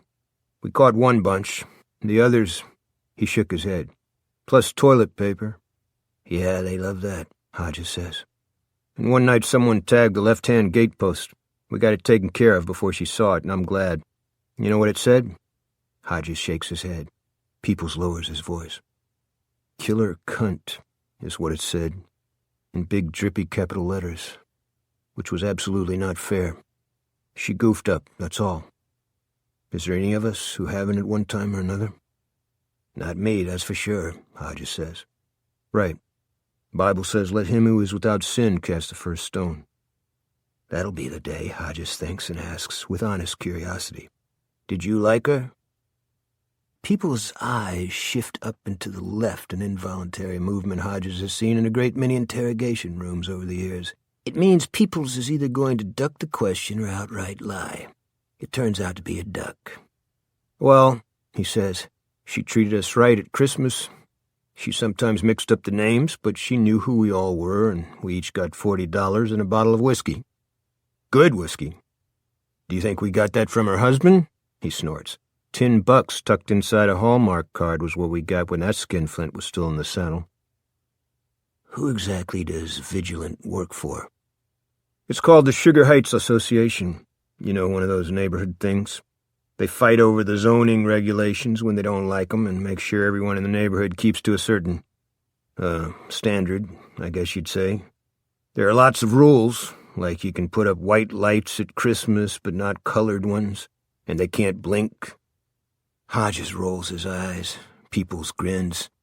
They have gone from potential antagonists to colleagues, almost anyway. And why? Because Hodges happened to recognize the guy's slightly off-center first name. You could call that luck, but there's always something that will get you on the same side as the person you want to question. Something. And part of Hodges' success on the cops came from being able to recognize it, at least in most cases. It's a talent Pete Huntley never had, and Hodges is delighted to find his remains in good working order. I think she had a sister, he says. Mrs. Trelawney, I mean. Never met her, though, and can't remember the name. Janelle Patterson, Peoples says promptly. You have met her, I take it. Yes, indeed, she's good people. Bears a resemblance to Mrs. Trelawney, but younger and better looking. His hands describe an hourglass shape in the air. More filled out. Do you happen to know if there's been any progress on the Mercedes thing, Mr. Hodges?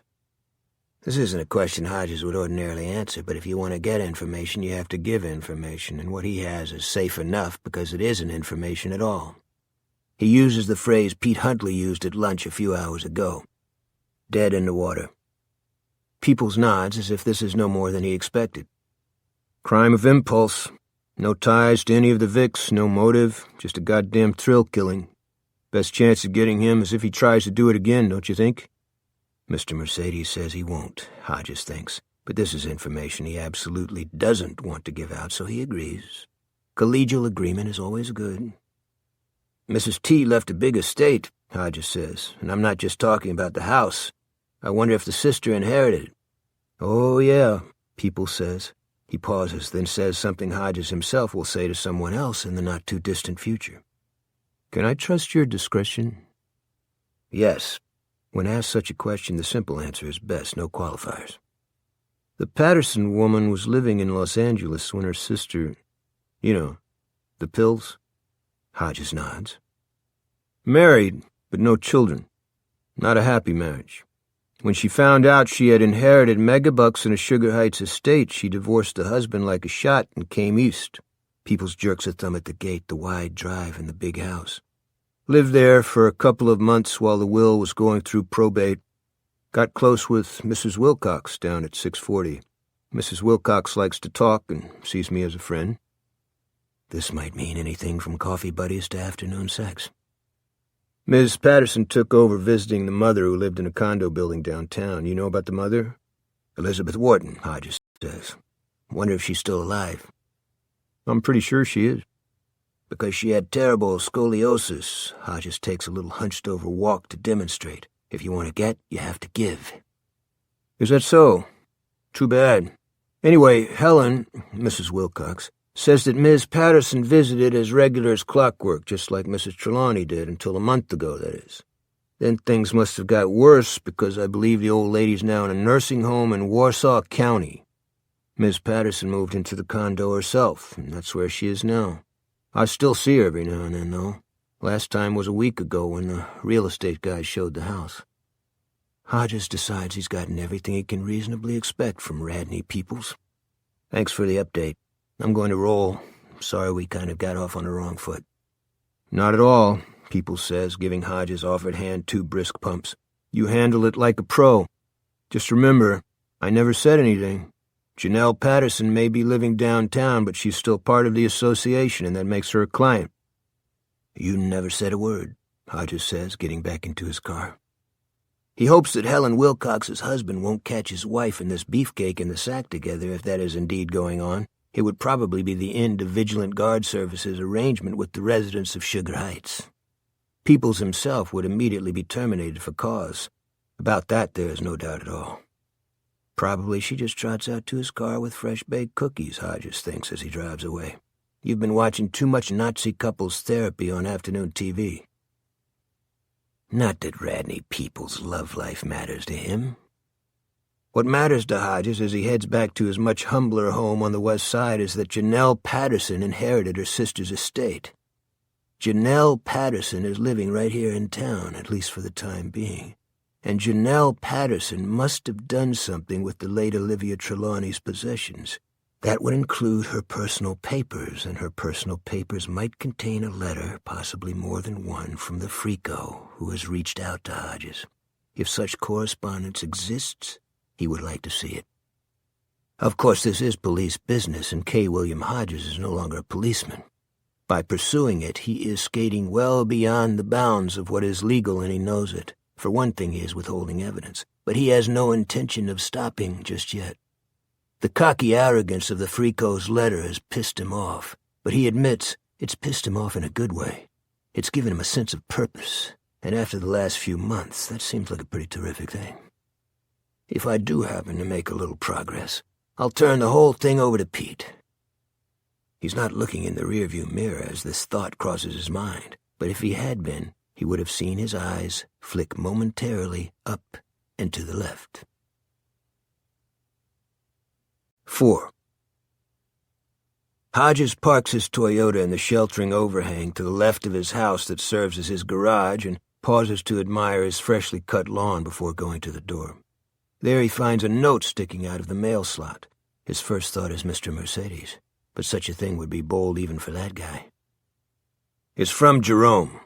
His neat printing contrasts wildly with the bullshit jive of the message.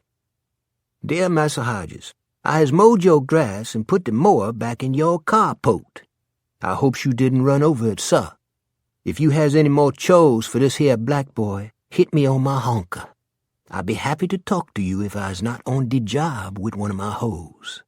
As you know, they needs a lot of work and sometimes some tuning up on 'em, as they can be uppity, especially them high yellers. I's always here for you, sir.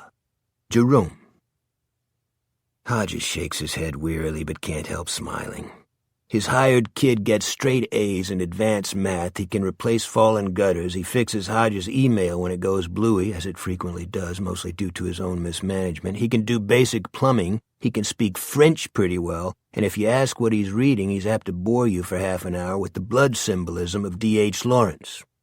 He doesn't want to be white, but being a gifted black male in an upper-middle-class family has presented him with what he calls identity challenges. He says this in a joking way, but Hodges does not believe he's joking, not really. Jerome's college professor dad and CPA mom, both humor-challenged in Hodges' opinion, would no doubt be aghast at this communication. They might even feel their son in need of psychological counseling, but they won't find out from Hodges. Jerome, he says, letting himself in. Jerome and his chose for hoes. Jerome who can't decide, at least not yet, on which Ivy League college he wants to attend. That any of the big boys will accept him is a foregone conclusion. He's the only person in the neighborhood whom Hodges thinks of as a friend, and really the only one he needs. Hodges believes friendship is overrated, and in this way, if in no other, he is like Brady Hartsfield. He has made it in time for most of the evening news, but decides against it. There's only so much Gulf oil spill and Tea Party politics he can take. He turns on his computer instead, launches Firefox, and plugs Under Debbie's Blue Umbrella into the search field. There are only 6 results, a very small catch in the vast, fishy sea of the Internet, and only one that matches the phrase exactly. Hodges clicks on it, and a picture appears. Under a sky filled with threatening clouds is a country hillside.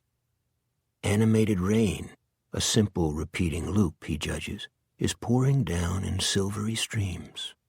But the 2 people seated beneath a large blue umbrella, a young man and a young woman, are safe and dry. They are not kissing, but their heads are close together. They appear to be in deep conversation.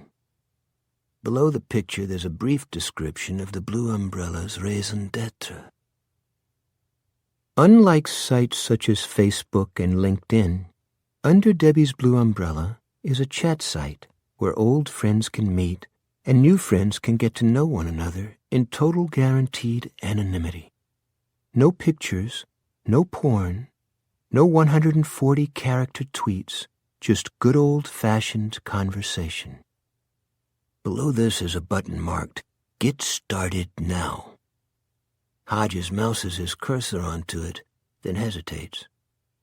About 6 months ago, Jerome had to delete his email address and give him a new one because everyone in Hodges' address book had gotten a message saying he was stranded in New York, someone had stolen his wallet with all his credit cards inside, and he needed money to get home. Would the email recipient please send $50, more if he or she could afford it, to a mailboxes, etc. in Tribeca. I'll pay you back as soon as I get this mess straightened out, the message concluded. Hodges was deeply embarrassed because the begging request had gone out to his ex, his brother in Toledo, and better than 4 dozen cops he'd worked with over the years. Also his daughter. He had expected his phone, both landline and cell, to ring like crazy for the next 48 hours or so, but very few people called, and only Allison seemed actually concerned. This didn't surprise him. Allie, a gloomy Gus by nature, has been expecting her father to lose his shit ever since he turned 55. Hodges had called on Jerome for help, and Jerome explained he had been a victim of phishing. Mostly the people who phish your address just want to sell Viagra and knock off jewelry, but I've seen this kind before, too. It happened to my environmental studies teacher, and he ended up paying people back almost $1,000. Of course, that was in the old days before people wised up. Old days meaning exactly when, Jerome? Jerome had shrugged. 2-3 years ago? It's a new world out there, Mr. Hodges. Just be grateful the fisherman didn't hit you with a virus that ate all your files and apps. I wouldn't lose much, Hodges had said. Mostly I just surf the web, although I would miss the computer solitaire. It plays Happy Days Are Here Again when I win. Jerome had given him his patented, I'm too polite to call you dumb look. What about your tax returns? I helped you do them online last year. You want someone to see what you paid Uncle Sugar? Besides me, I mean? Hodges admitted he didn't. In that strange and somehow endearing pedagogical voice the intelligent young always seemed to employ when endeavoring to educate the clueless old, Jerome said, Your computer isn't just a new kind of TV set. Get that out of your mind. Every time you turn it on, you're opening a window into your life. If someone wants to look, that is. All this goes through his head as he looks at the blue umbrella and the endlessly falling rain. Other stuff goes through it, too, stuff from his cop mind, which had been asleep but is now wide awake. Maybe Mr. Mercedes wants to talk. On the other hand, maybe what he really wants is to look through that window Jerome was talking about.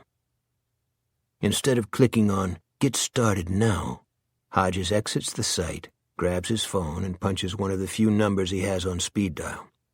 Jerome's mother answers, and after some brief and pleasant chit-chat, she hands off to young Mr. Chose for Hose himself. Speaking in the most horrible Ebonics dialect he can manage, Hodges says, "Yo, my homie, you keeping them bitches in line? They earning? You representing?" "Oh, hi, Mr. Hodges. Yes, everything's fine." "You don't like me talking this way on your honker, bruh?" Jerome is honestly flummoxed, and Hodges takes pity on him. "The lawn looks terrific." "Oh, good, thanks. Can I do anything else for you?" "Maybe so. I was wondering if you could come by after school tomorrow. It's a computer thing." "Sure. What's the problem this time?" "I'd rather not discuss it on the phone," Hodges says, "but you might find it interesting. 4 o'clock, okay?" "That works." "Good. Do me a favor and leave Tyrone Feel-Good Delight at home." "Okay, Mr. Hodges, will do." "When are you going to lighten up and call me Bill? Mr. Hodges makes me feel like your American history teacher." "Maybe when I'm out of high school," Jerome says very seriously. "Just as long as you know you can make the jump anytime you want." Jerome laughs. The kid has got a great full laugh. Hearing it always cheers Hodges up. He sits at the computer desk in his little cubbyhole of an office, drumming his fingers, thinking. It occurs to him that he hardly ever uses this room during the evening.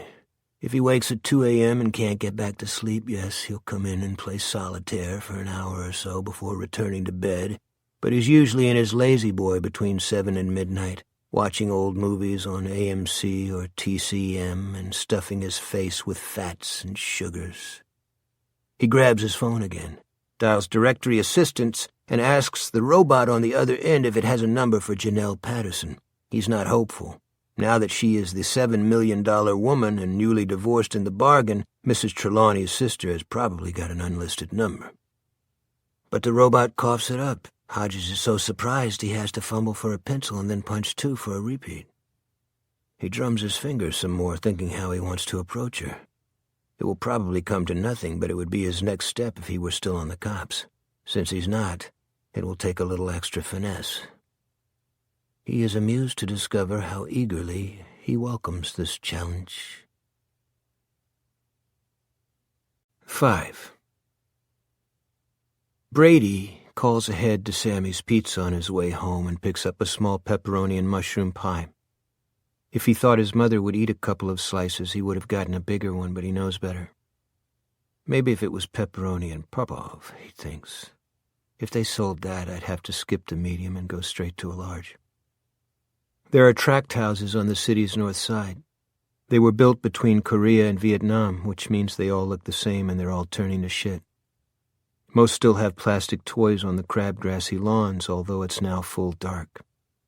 Chaz Hartsfield is at 49 Elm Street, where there are no elms and probably never were. It's just that all the streets in this area of the city, known reasonably enough as Northfield, are named for trees.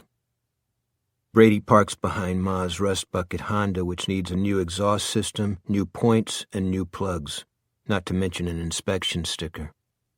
Let her take care of it, Brady thinks, but she won't. He will. He'll have to, the way he takes care of everything. The way I took care of Frankie, he thinks, back when the basement was just the basement instead of my control center. Brady and Deborah Ann Hartsfield don't talk about Frankie. The door is locked. At least he's taught her that much, although God knows it hasn't been easy. She's the kind of person who thinks okay solves all of life's problems. Tell her, put the half and half back in the fridge after you use it, she says okay. Then you come home and there it sits on the counter, going sour. You say, please do a wash so I can have a clean uni for the ice cream truck tomorrow. She says okay. But when you poke your head into the laundry room, everything's still there in the basket. The cackle of the TV greets him. Something about an immunity challenge, so it's Survivor. He has tried to tell her it's all fake, a setup. She says yes, okay, she knows, but she still never misses it. "I'm home, Ma." "Hi, honey." Only a moderate slur, which is good for this hour of the evening. If I was her liver, Brady thinks, I'd jump out of her mouth some night while she's snoring and run the fuck away. He nonetheless feels that little flicker of anticipation as he goes into the living room, the flicker he hates. She's sitting on the couch in the white silk robe he got her for Christmas, and he can see more white where it splits apart high up on her thighs. Her underwear. He refuses to think the word panties in connection with his mother. It's too sexy, but it's down there in his mind just the same. A snake hiding in poisoned sumac. Also, he can see the small round shadows of her nipples. It's not right that such things should turn him on. She's pushing 50. She's starting to flab out around the middle. She's his mother, for God's sake. But... "I brought pizza," he says, holding up the box and thinking, "I already ate." "I already ate," she says. Probably she did. A few lettuce leaves and a teensy tub of yogurt. It's how she keeps what's left of her figure. "It's your favorite," he says, thinking, "You enjoy it, honey." "You enjoy it, sweetie," she says. She lifts her glass and takes a ladylike sip. Gulping comes later after he's gone to bed and she thinks he's asleep. "Get yourself a Coke and come sit beside me." She pats the couch. Her robe opens a little more. White robe. White panties. Underwear, he reminds himself. Underwear, that's all. She's my mother. She's Ma. And when it's your Ma, it's just underwear. She sees him looking and smiles. She does not adjust the robe. "The survivors are on Fiji this year." She frowns. "I think it's Fiji. One of those islands anyway. Come and watch with me." "Nah, I guess I'll go downstairs and work for a while." "What project is this, honey?" "A new kind of router." She wouldn't know a router from a grouter, so that's safe enough. "One of these days, you'll invent something that will make us rich," she says. "I know you will. Then goodbye electronics store and goodbye to that ice cream truck." She looks at him with wide eyes that are only a little watery from the vodka. He doesn't know how much she puts down in the course of an ordinary day, and counting empty bottles doesn't work because she ditches them somewhere, but he knows her capacity is staggering. "Thanks," he says, feeling flattered in spite of himself, feeling other stuff too, very much in spite of himself. "Come give your ma a kiss, honey boy." He approaches the couch, careful not to look down the front of the gaping robe and trying to ignore that crawling sensation just below his belt buckle. She turns her face to one side, but when he bends to kiss her cheek, she turns back and presses her damp, half-open mouth to his. He tastes booze and smells the perfume she always dabs behind her ears. She dabs at other places as well. She places a palm on the nape of his neck and ruffles his hair with the tips of her fingers, sending a shiver all the way down to the small of his back. She touches his upper lip with the tip of her tongue, just a flick there and gone, then pulls back and gives him the wide-eyed starlet stare. "My honey boy," she breathes, like the heroine of some romantic chick flick, the kind where the men wave swords and the women wear low-cut dresses with their cakes pushed up into shimmery globes. He pulls away hastily. She smiles at him, then looks back at the TV where good-looking young people in bathing suits are running along a beach. He opens the pizza box with hands that are shaking slightly, takes out a slice and drops it in her salad bowl. "Eat that," he says. "It'll sop up the booze. Some of it." "Don't be mean to Mommy," she says, but with no rancor and certainly no hurt. She pulls her robe closed, doing it absently, already lost in the world of the survivors again, intent on discovering who will be voted off the island this week. "And don't forget about my car, Brady. It needs a sticker."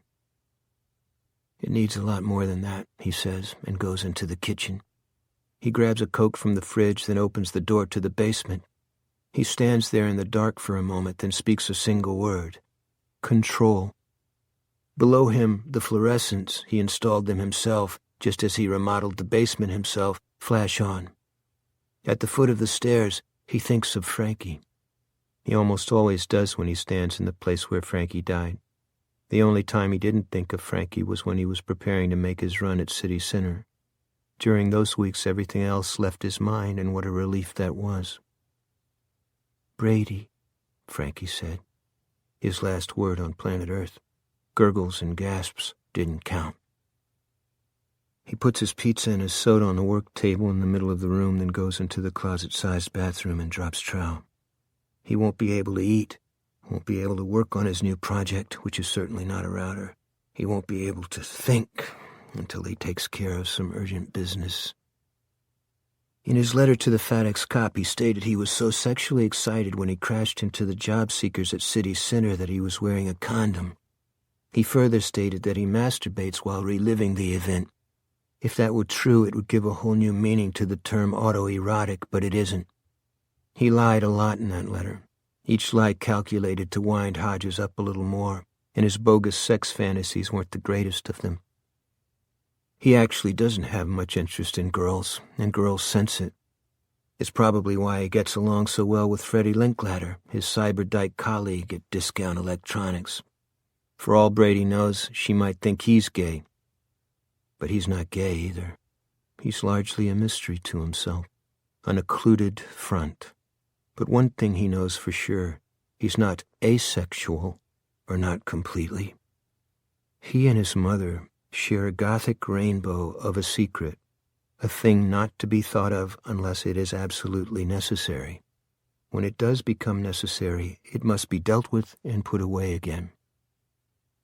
"Ma, I see your panties," he thinks, and takes care of his business as fast as he can. There's Vaseline in the medicine cabinet, but he doesn't use it. He wants it to burn. 6. Back in his roomy basement workspace, Brady speaks another word. This one is chaos. On the far side of the control room is a long shelf about 3 feet above the floor. Ranged along it are 7 laptop computers with their darkened screens flipped up. There's also a chair on casters so he can roll rapidly from one to another. When Brady speaks the magic word, all 7 come to life. The number 20 appears on each screen, then 19, then 18. If he allows this countdown to reach 0, a suicide program will kick in, scrubbing his hard disks clean and overwriting them with gibberish. "Darkness," he says, and the big countdown numbers disappear, replaced by desktop images that show scenes from The Wild Bunch, his favorite movie. He tried Apocalypse and Armageddon, much better startup words in his opinion, full of ringing finality, but the word recognition program has problems with them, and the last thing he wants is having to replace all his files because of a stupid glitch. 2-syllable words are safer. Not that there's much on 6 of the 7 computers. Number 3 is the only one with what the fat ex-cop would call incriminating information, but he likes to look at that awesome array of computing power, all lit up as it is now. It makes the basement room feel like a real command center. Brady considers himself a creator as well as a destroyer, but knows that so far he hasn't managed to create anything that will exactly set the world on fire, and he's haunted by the possibility that he never will, that he has at best a second-rate creative mind. Take the Rolla, for instance. That had come to him in a flash of inspiration one night when he'd been vacuuming the living room, like using the washing machine, such a chore is usually beneath his mother. He had sketched a device that looked like a footstool on bearings, with a motor and a short hose attachment on the underside. With the addition of a simple computer program, Brady reckoned the device could be designed to move around a room, vacuuming as it went. If it hit an obstacle, a chair, say, or a wall, it would turn on its own and start off in a new direction. He had actually begun building a prototype when he saw a version of his Rolla trundling busily around the window display of an upscale appliance store downtown. The name was even similar. It was called a Roomba. Someone had beaten him to it, and that someone was probably making millions. It wasn't fair, but what is? Life is a crap carnival with shit prizes. He has blue-boxed the TVs in the house, which means Brady and his ma are getting not just basic cable, but all the premium channels, including a few exotic add-ins like Al Jazeera, for free, and there's not a damn thing Time Warner, Comcast, or Xfinity can do about it. He has hacked the DVD player so it will run not just American discs, but those from every region of the world. It's easy. 3 or 4 quick steps with the remote, plus a 6-digit recognition code. Great in theory, but does it get used? Not at 49 Elm Street, it doesn't.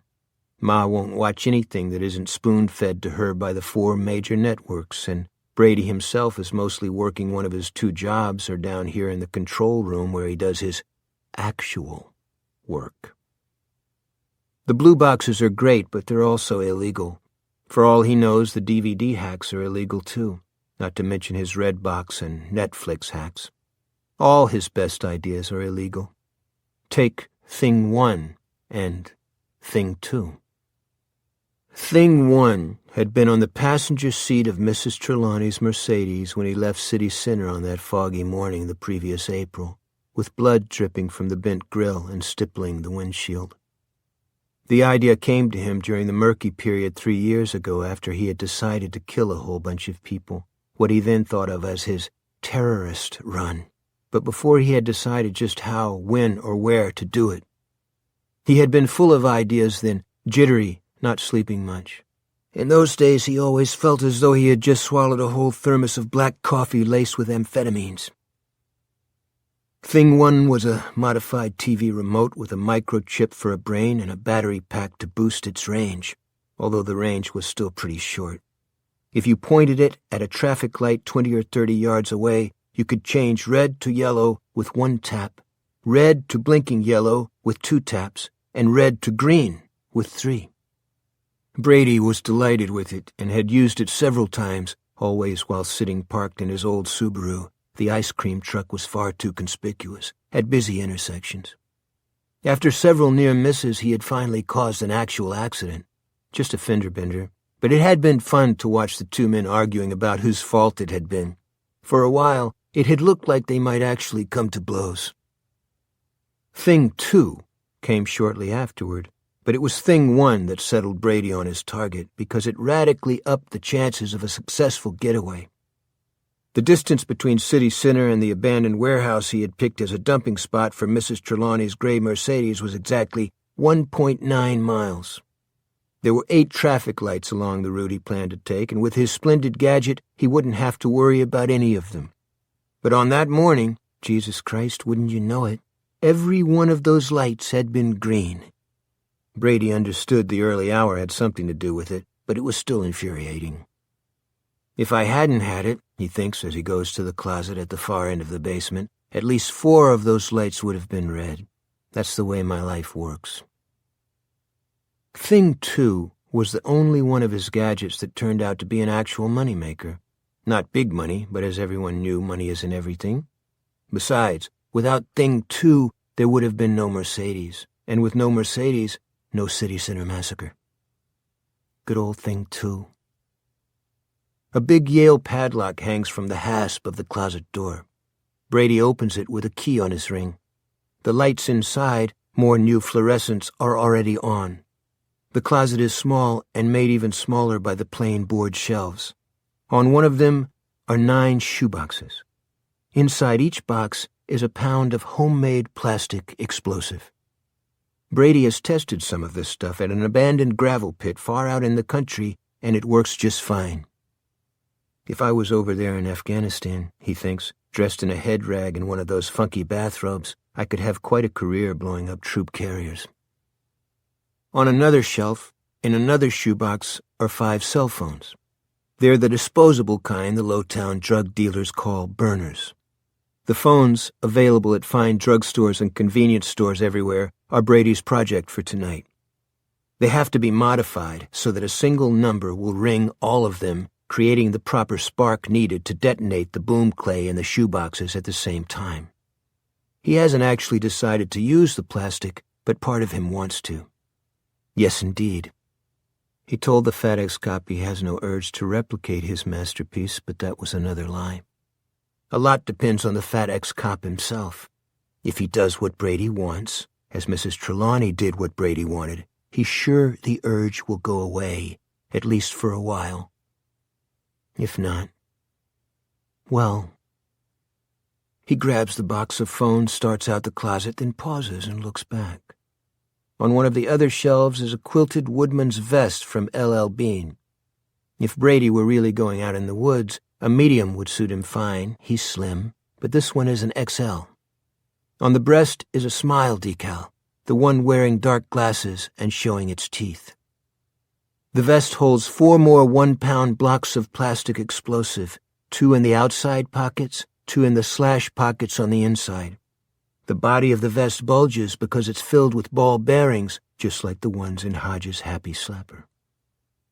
Brady slashed the lining to pour them in. It even crossed his mind to ask Ma to sew the slashes up, and that gave him a good laugh as he sealed them shut with duct tape. My very own suicide vest, he thinks affectionately. He won't use it. Probably won't use it. But this idea also has a certain attraction. It would put an end to everything. No more discount electronics. No more cyber patrol calls to dig peanut butter or saltine crumbs out of some elderly idiot's CPU. No more ice cream truck. Also, no more crawling snakes in the back of his mind or under his belt buckle. He imagines doing it at a rock concert. He knows Springsteen is going to play Lakefront Arena this June. Or how about the 4th of July parade down Lake Street, the city's main drag? Or maybe an opening day of the Summer Sidewalk Art Festival and Street Fair, which happens every year on the first Saturday in August. That would be good, except wouldn't he look funny wearing a quilted vest on a hot August afternoon? True, but such things can always be worked out by the creative mind, he thinks, spreading the disposable phones on his work table and beginning to remove the SIM cards. Besides, the suicide vest is just a, doomsday scenario. It will probably never be used. Nice to have it handy, though. Before going upstairs, he sits down at his number 3, goes online, and checks the blue umbrella. Nothing from the fat ex-cop. Yet.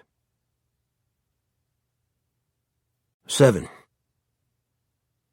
When Hodges uses the intercom outside Mrs. Warden's Lake Avenue condo at 10 the next morning, he's wearing a suit for only the 2nd or 3rd time since he retired. It feels good to be in a suit again, even though it's tight at the waist and under the arms. A man in a suit feels like a working man. A woman's voice comes from the speaker. Yes? It's Bill Hodges, ma'am. We spoke last night. So we did, and you're right on time. It's 19C, Detective Hodges. He starts to tell her that he's no longer a detective, but the door is buzzing, and so he doesn't bother. Besides, he told her he was retired when they talked on the phone. Janelle Patterson is waiting for him at the door, just as her sister was on the day of the City Center massacre when Hodges and Pete Huntley came to interview her the first time. The resemblance between the two women is enough to give Hodges a powerful sense of déjà vu.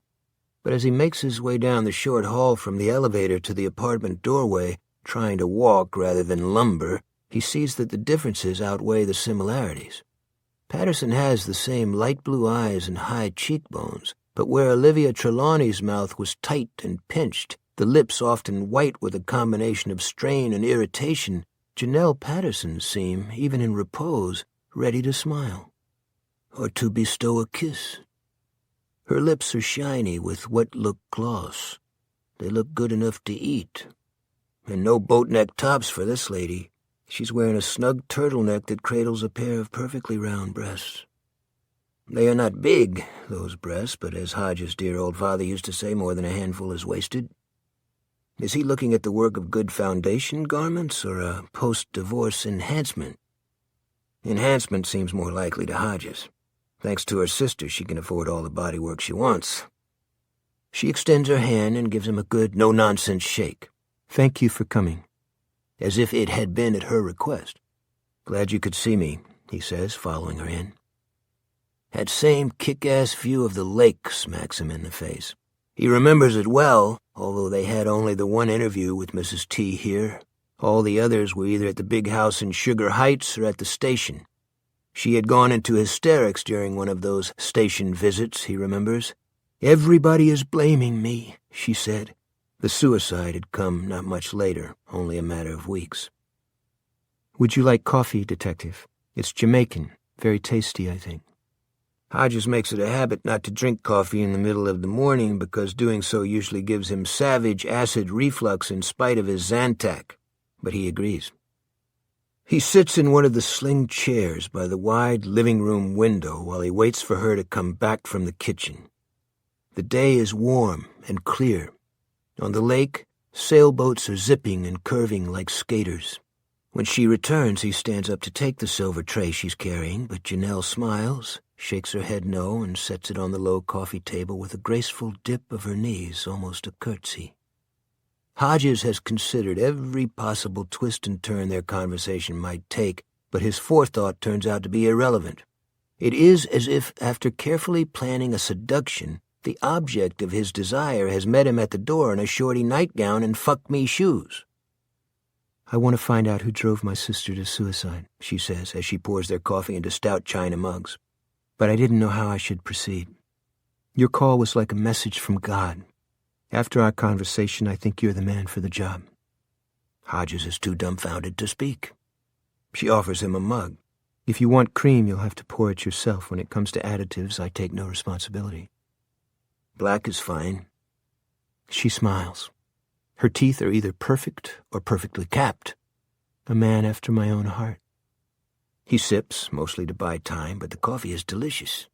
He clears his throat and says, "As I told you when we talked last night, Mrs. Patterson, I'm no longer a police detective. On November 20th of last year, I became just another private citizen. We need to have that up front." She regards him over the rim of her cup. Hodges wonders if the moist gloss on her lips leaves an imprint, or if lipstick technology has rendered that sort of thing obsolete. It's a crazy thing to be wondering, but she's a pretty lady. Also, he doesn't get out much these days. "As far as I'm concerned," Janelle Patterson says, "there are only two words that matter in what you just said. One is private, and the other is detective. I want to know who meddled with her, who toyed with her until she killed herself, and nobody in the police department cares. They'd like to catch the man who used her car to kill those people, oh yes. But about my sister, may I be vulgar, they don't give a shit." Hodges may be retired, but he still has his loyalties. That isn't necessarily true. "I understand why you'd say that, Detective." "Mr., please, just Mr. Hodges. Or Bill, if you like." "Bill, then. And it is true. There's a connection between those murders and my sister's suicide, because the man who used the car is also the man who wrote the letter. And those other things. Those blue umbrella things." "Easy," Hodges cautions himself. "Don't blow it. What letter are we talking about, Mrs. Patterson?" "Janie. If you're Bill, I'm Janie. Wait here, I'll show you." She gets up and leaves the room. Hodges' heart is beating hard, much harder than when he took on the trolls beneath the underpass, but he still appreciates that the view of Janie Patterson going away is as good as the one from the front. "Easy, boy," he tells himself again and sips more coffee. "Philip Marlowe, you ain't." His mug is already half empty and no acid. Not a trace of it. Miracle coffee, he thinks. She comes back, holding 2 pieces of paper by the corners and with an expression of distaste. "I found it when I was going through the papers in Ollie's desk. Her lawyer, Mr. Schran, was with me. She named him the executor of her will, so he had to be. But he was in the kitchen getting himself a glass of water. He never saw this. I hid it." She says it matter-of-factly with no shame or defiance. "I knew what it was right away. Because of that. The guy left one on the steering wheel of her car. I guess you could call it his calling card." She taps the sunglasses-wearing smile face partway down the first page of the letter. Hodges has already noted it. He has also noted the letter's font, which he has identified from his own word processing program as American typewriter. "When did you find it?" She thinks back, calculating the passage of time. "I came for the funeral, which was near the end of November. I discovered that I was Ollie's sole beneficiary when the will was read. That would have been the first week of December.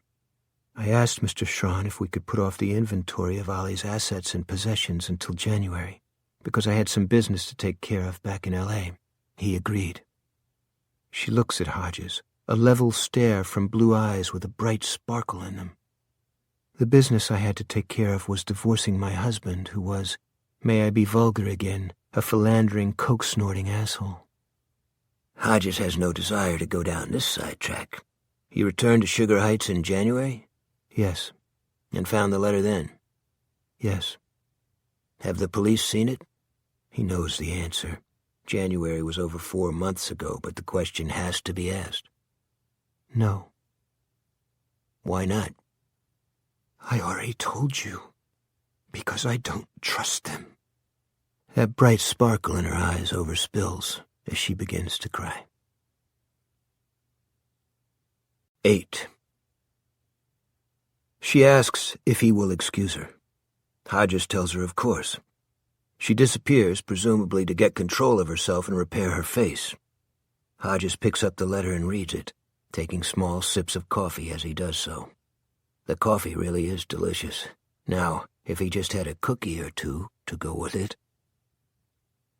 Dear Olivia Trelawney, I hope you will read this letter all the way to the end before throwing it away or burning it up. I know I don't deserve your consideration, but I am begging for it just the same. You see, I am the man who stole your Mercedes and drove it into those people. Now I am burning like you might burn my letter, only with shame and remorse and sorrow.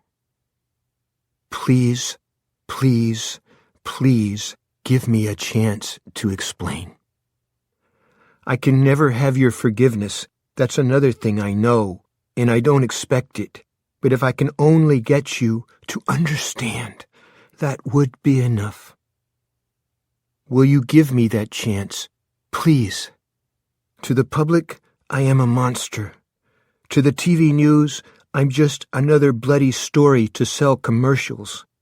To the police, I am just another perk they want to catch and put in jail.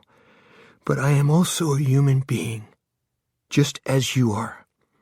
Here is my story. I grew up in a physically and sexually abusive household. My stepfather was the first. And do you know what happened when my mother found out? She joined the fun. Have you stopped reading yet? I wouldn't blame you. It's disgusting, but I hope you have not, because I have to get this off my chest. I may not be in the land of the living much longer, you see, but I cannot end my life without someone knowing why I did what I did.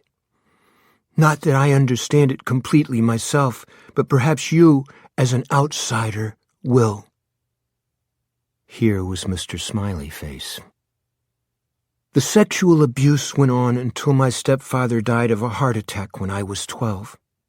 My mother said if I ever told, I would be blamed. She said if I showed the healed cigarette burns on my arms and legs and privates, she would tell people I did it myself. I was just a kid, and I thought she was telling the truth.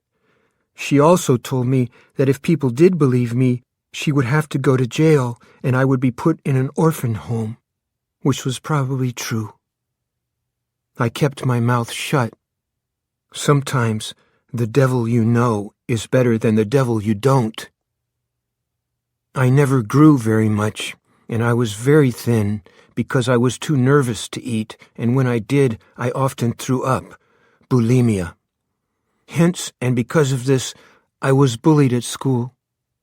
I also developed a bunch of nervous tics, such as picking at my clothes and pulling at my hair, sometimes pulling it out in bunches.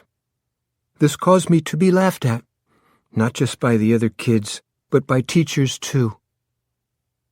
Janie Patterson has returned and is once again sitting opposite him, drinking her coffee, but for the moment Hodges barely notices her. He's thinking back to the 4 or 5 interviews he and Pete conducted with Mrs. T. He's remembering how she was always straightening the boat-neck tops, or tugging down her skirt, or touching the corners of her pinched mouth as if to remove a crumb of lipstick, Or winding a curl of hair around her finger and tugging at it, that too. He goes back to the letter. I was never a mean kid, Mrs. Trelawney. I swear to you. I never tortured animals or beat up kids that were even smaller than I was. I was just a scurrying little mouse of a kid trying to get through my childhood without being laughed at or humiliated. But at that, I did not succeed. I wanted to go to college, but I never did. You see, I ended up taking care of the woman who abused me. It's almost funny, isn't it? Ma had a stroke, possibly because of her drinking.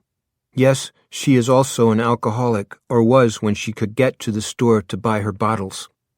She can walk a little, but really not much. I have to help her to the toilet and clean her up after she does her business. I work all day at a low-paying job, probably lucky to have a job at all in this economy, I know, and then come home and take care of her, because having a woman come in for a few hours on weekdays is all I can afford. It is a bad and stupid life.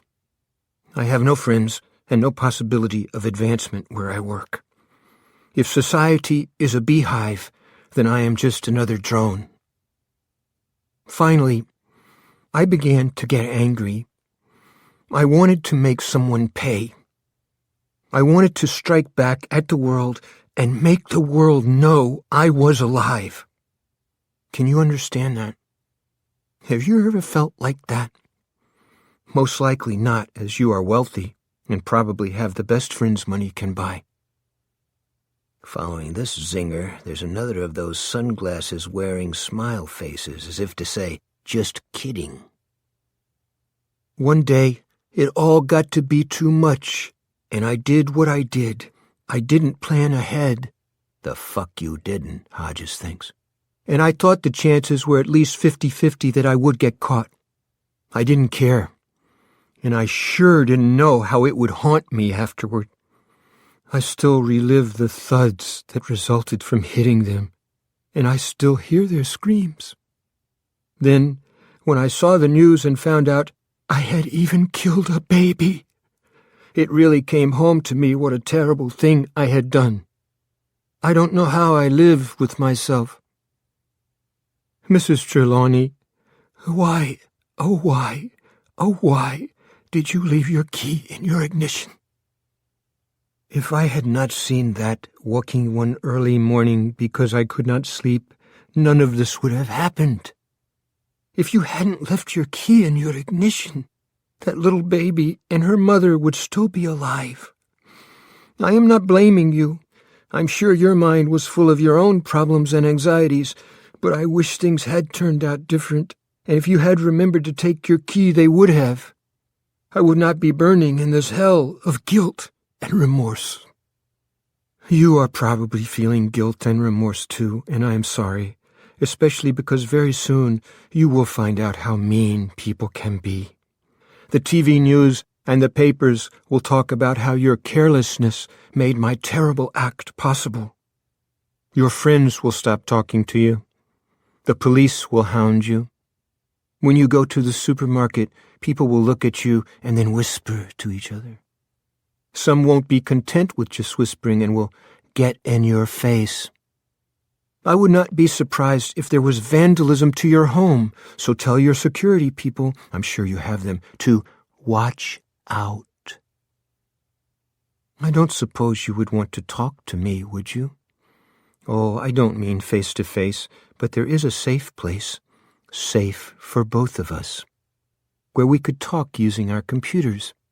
It's called Under Debbie's Blue Umbrella. I even got you a username if you should want to do this. The username is OTRELAW 19. I know what an ordinary person would do. An ordinary person would take this letter straight to the police. But let me ask a question. What have they done for you except hound you and cause you sleepless nights? Although here's a thought. If you want me dead, Giving this letter to the police is the way to do it, as surely as putting a gun to my head and pulling the trigger, because I will kill myself. Crazy as it may seem, you are the only person keeping me alive. Because you are the only one I can talk to. The only one who understands what it is like to be in hell. Now I will wait. Mrs. Trelawney, I am so sorry. Hodges puts the letter down on the coffee table and says, "Holy shit." Janie Patterson nods. That was pretty much my reaction. He invited her to get in touch with him. Janie gives him an incredulous look. Invited her? Try blackmailed her? Do it or I'll kill myself? According to you, she took him up on it. Have you seen any of their communications where there may be printouts along with this letter? She shakes her head. Ollie told my mother that she'd been chatting with what she called a very disturbed man and trying to get him to seek help because he'd done a terrible thing. My mother was alarmed. She assumed Ollie was talking with the very disturbed man face to face, like in the park or a coffee shop or something. You have to remember she's in her late 80s now. She knows about computers, but she's vague on their practical uses. Ollie explained about chat rooms, or tried to, but I'm not sure how much Mom actually understood. What she remembers is that Ollie said she talked to the very disturbed man underneath a blue umbrella.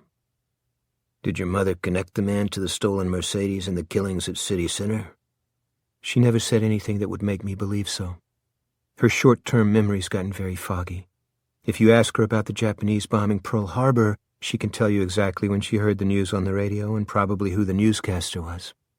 Ask her what she had for breakfast or even where she is, Janie shrugged. She might be able to tell you, she might not. And where is she, exactly? A place called Sunny Acres, about 30 miles from here. She laughs, a rueful sound with no joy in it.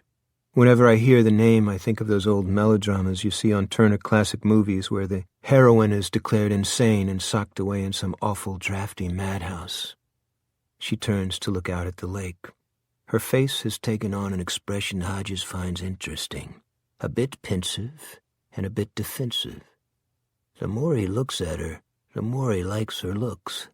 The fine lines around her eyes suggest that she's a woman who likes to laugh. I know who I'd be in one of those old movies, she says, still looking out at the boats playing on the water.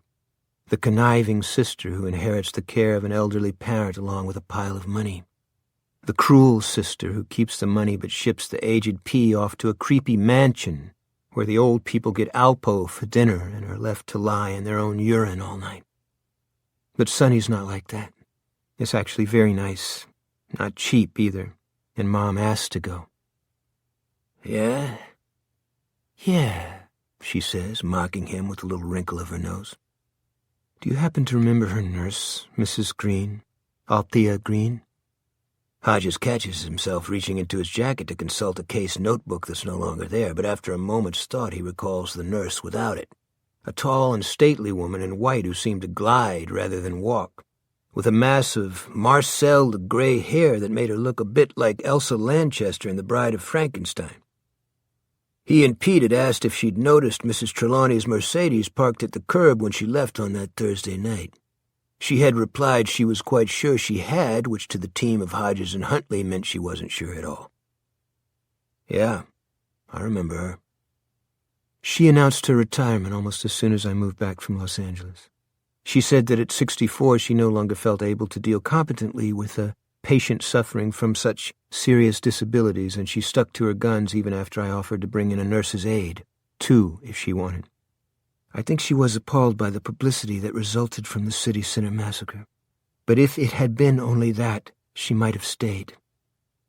Your sister's suicide was the final straw? I'm pretty sure it was. I won't say Althea and Ollie were bosom buddies or anything, but they got on, and they saw eye to eye about Mom's care. Now Sonny's the best thing for her, and Mom's relieved to be there. On her good days, at least. So am I. For one thing, they manage her pain better. If I were to go out and talk to her... She might remember a few things, or she might not.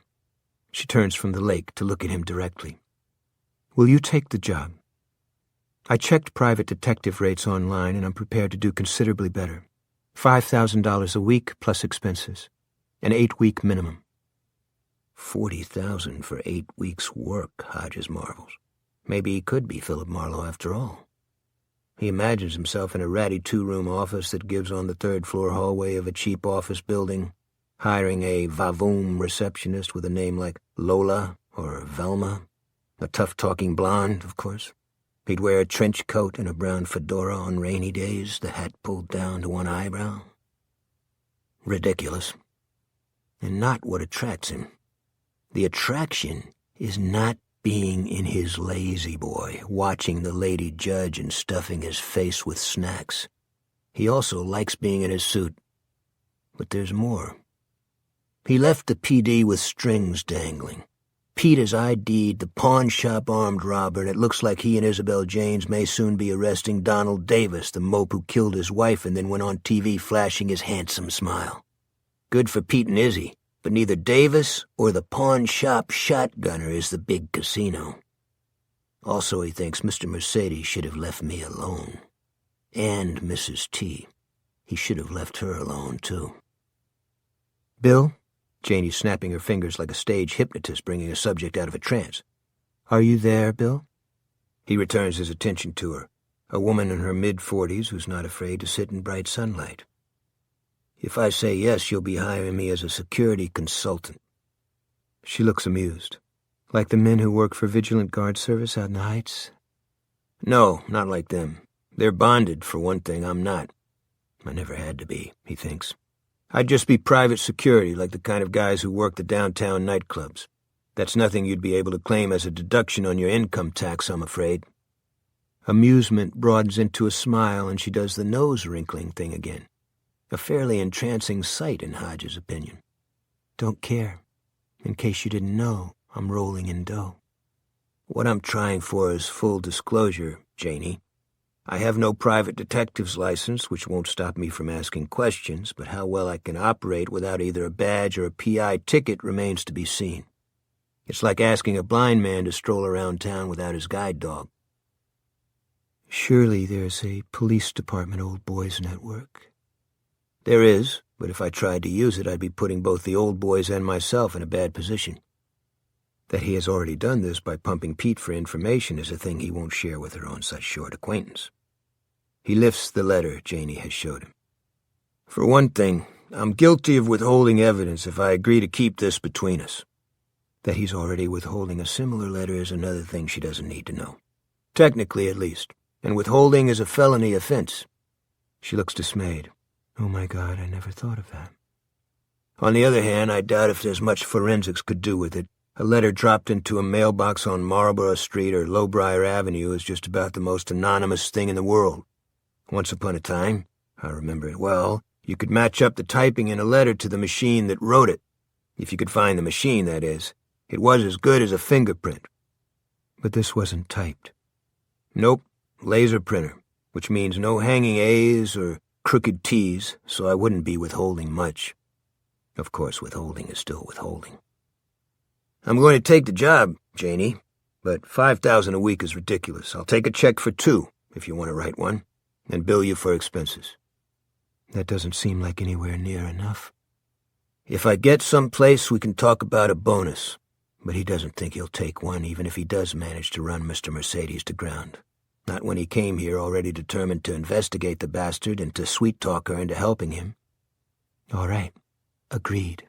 And thank you. Welcome. Now, tell me about your relationship with Olivia. All I know is it was good enough for you to call her Ollie, and I could use more. That will take some time. Would you like another cup of coffee? And a cookie or two to go with it? I have lemon snaps. Hodges says yes to both. 9. Ollie. Janie says this, then falls silent long enough for Hodges to sip some of his new cup of coffee and eat a cookie. Then she turns to the window and the sailboats again, crosses her legs, and speaks without looking at him. Have you ever loved someone without liking them? Hodges thinks of Corinne and the stormy 18 months that preceded the final split. Yes. Then you'll understand. Ollie was my big sister, 8 years older than I was. I loved her, but when she went off to college, I was the happiest girl in America. And when she dropped out 3 months later and came running back home, I felt like a tired girl who has to pick up a big sack of bricks again after being allowed to put it down for a while. She wasn't mean to me, never called me names or pulled my pigtails or teased when I walked home from junior high holding hands with Marky Sullivan. But when she was in the house, we were always at condition yellow. Do you know what I mean? Hodges isn't completely sure, but nods anyway. Food made her sick to her stomach. She got rashes when she was stressed out about anything. Job interviews were the worst, although she finally did get a secretarial job. She had good skills and she was very pretty. Did you know that? Hodges makes a non-committal noise. If he were to reply honestly, he might have said, "I can believe it because I see it in you." One time she agreed to take me to a concert. It was U2 and I was mad to see them. Ollie liked them too, but the night of the show she started vomiting. It was so bad that my parents ended up taking her to the ER and I had to stay home watching TV instead of pogoing and screaming for Bono. Ollie swore it was food poisoning, but we all ate the same meal and no one else got sick. Stress is what it was. Pure stress. And you talk about hypochondria. With my sister, every headache was a brain tumor and every pimple was skin cancer. Once she got pink eye and spent a week convinced she was going blind. Her periods were horror-ramas. She took to her bed until they were over. And still kept her job. Janie's reply is as dry as Death Valley. Ollie's periods always used to last exactly 48 hours, and they always came on the weekends. It was amazing. Oh, Hodges can think of nothing else to say. Janie spins the letter around a few times on the coffee table with the tip of her finger, then raises those light blue eyes to Hodges. He uses a phrase in here, something about having nervous tics. Did you notice that? Yes. Hodges has noticed a great many things about this letter, mostly how it is in many ways a negative image of the one he received. My sister had her share, too. You may have noticed some of them. Hodges pulls his tie first one way, then the other. Janie grins. Yes, that's one of them. There were many others. Patting light switches to make sure they were off. Unplugging the toaster after breakfast. She always said bread and butter before she went out somewhere, because supposedly if you did that, you'd remember anything you'd forgotten. I remember one day she had to drive me to school because I missed the bus. Mom and Dad had already gone to work. We got halfway there, then she became convinced the oven was on. We had to turn around and go back and check it. Nothing else would do. It was off, of course. I didn't make it to school until second period and got hit with my first and only detention. I was furious. I was often furious with her, but I loved her too. Mom, Dad, we all did. Like it was hardwired. But man, was she ever a sack of bricks. Too nervous to go out, but she not only married, she married money. Actually, she married a prematurely balding clerk in the investment company where she worked, Kent Trelawney. A nerd.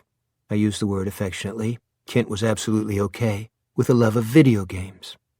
He started to invest in some of the companies that made them, and those investments paid off.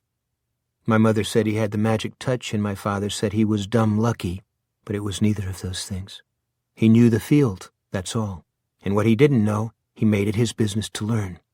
When they got married near the end of the 70s, they were only wealthy. Then Kent discovered Microsoft.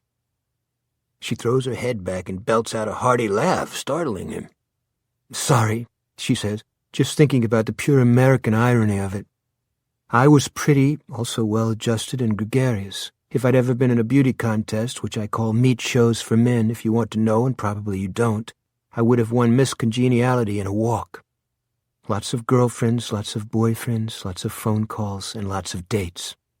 I was in charge of freshman orientation during my senior year at Catholic high school and did a great job, if I do say so myself. Soothed a lot of nerves.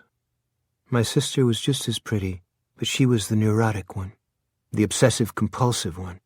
If she'd ever been in a beauty contest, she would have thrown up all over her bathing suit. Janie laughs some more. Another tear trickles down her cheek as she does.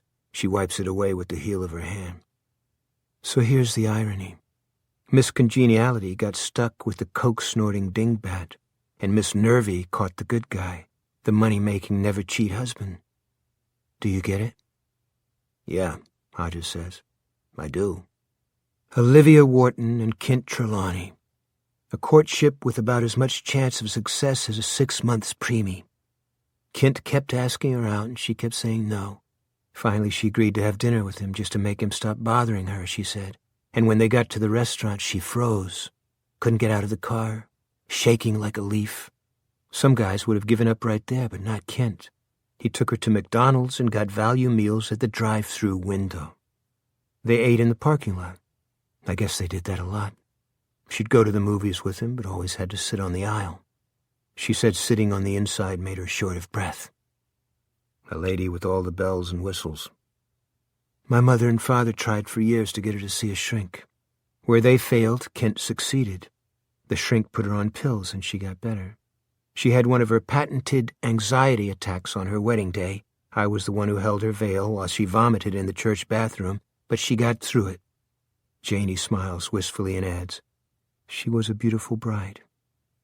Hodges sits silently, fascinated by this glimpse of Olivia Trelawney before she became Our Lady of Boatneck Tops. After she married, we drifted apart, as sisters sometimes do. We saw each other 6 times a year until our father died, even less after that. Thanksgiving, Christmas, and the 4th of July? Pretty much. I could see some of her old shit coming back, and after Kent died, it was a heart attack. All of it came back. She lost a ton of weight. She went back to the awful clothes she wore in high school and when she was working in the office. Some of this I saw when I came back to visit her and Mom, some when we talked on Skype. He nods his understanding. I've got a friend who keeps trying to hook me up with that. She regards him with a smile. You're old school, aren't you? I mean, really? Her smile fades.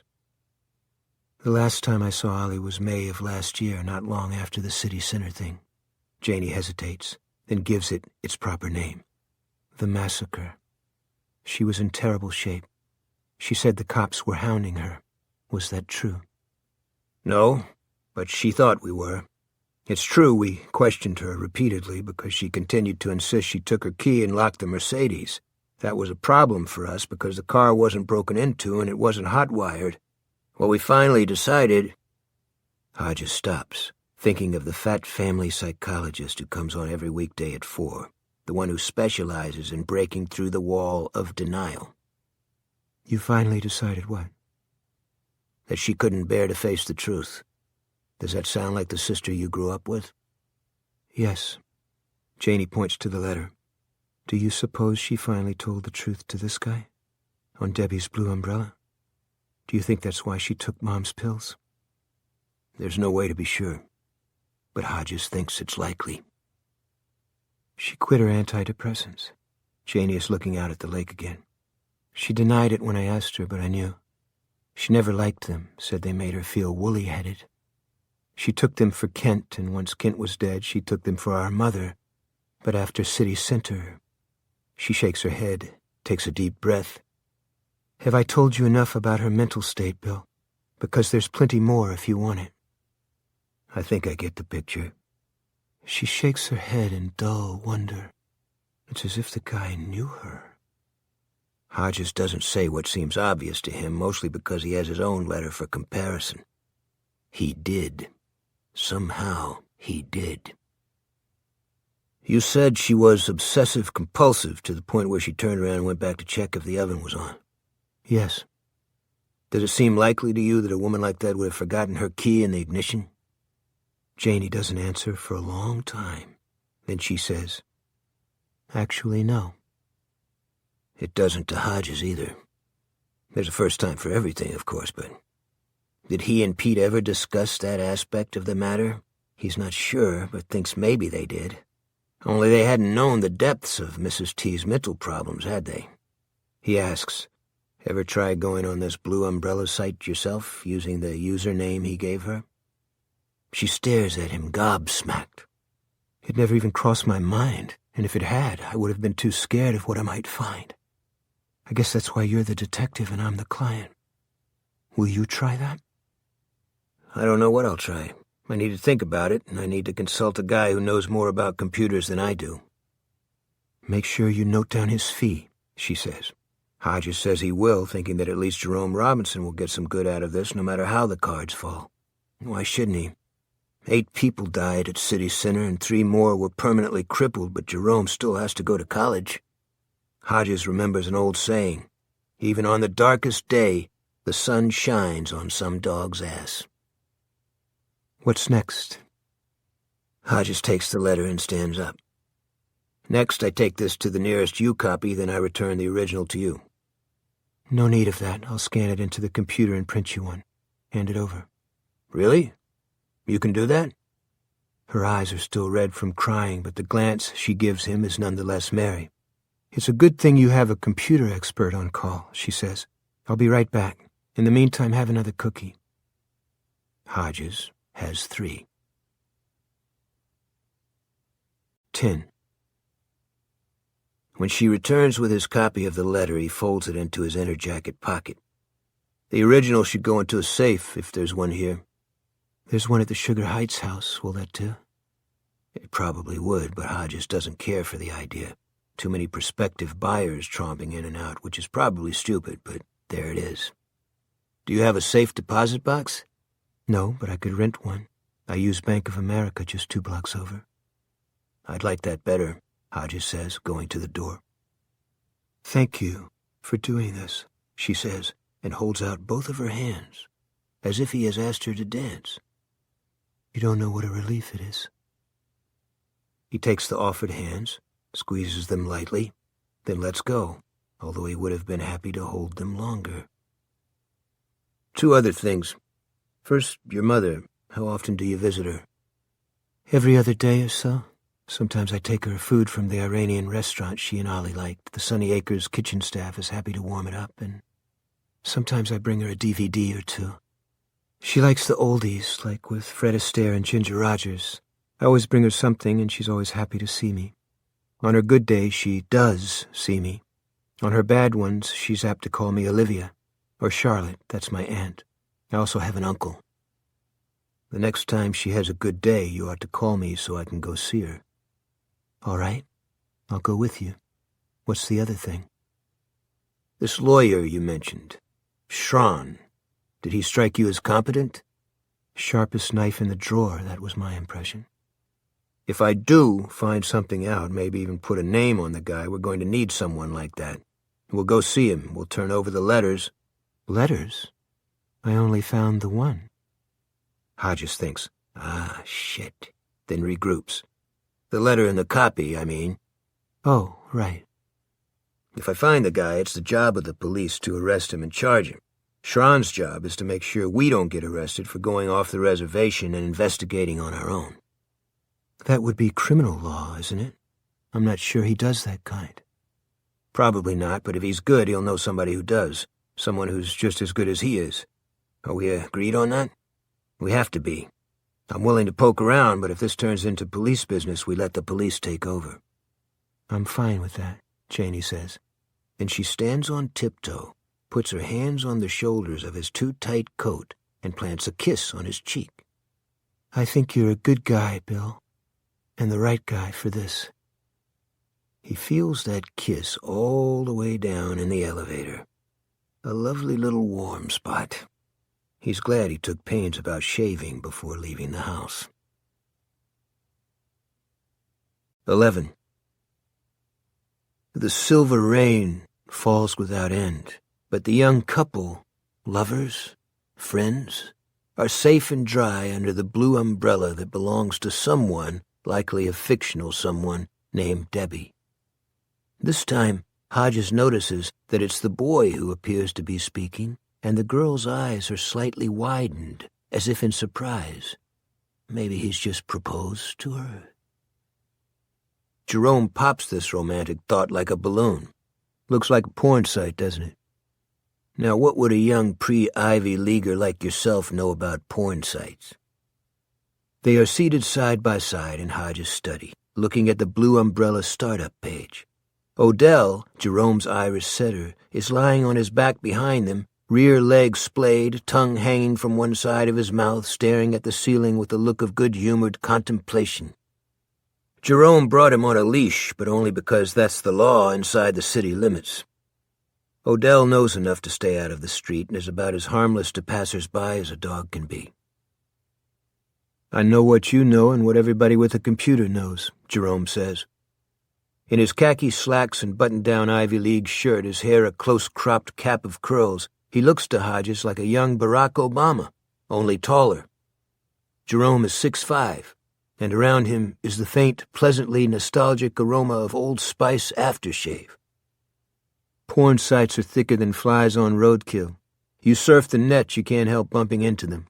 And the ones with the innocent-sounding names are the ones most apt to be loaded. Loaded how? With the kinds of images that can get you arrested. Kiddie porn, you mean? Or torture porn. 99% of the whips and chains stuff is fake, the other 1%. Jerome shrugs. And you know this how? Jerome gives him a look, straight, frank, and open. Not an act, just the way he is, and what Hodges likes most about the kid. His mother and father are the same way, even his little sis. Mr. Hodges, everybody knows. If they're under 30, that is. Back in the day, people used to say, don't trust anyone over 30. Jerome smiles. I trust them, but when it comes to computers, an awful lot of them are clueless. They beat up their machines and expect them to work. They open bareback email attachments. They go to websites like this, and all at once their computer goes HAL 9000 and starts downloading pictures of teenage escorts or terrorist videos that show people getting their heads chopped off.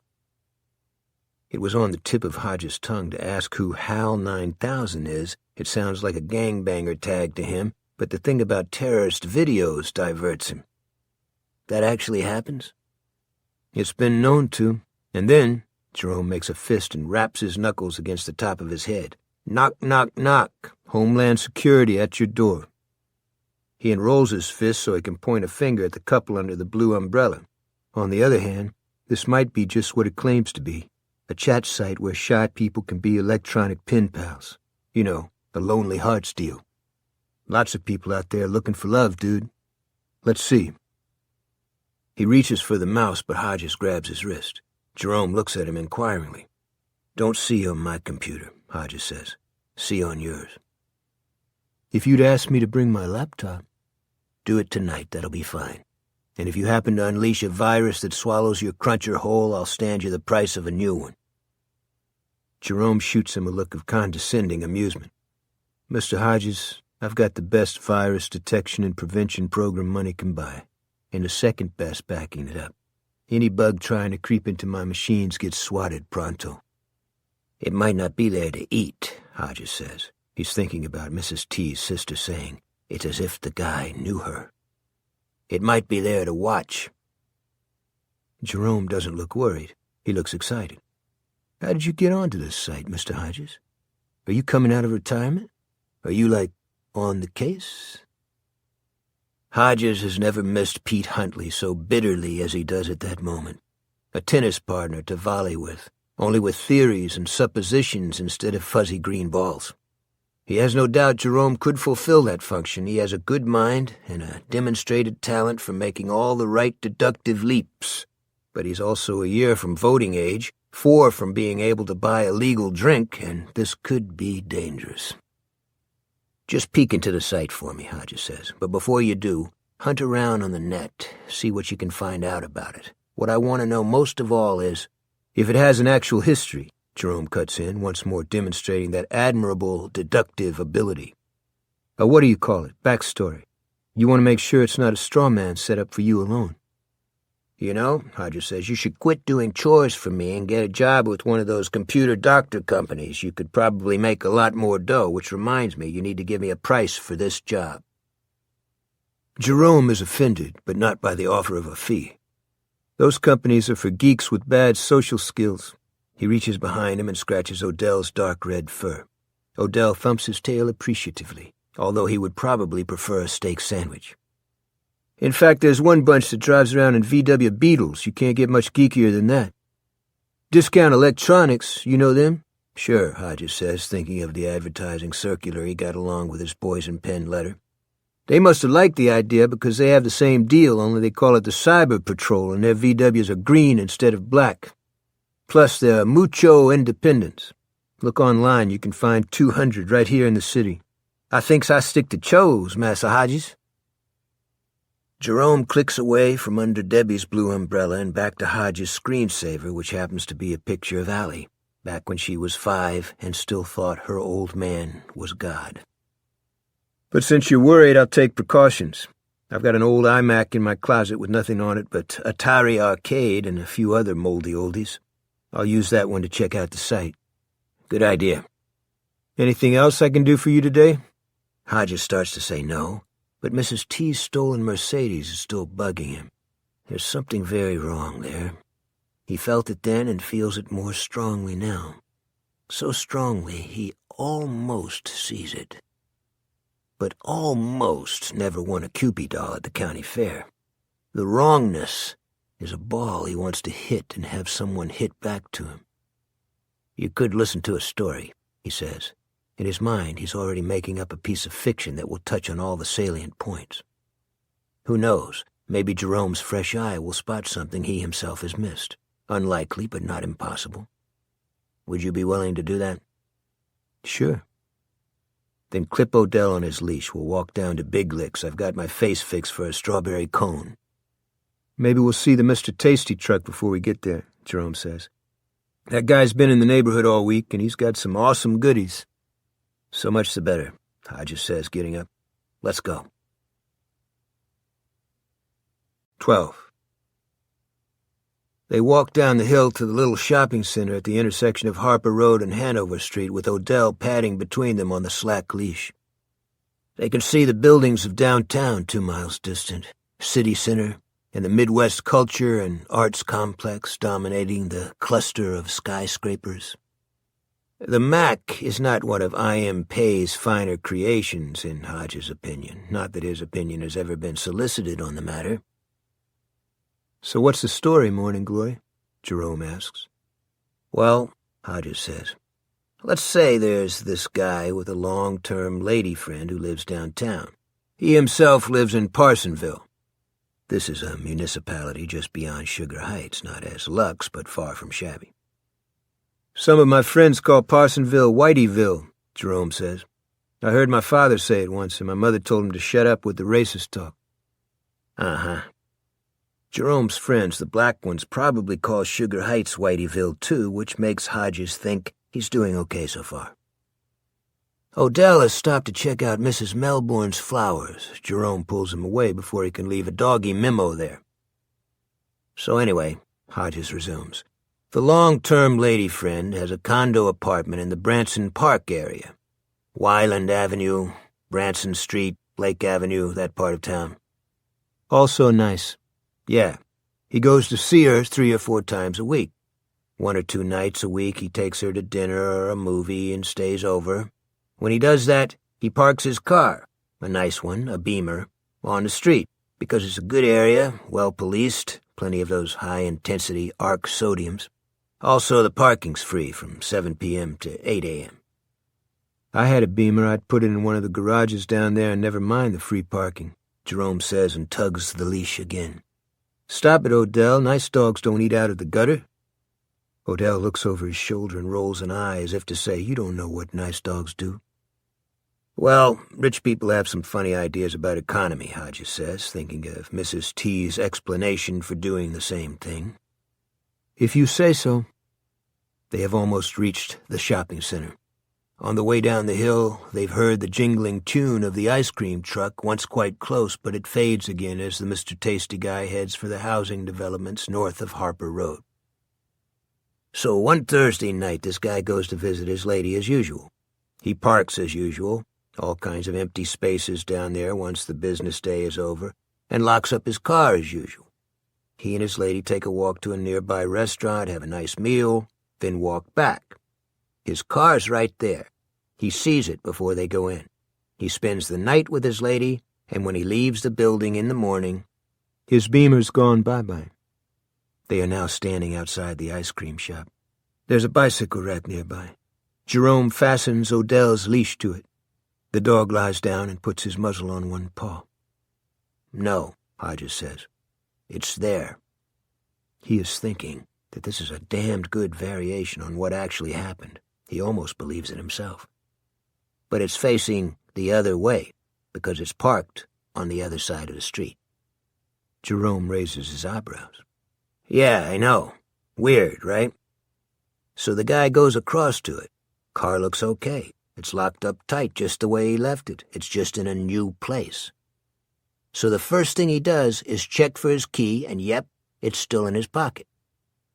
So what the hell happened, Jerome? I don't know, Mr. H. It's like a Sherlock Holmes story, isn't it? A real three-pipe problem. There's a little smile on Jerome's face that Hodges can't quite parse and isn't sure he likes. It's a knowing smile. Hodges digs his wallet out of his Levi's. The suit was good, but it's a relief to be back in jeans and an Indian's pullover again. He selects a $5 and hands it to Jerome. Go get our ice cream cones. I'll dog-sit Odell. You don't need to do that. He's fine. I'm sure he is, but standing in line will give you time to consider my little problem. Think of yourself as Sherlock. Maybe that'll help. Okay, Tyrone Feelgood Delight pops out. Only you is Sherlock. I is Dr. Watson. 13. There's a pocket park on the far side of Hanover. They cross at the walk light, grab a bench, and watch a bunch of shaggy-haired middle school boys dare life and limb in the sunken concrete skateboarding area. Odell divides his time between watching the boys and the ice cream cones. You ever try that? Hodges asks, nodding at the daredevils. No, sir. Jerome gives him a wide-eyed stare. I is black. I spends my spare time shooting hoops and running on the cinder track at the high school. Us black fellas is mighty fast, as the whole world knows. Thought I told you to leave Tyrone at home. Hodges uses his finger to swap some ice cream off his cone and extends the dripping finger to Odell, who cleans it with alacrity. Sometimes that boy just show up, Jerome declares. Then Tyrone is gone, just like that. There's no guy and no lady friend and no Beamer. You're talking about the Mercedes killer. So much for fiction. Say I am. Are you investigating that on your own, Mr. Hodges? Hodges thinks this over very carefully, then repeats himself. Say I am. Does the Debbie's Blue Umbrella site have something to do with it? Say it does. A boy falls off his skateboard and stands up with road rash on both knees. One of his friends buzzes over, jeering. Road rash boy slides a hand across one oozing knee, flings a spray of red droplets at jeering boy, then rolls away shouting, AIDS! AIDS! Jeering boy rolls after him, only now he's laughing boy. Barbarians, Jerome mutters. He bends to scratch Odell behind the ears, then straightens up. If you want to talk about it. Embarrassed, Hodges says, I don't think at this point. I understand, Jerome says, but I did think about your problem while I was in line, and I've got a question. Yes? Your make-believe Beamer guy. Where was his spare key? Hodges sits very still, thinking how very quick this kid is. Then he sees a line of pink ice cream trickling down the side of his waffle cone and licks it off. Let's say he claims he never had one. Like the woman who owned the Mercedes did. Yes, exactly like that. Remember me telling you how my mom got pissed at my dad for calling Parsonsville Whiteyville? Yeah. Want to hear about a time when my dad got pissed at my mom? The only time I ever heard him say that's just like a woman? If it bears on my little problem, shoot. Mom's got a Chevy Malibu, candy apple red. You've seen it in the driveway. Sure. He bought it new 3 years ago and gave it to her for her birthday, provoking massive squeals of delight. Yes, Hodges thinks Tyrone Feelgood has definitely taken a hike. She drives it for a year. No problems. Then it's time to re-register. Dad said he'd do it for her on his way home from work. He goes out to get the paperwork, then comes back in from the driveway holding up a key. He's not mad, but he's irritated. He tells her that if she leaves her spare key in the car, someone could find it and drive her car away. She asks where it was. He says in a plastic Ziploc bag along with her registration, her insurance card, and the owner's manual, which she had never opened. Still had the paper band around it that says, "Thanks for buying your new car at Lake Chevrolet." Another drip is trickling down Hodges' ice cream. This time he doesn't notice it even when it reaches his hand and pools there. In the glove compartment, yes. My dad said it was careless, and my mom said... Jerome leans forward, his brown eyes fixed on Hodges' gray ones. She said she didn't even know it was there. That's when he said it was just like a woman, which didn't make her happy. Bet it didn't. In Hodges' brain, all sorts of gears are engaging.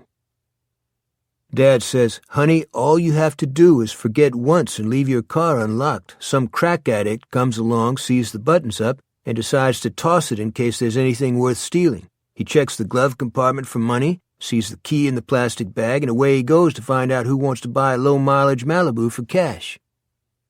What did your mother say to that? Jerome grins. First thing, she turned it around. No one does that any better than my mom's. She says, "You bought the car, and you brought it home. You should have told me." I'm eating my breakfast while they're having this little discussion and thought of saying, "If you'd ever check the owner's manual, Mom, maybe just to see what all those cute little lights on the dashboard signify," but I kept my mouth shut. My mom and dad don't get into it often, but when they do, a wise person steers clear. Even the Barbster knows that, and she's only 9. It occurs to Hodges that when he and Corinne were married, this is something Allison also knew. The other thing she said was that she never forgets to lock her car, which so far as I know is true. Anyway, that key is now hanging on one of the hooks in our kitchen, safe, sound, and ready to go if the primary ever gets lost. Hodges sits looking at the skateboarders but not seeing them. He's thinking that Jerome's mom had a point when she said her husband should have either presented her with the spare key or at least told her about it. You don't just assume people will do an inventory and find things by themselves. But Olivia Trelawney's case was different. She bought her own car and should have known. Only the salesman had probably overloaded her with info about her expensive new purchase. They had a way of doing that. When to change the oil, how to use the cruise control, how to use the GPS. Don't forget to put your spare key in a safe place. Here's how you plug in your cell phone. Here's the number to call roadside assistance if you need it. Click the headlight switch all the way to the left to engage the twilight function. Hodges could remember buying his first new car and letting the guy's post-sales tutorial wash over him. Yep, right, gotcha. Just anxious to get his new purchase out on the road, to dig the rattle-free ride and inhale that incomparable new car smell, which to the buyer is the aroma of money well spent. But Mrs. T was obsessive-compulsive. He could believe she'd overlooked the spare key and left it in the glove compartment. But if she had taken her primary key that Thursday night, wouldn't she also have locked the car doors? She said she did, had maintained that to the very end. And really, think about it. Mr. Hodges, with the new smart keys, it's a simple 3-step process, isn't it? He says. Step 1, turn off the engine. Step 2, remove the key from the ignition. If your mind's on something else and you forget Step 2, there's a chime to remind you. Step 3, close the door and push the button stamped with the padlock icon. Why would you forget that with the key right there in your hand? Theft-proofing for dummies. True that, Mr. H., but some dummies forget anyway. Hodges is too lost in thought for reticence. She was no dummy. Nervous and twitchy, but not stupid. If she took her key, I almost have to believe she locked her car. And the car wasn't broken into, so even if she did leave the spare in her glove compartment, how did the guy get to it? So it's a locked car mystery instead of a locked room. This be a faux pipe problem. Hodges doesn't reply. He's going over it and over it. That the spare might have been in the glove compartment now seems obvious, but did either he or Pete ever raise the possibility? He's pretty sure they didn't. Because they thought like men? Or because they were pissed at Mrs. T's carelessness and wanted to blame her? And she was to blame, wasn't she? Not if she really did lock her car, he thinks. Mr. Hodges, what does that Blue Umbrella website have to do with the Mercedes killer? Hodges comes back out of his own head. He's been in deep, and it's a pretty long trudge. I don't want to talk about that just now, Jerome. But maybe I can help. Has he ever seen Jerome this excited? Maybe once when the debate team he captained his sophomore year won the citywide championship. Find out about that website and you will be helping, Hodges says. You don't want to tell me because I'm a kid. That's it, isn't it? It is part of the reason, but Hodges has no intention of saying so, and as it happens, there's something else. It's more complicated than that. I'm not a cop anymore, and investigating the city center thing skates right up to the edge of what's legal. If I find anything out and don't tell my old partner, who's now the lead on the Mercedes killer case, I'll be over the edge. You have a bright future ahead of you, including just about any college or university you decide to favor with your presence. What would I say to your mother and father if you got dragged into an investigation of my actions, maybe as an accomplice? Jerome sits quietly, digesting this. Then he gives the end of his cone to Odell, who accepts it eagerly. I get it. Do you? Yeah. Jerome stands up and Hodges does the same. Still friends? Sure. But if you think I can help you, promise me that you'll ask. You know what they say, 2 heads are better than 1. That's a deal. They start back up the hill. At first, Odell walks between them as before, then starts to pull ahead because Hodges is slowing down. He's also losing his breath. I've got to drop some weight, he tells Jerome.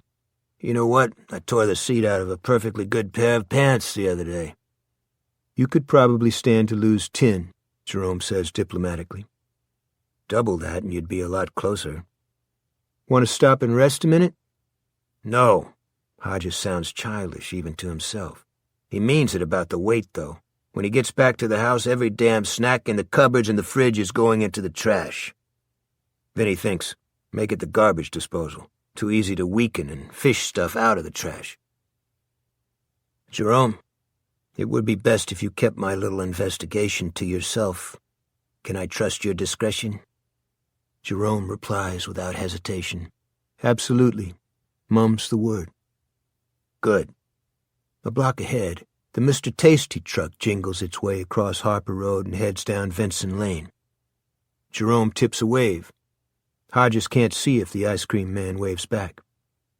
Now we see him, Hodges said. Jerome turns, gives him a grin. Ice cream man's like a cop.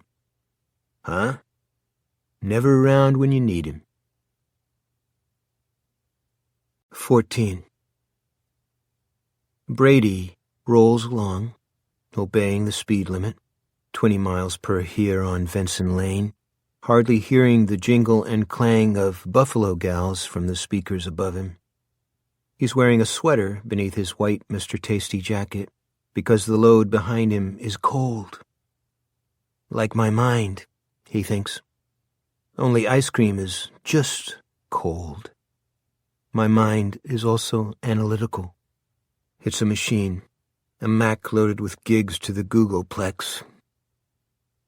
He turns it to what he has just seen, the fat ex-cop walking up Harper Road Hill with Jerome Robinson and the Irish setter with the nigger name. Jerome gave him a wave, and Brady gave it right back, because that's the way you blend in. Like listening to Freddie Linklater's endless rants about how tough it was to be a gay woman in a straight world. Kermit, William, I wish I was young, Hodges, and Jerome, I wish I was white, Robinson. What was the odd couple talking about? That's something Brady Hartsfield would like to know. Maybe he'll find out if the cop takes the bait and strikes up a conversation on Debbie's blue umbrella. It certainly worked with the rich bitch. Once she started talking, nothing could stop her. The det Rhett and his darky houseboy. Also Odell. Don't forget Odell. Jerome and his little sister love that dog. It would really break them up if something happened to it. Probably nothing will, but maybe he'll research some more poisons on the net when he gets home tonight. Such thoughts are always flitting through Brady's mind. They are the bats in his belfry. This morning at DE, as he was inventorying another load of cheap-ass DVDs, why more are coming in at the same time they're trying to dump stock is a mystery that will never be solved. It occurred to him that he could use his suicide vest to assassinate the president, Mr. Barack, I wish I was white, Obama. Go out in a blaze of glory. Barack comes to this state often because it's important to his re-election strategy. And when he comes to the state, he comes to this city, has a rally, talks about hope, talks about change, rah, rah, rah, blah, blah, blah. Brady was figuring out how to avoid metal detectors and random checks when Tones Frobisher buzzed him and told him he had a service call. By the time he was on the road in one of the green Cyber Patrol VWs, he was thinking about something else. Brad Pitt, to be exact. Fucking matinee idol. Sometimes, though, his ideas stick. A chubby little boy comes running down the sidewalk waving money. Brady pulls over. "I want chocolate," the little boy brays, "and I want it with sprinkles." "You got it, you fat-ass little creep," Brady thinks and smiles his widest, most charming smile. "Fuck up your cholesterol all you want. I give you until 40, and who knows, maybe you'll survive the first heart attack. That won't stop you, though, nope. Not when the world is full of beer and Whoppers and chocolate ice cream." "You got it, little buddy. One chocolate with sprinkles coming right up. How was school? Get any A's?" 15. That night, the TV never goes on at 63 Harper Road, not even for the evening news. Nor does the computer. Hodges hauls out his trusty legal pad instead. Janelle Patterson called him old school. So he is, and he doesn't apologize for it. This is the way he has always worked, the way he's most comfortable. Sitting in beautiful no-TV silence, he reads over the letter Mr. Mercedes sent him. Then he reads the one Mrs. T got. Back and forth he goes for an hour or more, examining the letters line by line. Because Mrs. T's letter is a copy, he feels free to jot in the margins and circle certain words. He finishes this part of his procedure by reading the letters aloud. He uses different voices because Mr. Mercedes has adopted 2 different personae. The letter Hodges received is gloating and arrogant. "Ha ha, you broken-down old fool," it says. "You have nothing to live for, and you know it, so why don't you just kill yourself?" The tone of Olivia Trelawney's letter is cringing and melancholy, full of remorse and tales of childhood abuse. But here also is the idea of suicide, this time couched in terms of sympathy. "I understand. I totally get it, because I feel the same." At last he puts the letters in a folder with Mercedes Killer printed on the tab. There's nothing else in it, which means it's mighty thin. But if he's still any good at his job, it will thicken with page after page of his own notes. He sits for 15 minutes, hands folded on his too large middle like a meditating Buddha. Then he draws the pad to him and begins writing. "I think I was right about most of the stylistic red herrings. In Mrs. T's letter, he doesn't use exclamation points, capitalized phrases, or many one-sentence paragraphs. The ones at the end are for dramatic effect. I was wrong about the quotation marks. He likes those. Also fond of underlining things. He may not be young after all. I could have been wrong about that." But he thinks of Jerome, who has already forgotten more about computers and the internet than Hodges himself will ever learn, and of Janie Patterson, who knew how to make a copy of her sister's letter by scanning and who uses Skype. Janie Patterson, who's got to be almost 20 years younger than he is.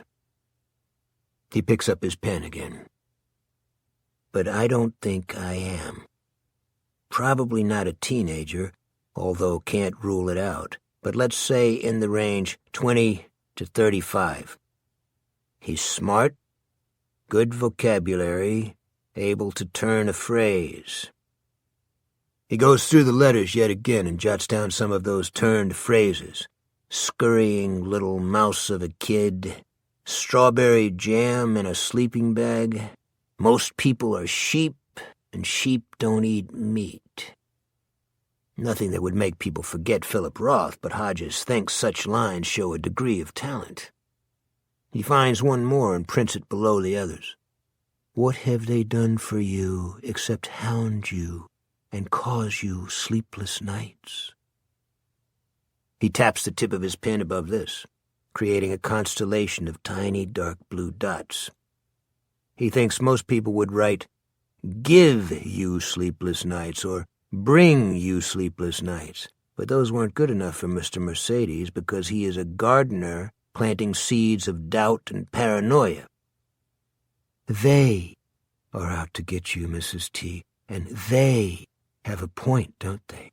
Because you did leave your key. The cops say so. I say so, too, and I was there. How can we both be wrong? He writes these ideas down, boxes them, then turns to a fresh sheet. Best point of identification is still perk for perp. He uses it in both letters, but also note hyphens in the Trelawney letter. Bee-hive instead of beehive. Week days instead of weekdays. If I'm able to ID this guy and get a writing sample, I can nail him. Such stylistic fingerprints wouldn't be enough to convince a jury, but Hodges himself? Absolutely. He sits back again, head tilted, eyes fixed on nothing. He isn't aware of time passing. For Hodges, time, which has hung so heavy since his retirement, has been canceled. Then he lurches forward, off his chair squalling an unheard protest, and writes in large capital letters, "Has Mr. Mercedes been watching?" Hodges feels all but positive he has been, that it's his M.O. He followed Mrs. Trelawney's vilification in the newspapers. He watched her 2 or 3 appearances on the TV news. Curt and unflattering, those appearances drove her already low approval ratings into the basement. He may have done drive-bys on her house as well. Hodges should talk to Radney Peoples again and find out if Peoples or any other vigilant employees noted certain cars cruising Mrs. Trelawney's Sugar Heights neighborhood in the weeks before she caught the bus. And someone sprayed "killer cunt" on one of her gate posts. How long before her suicide was that? Maybe Mr. Mercedes did it himself. And of course he could have gotten to know her better, lots better, if she took him up on his invitation to meet under the blue umbrella. And then there's me, he thinks, and looks at the way his own letter ends. "I wouldn't want you to start thinking about your gun," followed by, "But you are thinking of it, aren't you?" Is Mr. Mercedes talking about his theoretical service weapon, or has he seen the .38 Hodges sometimes plays with? No way of telling. But I think he has. He knows where I live. You can look right into my living room from the street, and I think he's seen it. The idea that he's been watched fills Hodges with excitement rather than dread or embarrassment. If he could match some vehicle the vigilant people have noticed with a vehicle spending an inordinate amount of time on Harper Road, that's when the telephone rings. 16. Hi, Mr. H. Sup, Jerome? I'm under the umbrella. Hodges puts his legal pad aside. The first 4 pages are now full of disjointed notes, the next 3 with a close-written case summary, just like in the old days. He rocks back in his chair. It didn't eat your computer, I take it? Nope. No worms, no viruses, and I've already got 4 offers to talk with new friends. One's from Abilene, Texas. She says her name is Bernice, but I can call her Bernie, with an I. She sounds cute as hell, and I won't say I'm not tempted, but she's probably a cross-dressing shoe salesman from Boston who lives with his mother. The internet, dude. It's a wonder box. Hodges grins. First, the background, which I partly got from poking around that self-same internet and mostly from a couple of computer science geeks at the university. You ready? Hodges grabs his legal pad again and turns to a fresh page. Hit me, which is exactly what he used to say to Pete Huntley when Pete came in with fresh information on a case. Okay, but first, do you know what the most precious internet commodity is? Nope. And thinking of Janie Patterson. I'm old school. Jerome laughs. That you are, Mr. Hodges. It's part of your charm. Dryly. Thank you, Jerome. The most precious commodity is privacy, and that's what Debbie's Blue Umbrella and sites like it deliver. They make Facebook look like a party line back in the 1950s. Hundreds of privacy sites have sprung up since 9/11. That's when the various first world governments really started to get snoopy. The powers that be fear the net, dude, and they're right to fear it. Anyway, most of these EP sites, stands for Extreme Privacy, operate out of Central Europe. They are to internet chat what Switzerland is to bank accounts. You with me? Yeah. The Blue Umbrella servers are in Olivo, a Bosnian ville that was mostly known for bullfights until 2005 or so. Encrypted servers. We're talking NASA quality, okay? Traceback's impossible. Unless NSA or the Kangshung, that's the Chinese version of the NSA, have got some super-secret software nobody knows about. And even if they do, Hodges thinks, they'd never put it to use in a case like the Mercedes killer. Here's another feature especially handy in the age of sexting scandals. Mr. H, have you ever found something on the net, like a picture or an article in a newspaper, that you wanted to print and you couldn't? A few times, yeah. You hit print, and the print preview shows nothing but a blank page. It's annoying. Same thing on Debbie's Blue Umbrella. Jerome doesn't sound annoyed. He sounds admiring. I had a little back and forth with my new friend Bernie. You know, how's the weather there? What are your favorite groups? That kind of thing. And when I tried to print our conversation, I got a pair of lips with a finger across them and a message that says, shh, S-H-H-H. Jerome spells this out just to be sure Hodges gets it. You can make a record of the conversation. You bet, Hodges thinks, looking fondly down at the jotted notes on his legal pad. But you'd have to take screenshots or something, which is a pain in the ass. You see what I mean about the privacy, right? These guys are serious about it. Hodges does see. He flips back to the first page of his legal pad and circles one of his earliest notes. Computer savvy? Under 50? When you click in, you get the usual choice, enter username or register now. Since I didn't have a username, I clicked register now and got one. If you want to talk with me under the Blue Umbrella, I'm Tyrone40. Next, there's a questionnaire you fill out. Age, sex, interests, things like that. And then you have to punch in your credit card number. It's $30 a month. I did it because I have faith in your powers of reimbursement. Your faith will be rewarded, my son. The computer thinks it over for 90 seconds or so. The Blue Umbrella spins and the screen says, sorting. Then you get a list of people with interests similar to yours. You just bang on a few and pretty soon you're chatting up a storm. Could people use this to exchange porn? I know the descriptor says you can't, but... You could use it to exchange fantasies, but no pics. Although I could see how weirdos, child abusers, crush freaks, that kind of thing, could use the Blue Umbrella to direct like-minded friends to sites where outlaw images are available. Hodges starts to ask what crush freaks are, then decides he doesn't want to know. Mostly just innocent chat, then. Well, what? I can see how crazies might use it to exchange badass info, like how to build bombs and stuff. Let's say I already have a username. What happens then? Do you? The excitement is back in Jerome's voice. Let's say I do. That would depend on whether you just made it up or if you got it from someone who wants to chat with you. Like he gave it to you on the phone or in an email. Hodges grins.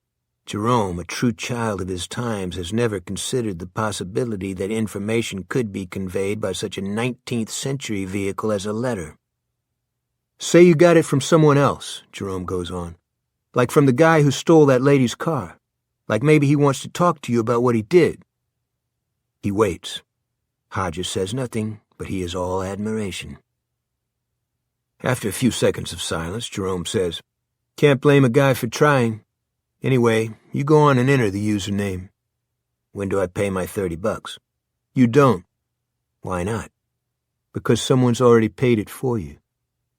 Jerome sounds sober now. Dead serious. Probably don't need to tell you to be careful, but I will anyway. Because if you already have a username, this guy's waiting for you. 17.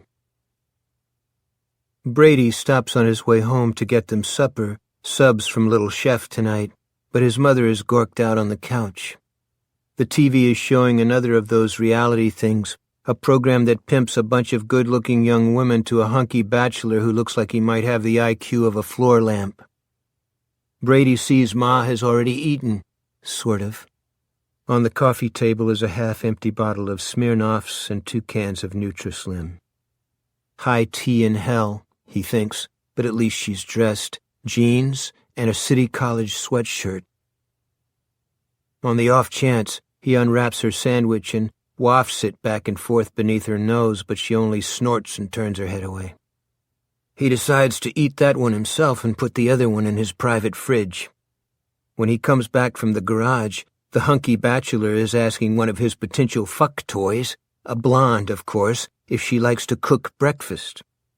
The blonde's simpering reply, Do you like something hot in the morning?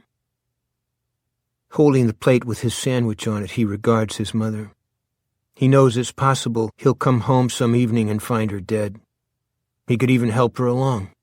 Just pick up one of the throw pillows and settle it over her face. It wouldn't be the first time murder was committed in this house.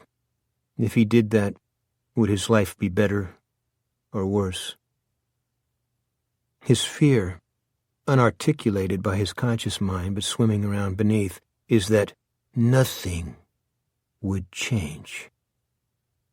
He goes downstairs, voice commanding the lights and computers. He sits in front of number 3 and goes on Debbie's blue umbrella, sure that by now the fat ex-cop will have taken the bait. There's nothing. He smacks his fist into his palm, feeling a dull throb at his temples that is the sure harbinger of a headache, a migraine that's apt to keep him awake half the night. Aspirin doesn't touch those headaches when they come. He calls them the little witches, only sometimes the little witches are big. He knows there are pills that are supposed to relieve headaches like that. He's researched them on the net, but you can't get them without a prescription, and Brady is terrified of doctors. What if one of them discovered he was suffering from a brain tumor? A glioblastoma, which Wikipedia says is the worst. What if that's why he killed the people at the job fair? Don't be stupid. A glio would have killed you months ago. Okay, but suppose the doctor said his migraines were a sign of mental illness. Paranoid schizophrenia, something like that.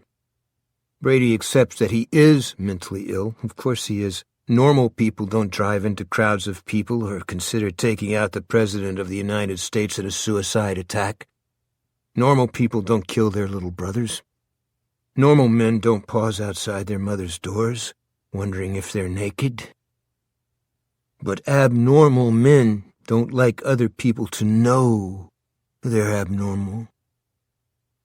He shuts off his computer and wanders aimlessly around his control room. He picks up Thing 2, then puts it down again. Even this isn't original, he's discovered. Car thieves have been using gadgets like this for years. He hasn't dared to use it since the last time he used it on Mrs. Trelawney's Mercedes, but maybe it's time to bring good old Thing 2 out of retirement. It's amazing what people leave in their cars. Using Thing 2 is a little dangerous, but not very. Not if he's careful. And Brady can be very careful. Fucking ex-cop. Why hasn't he taken the bait? Brady rubs his temples. 18. Hodges hasn't taken the bait because he understands the stakes. Pot limit. If he writes the wrong message, he'll never hear from Mr. Mercedes again. On the other hand, if he does what he's sure Mr. Mercedes expects, coy and clumsy efforts to discover who the guy is, the conniving son of a bitch will run rings around him. The question to be answered before he starts is simple. Who is going to be the fish in this relationship, and who is going to be the fisherman?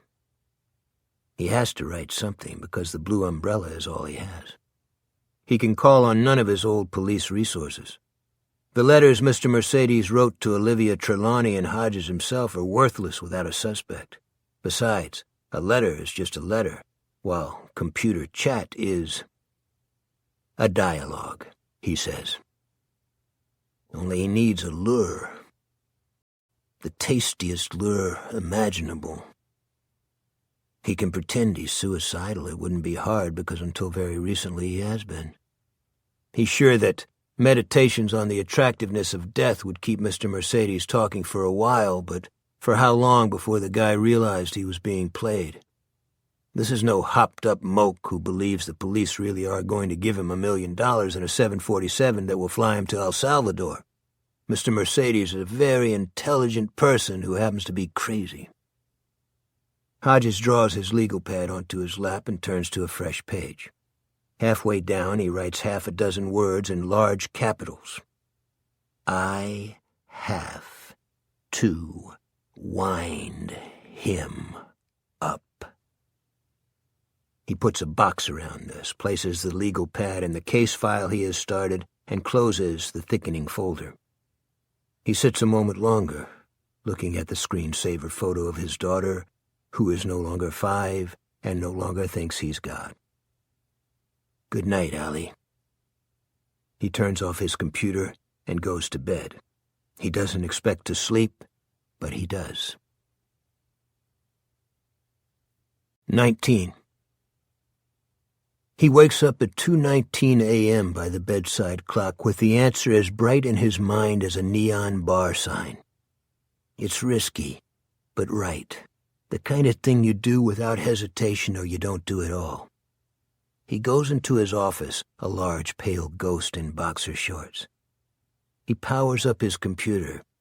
He goes to Debbie's blue umbrella and clicks Get Started Now. A new image appears. This time, the young couple is on what looks like a magic carpet floating over an endless sea. The silver rain is falling, but they are safe and dry beneath the blue umbrella. There are 2 buttons below the carpet, Register Now on the left and Enter Password on the right. Hodges clicks Enter Password, and in the box that appears he types Kermit Frog 19. He hits Return and a new screen appears. On it is this message. Merce Kill wants to chat with you. Do you want to chat with Merce Kill? Y. N. He puts the cursor on Y and clicks his mouse. A box for his message appears. Hodges types quickly without hesitation. 20. 3 miles away at 49 Elm Street in Northfield, Brady Hartsfield can't sleep. His head thumps. He thinks, Frankie. My brother, who should have died when he choked on that apple slice. Life would have been so much simpler if things had happened that way. He thinks of his mother, who sometimes forgets her nightgown and sleeps raw. Most of all, he thinks of the fat ex-cop. At last he gets up and leaves his bedroom, pausing for a moment outside his mother's door, listening to her snore. The most unerotic sound in the universe, he tells himself, but still he pauses. Then he goes downstairs, opens the basement door, and closes it behind him.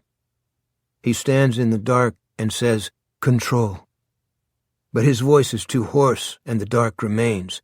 He clears his throat and tries again. Control. The lights come on. Chaos lights up his computers, and darkness stops the 7-screen countdown. He sits in front of his number 3. Among the litter of icons is a small blue umbrella. He clicks on it, unaware that he's been holding his breath until he lets it out in a long, harsh gasp. Kermit Frog, 19, wants to chat with you. Do you want to chat with Kermit Frog, 19? Y. In. Brady hits Y and leans forward. His eager expression remains for a moment before puzzlement seeps in. Then as he reads the short message over and over, puzzlement becomes first anger and then naked fury. Seen a lot of false confessions in my time, but this one's a dilly. I'm retired, but not stupid. Withheld evidence proves you are not the Mercedes killer. Fuck off, asshole. Brady feels an almost insurmountable urge to slam his fist through the screen, but restrains it. He sits in his chair, trembling all over. His eyes are wide and unbelieving. A minute passes. 2, 3. Pretty soon I'll get up, he thinks. Get up and go back to bed. Only what good will that do? He won't be able to sleep. You fat fuck, he whispers, unaware that hot tears have begun to spill from his eyes. You fat, stupid, useless fuck. It was me. It was me. It was me. Withheld evidence proves. That is impossible. He seizes on the necessity of hurting the fat ex-cop, and with the idea the ability to think returns. How should he do that? He considers the question for nearly half an hour, trying on and rejecting several scenarios. The answer, when it comes, is elegantly simple. The fat ex-cop's friend, his only friend so far as Brady has been able to ascertain, is a nigger kid with a white name. And what does the nigger kid love? What does his whole family love? The Irish setter, of course. Odell. Brady recalls his earlier fantasy about poisoning a few gallons of Mr. Tasty's finest and starts laughing. He goes on the internet and begins doing research. My due diligence, he thinks, and smiles. At some point he realizes his headache is gone. Poison bait. 1. Brady Hartsfield doesn't need long to figure out how he's going to poison Jerome Robinson's canine pal, Odell.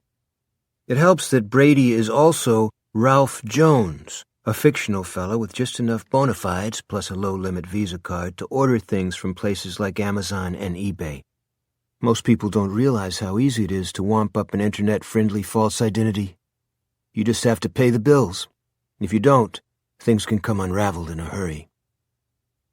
As Ralph Jones, he orders a 2-pound can of Gopher Go and gives Ralphie's mail drop address, the Speedy Postal not far from Discount Electronics. The active ingredient in Gopher Go is strychnine. Brady looks up the symptoms of strychnine poisoning on the net and is delighted to find that Odell will have a tough time of it. 20 minutes or so after ingestion, muscle spasms start in the neck and head. They quickly spread to the rest of the body. The mouth stretches in a grin, at least in humans. Brady doesn't know about dogs. There may be vomiting, but by then too much of the poison has been absorbed and it's too late. Convulsions set in and get worse until the backbone turns into a hard and constant arch. Sometimes the spine actually snaps. When death comes, as a relief, Brady is sure, it's as a result of asphyxiation. The neural pathways tasked with running air to the lungs from the outside world just give up. Brady can hardly wait. At least it won't be a long wait, he tells himself as he shuts off his 7 computers and climbs the stairs. The stuff should be waiting for him next week. The best way to get it into the dog, he thinks, would be in a ball of nice juicy hamburger. All dogs like hamburger, and Brady knows exactly how he's going to deliver Odell's treat. Barbara Robinson, Jerome's little sister, has a friend named Hilda. The two girls like to visit Zoni's Go-Mart, the convenience store a couple of blocks from the Robinson house. They say it's because they like the grape ices, but what they really like is hanging out with their other little friends. They sit on the low stone wall at the back of the store's 4-car parking lot, half a dozen chickadees gossiping and giggling and trading treats. Brady has seen them often when he's driving the Mr. Tasty truck. He waves to them, and they wave back. Everybody likes the ice cream man. Mrs. Robinson allows Barbara to make these trips once or twice a week. Zoni's isn't a drug hangout, a thing she has probably investigated for herself, but she has put conditions on her approval that Brady has had no trouble deducing. Barbara can never go alone. She always must be back in an hour. She and her friend must always take Odell. No dogs are allowed in the Go-Mart, so Barbara tethers him to the door handle of the outside restroom while she and Hilda go inside to get their grape-flavored ice. That's when Brady, driving his personal car, a nondescript Subaru, will toss Odell the lethal burger ball. The dog is big. He may last 24 hours. Brady hopes so. Grief has a transitive power which is nicely expressed by the axiom, shit rolls downhill. The more pain Odell feels, the more pain the nigger girl and her big brother will feel. Jerome will pass his grief on to the fat ex-cop, a.k.a. Kermit William Hodges, and the fat ex-cop will understand the dog's death is his fault. Payback for sending Brady that infuriating and disrespectful message. When Odell dies, the fat ex-cop will know. Halfway up to the second floor, listening to his mother snoring, Brady stops, eyes wide with dawning realization. The fat ex-cop will know. And that's the trouble, isn't it? Because actions have consequences. It's the reason why Brady might daydream about poisoning a load of the ice cream he sells the kiddies, but wouldn't actually do such a thing. Not as long as he wants to keep flying under the radar, that is, and for now he does. So far, Hodges hasn't gone to his pals in the police department with the letter Brady sent. At first, Brady believed it was because Hodges wanted to keep it between the two of them. Maybe take a shot at tracking down the Mercedes killer himself and getting a little post-retirement glory. But now he knows better. Why would the fucking debt rat want to track him down when he thinks Brady's nothing but a crank? Brady can't understand how Hodges could come to that conclusion when he, Brady, knew about the bleach and the hairnet, details never released to the press, but somehow he has. If Brady poisons Odell, Hodges will call in his police pals, starting with his old partner Huntley. Worse, it may give the man Brady hoped to goad into suicide a new reason to live, defeating the whole purpose of the artfully composed letter. That would be completely unfair. Pushing the Trelawney bitch over the edge had been the greatest thrill of his life, far greater, for reasons he doesn't understand or care to, than killing all those people with her car, and he wanted to do it again.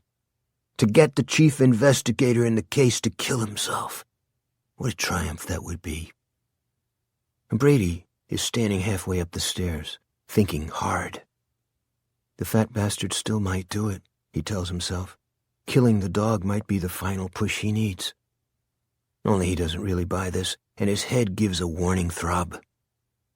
He feels a sudden urge to rush back down to the basement, go on the blue umbrella, and demand that the fat ex-cop tell him what bullshit withheld evidence he's talking about so he, Brady, can knock it down. But to do that would be a bad mistake. It would look needy, maybe even desperate. Withheld evidence. Fuck off, asshole. But I did it. I risked my freedom. I risked my life, and I did it. You can't take away the credit. It's not fair. His head throbs again. You stupid cocksucker, he thinks. One way or the other you're going to pay, but not until after the dog dies. Maybe your nigger friend will die, too. Maybe that whole nigger family will die. And after them, maybe a whole lot of other people. Enough to make what happened at City Center look like a picnic. He goes up to his room and lies down on his bed in his underwear.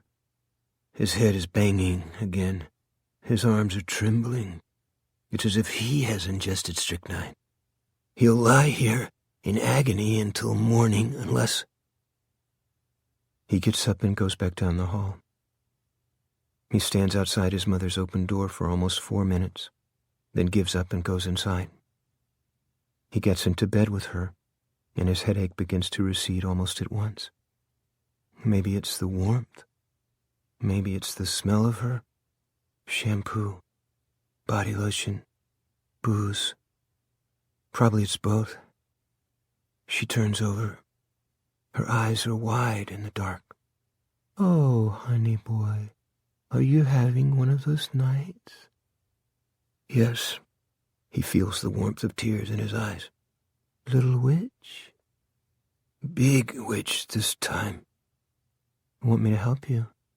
She already knows the answer. It's throbbing against her stomach. "You do so much for me," she says tenderly. "Let me do this for you." He closes his eyes. The smell of the booze on her breath is very strong. He doesn't mind, although ordinarily he hates it. "Okay." She takes care of him, swiftly and expertly. It doesn't take long. It never does. "There," she says. "Go to sleep now, honey boy." He does, almost at once. When he wakes in the early morning light, she's snoring again, a lock of hair spit stuck to the corner of her mouth. He gets out of bed and goes back to his own room. His mind is clear. The strychnine-laced gopher poison is on its way. When it arrives, he'll poison the dog and damn the consequences. God damn the consequences. As for those suburban niggers with the white people names, they don't matter. The fat ex-cop goes next after he's had a chance to fully experience Jerome Robinson's pain and Barbara Robinson's sorrow, and who cares if it's suicide? The important thing is that he go.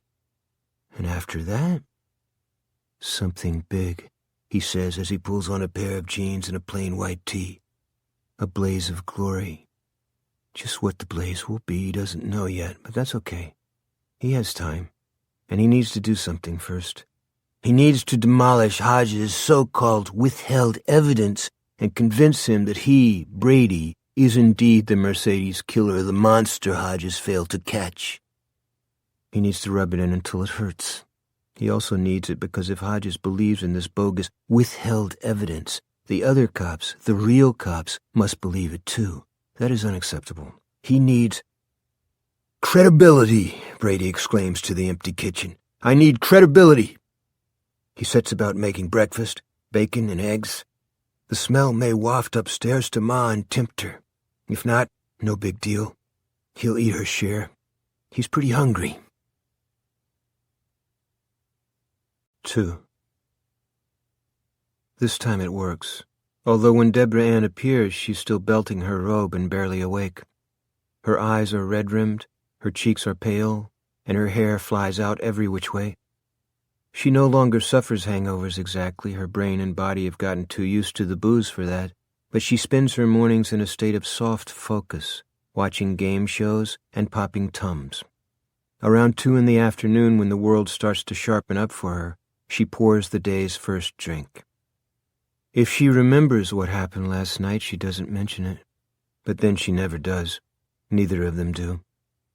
We never talk about Frankie either, Brady thinks. And if we did, what would we say? Gosh, too bad about that fall he took.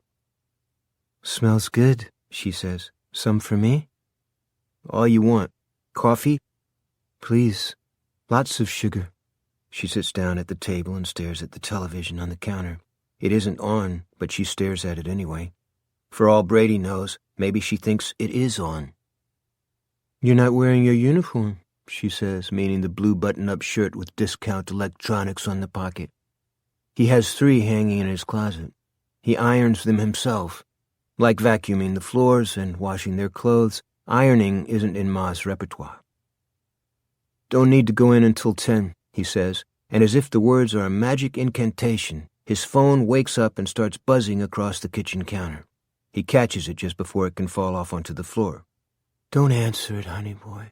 Pretend we went out for breakfast." It's tempting, but Brady is as incapable of letting a phone ring as he is of giving up his muddled and ever-changing plans for some grand act of destruction. He looks at the caller ID and isn't surprised to see Tones in the window. Anthony Tones Frobisher, the Grand High Pangendrum of Discount Electronics, Birch Hill Mall branch. He picks up the phone and says, "It's my late day, Tones." "I know, but I need you to make a service call." "I really do." Tones can't make Brady take a call on his late day, hence the wheedling tone. "Plus, it's Mrs. Rollins, and you know she tips." Of course she does. She lives in Sugar Heights. The Cyber Patrol makes lots of service calls in Sugar Heights, and one of their customers, one of Brady's customers, was the late Olivia Trelawney. He was in her house twice on calls after he began conversing with her beneath Debbie's blue umbrella. And what a kick that was, seeing how much weight she'd lost, seeing how her hands had started to tremble. Also having access to her computer had opened all sorts of possibilities. "I don't know, Tones."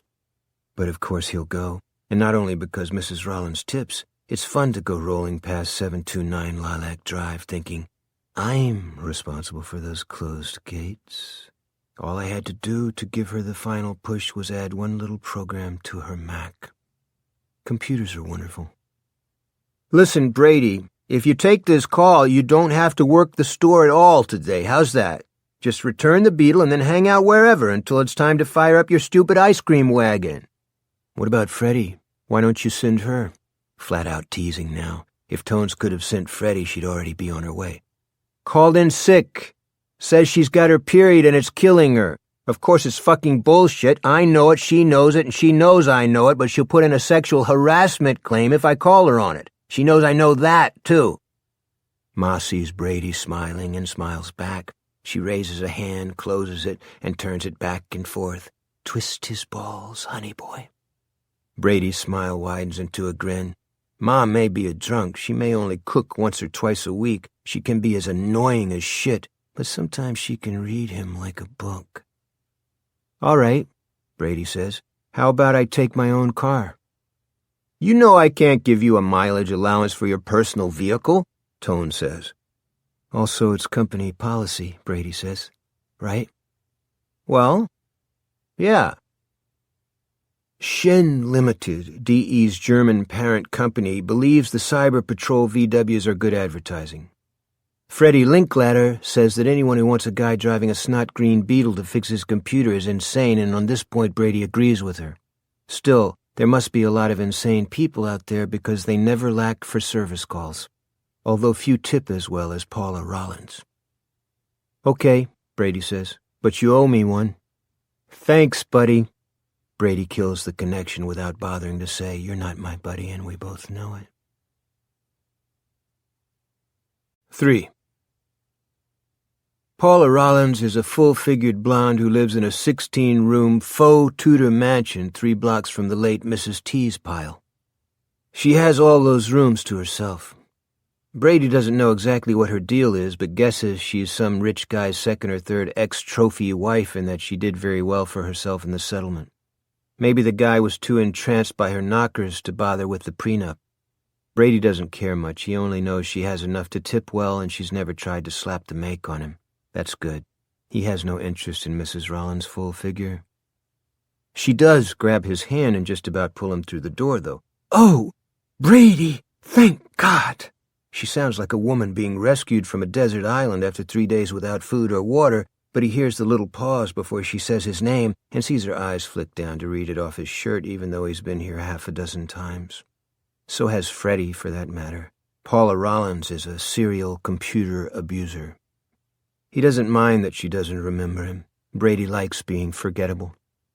I don't know what's wrong." As if the dim-witted twat ever does. Last time he was here 6 weeks ago, it was a kernel panic, and she was convinced a computer virus had gobbled up all her files. Brady shooed her gently from the office and promised, not sounding too hopeful, to do what he could. Then he sat down, restarted the computer, and surfed for a while before calling her in and telling her he had been able to fix the problem just in time. Another half hour, he said, and her files really would have been gone. She had tipped him $80. He and Ma had gone out to dinner that night and split a not bad bottle of champagne. "Tell me what happened," Brady says, grave as a neurosurgeon.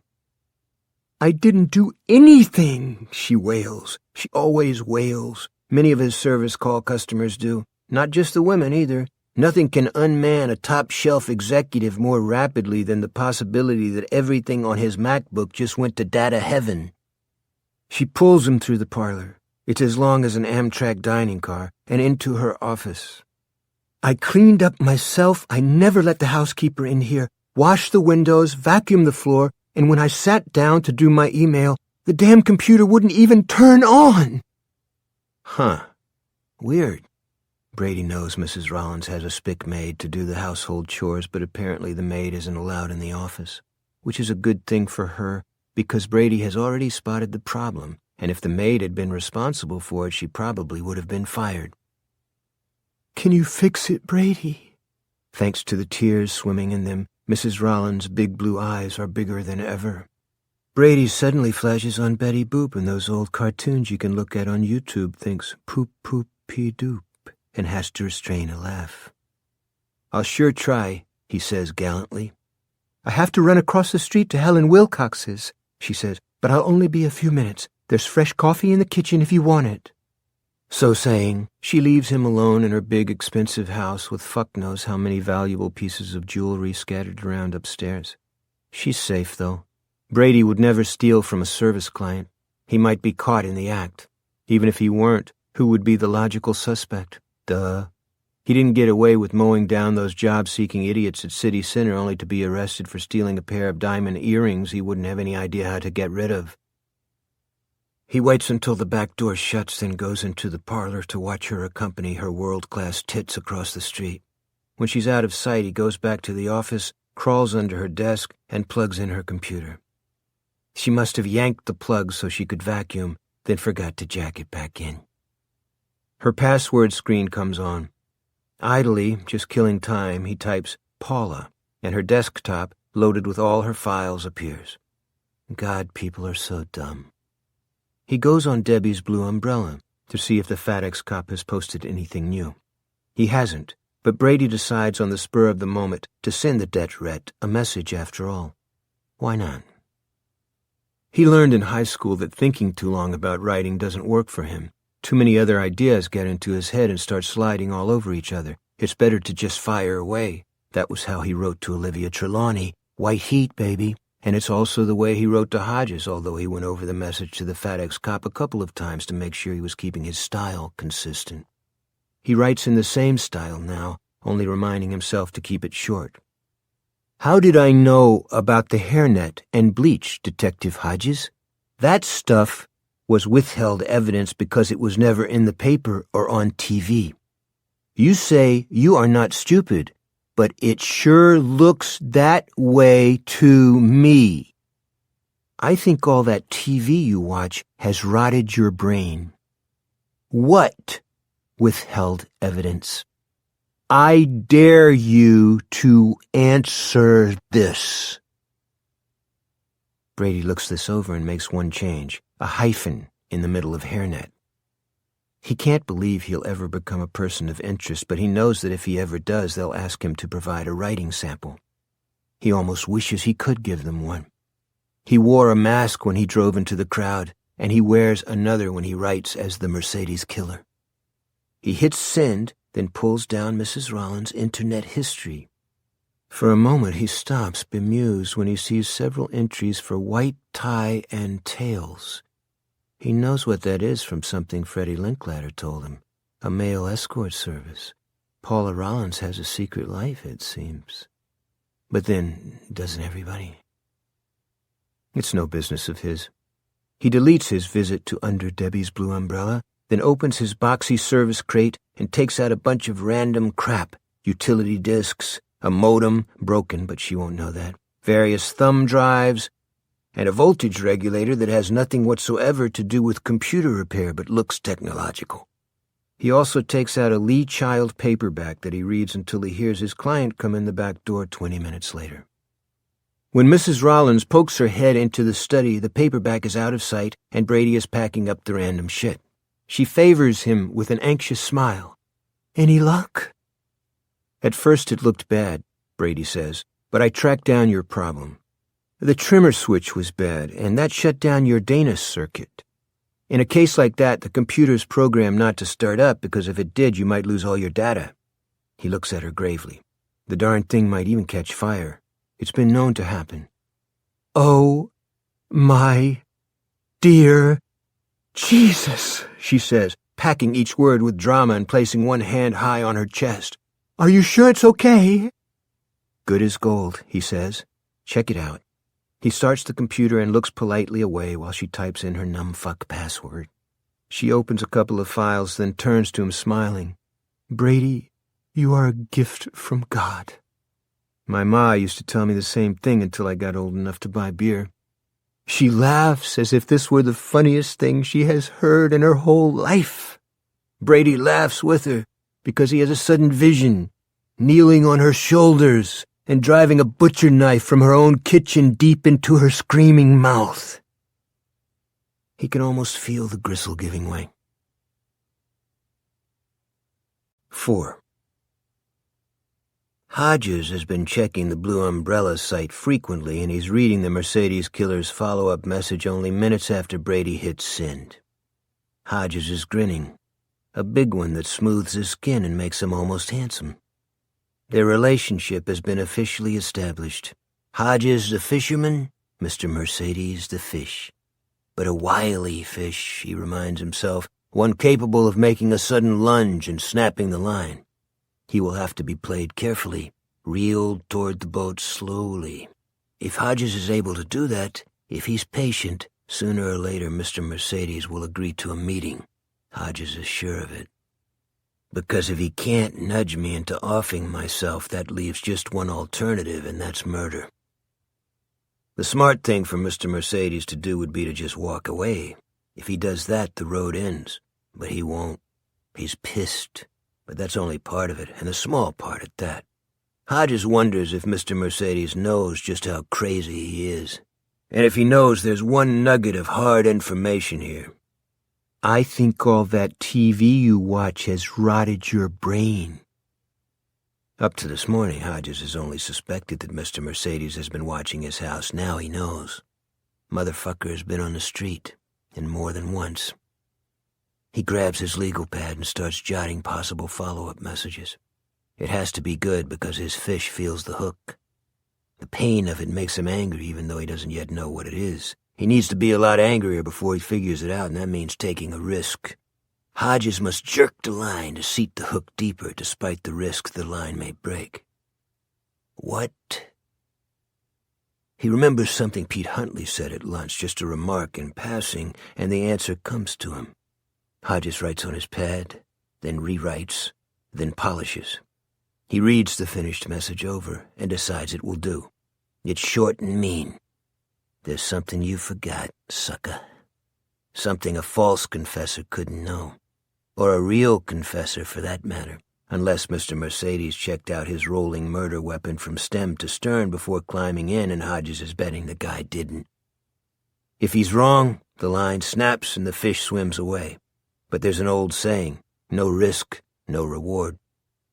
He wants to send the message right away, but knows it's a bad idea. Let the fish swim around in circles a little longer with that bad old hook in his mouth. The question is what to do in the meantime. TV never had less appeal for him. He gets an idea.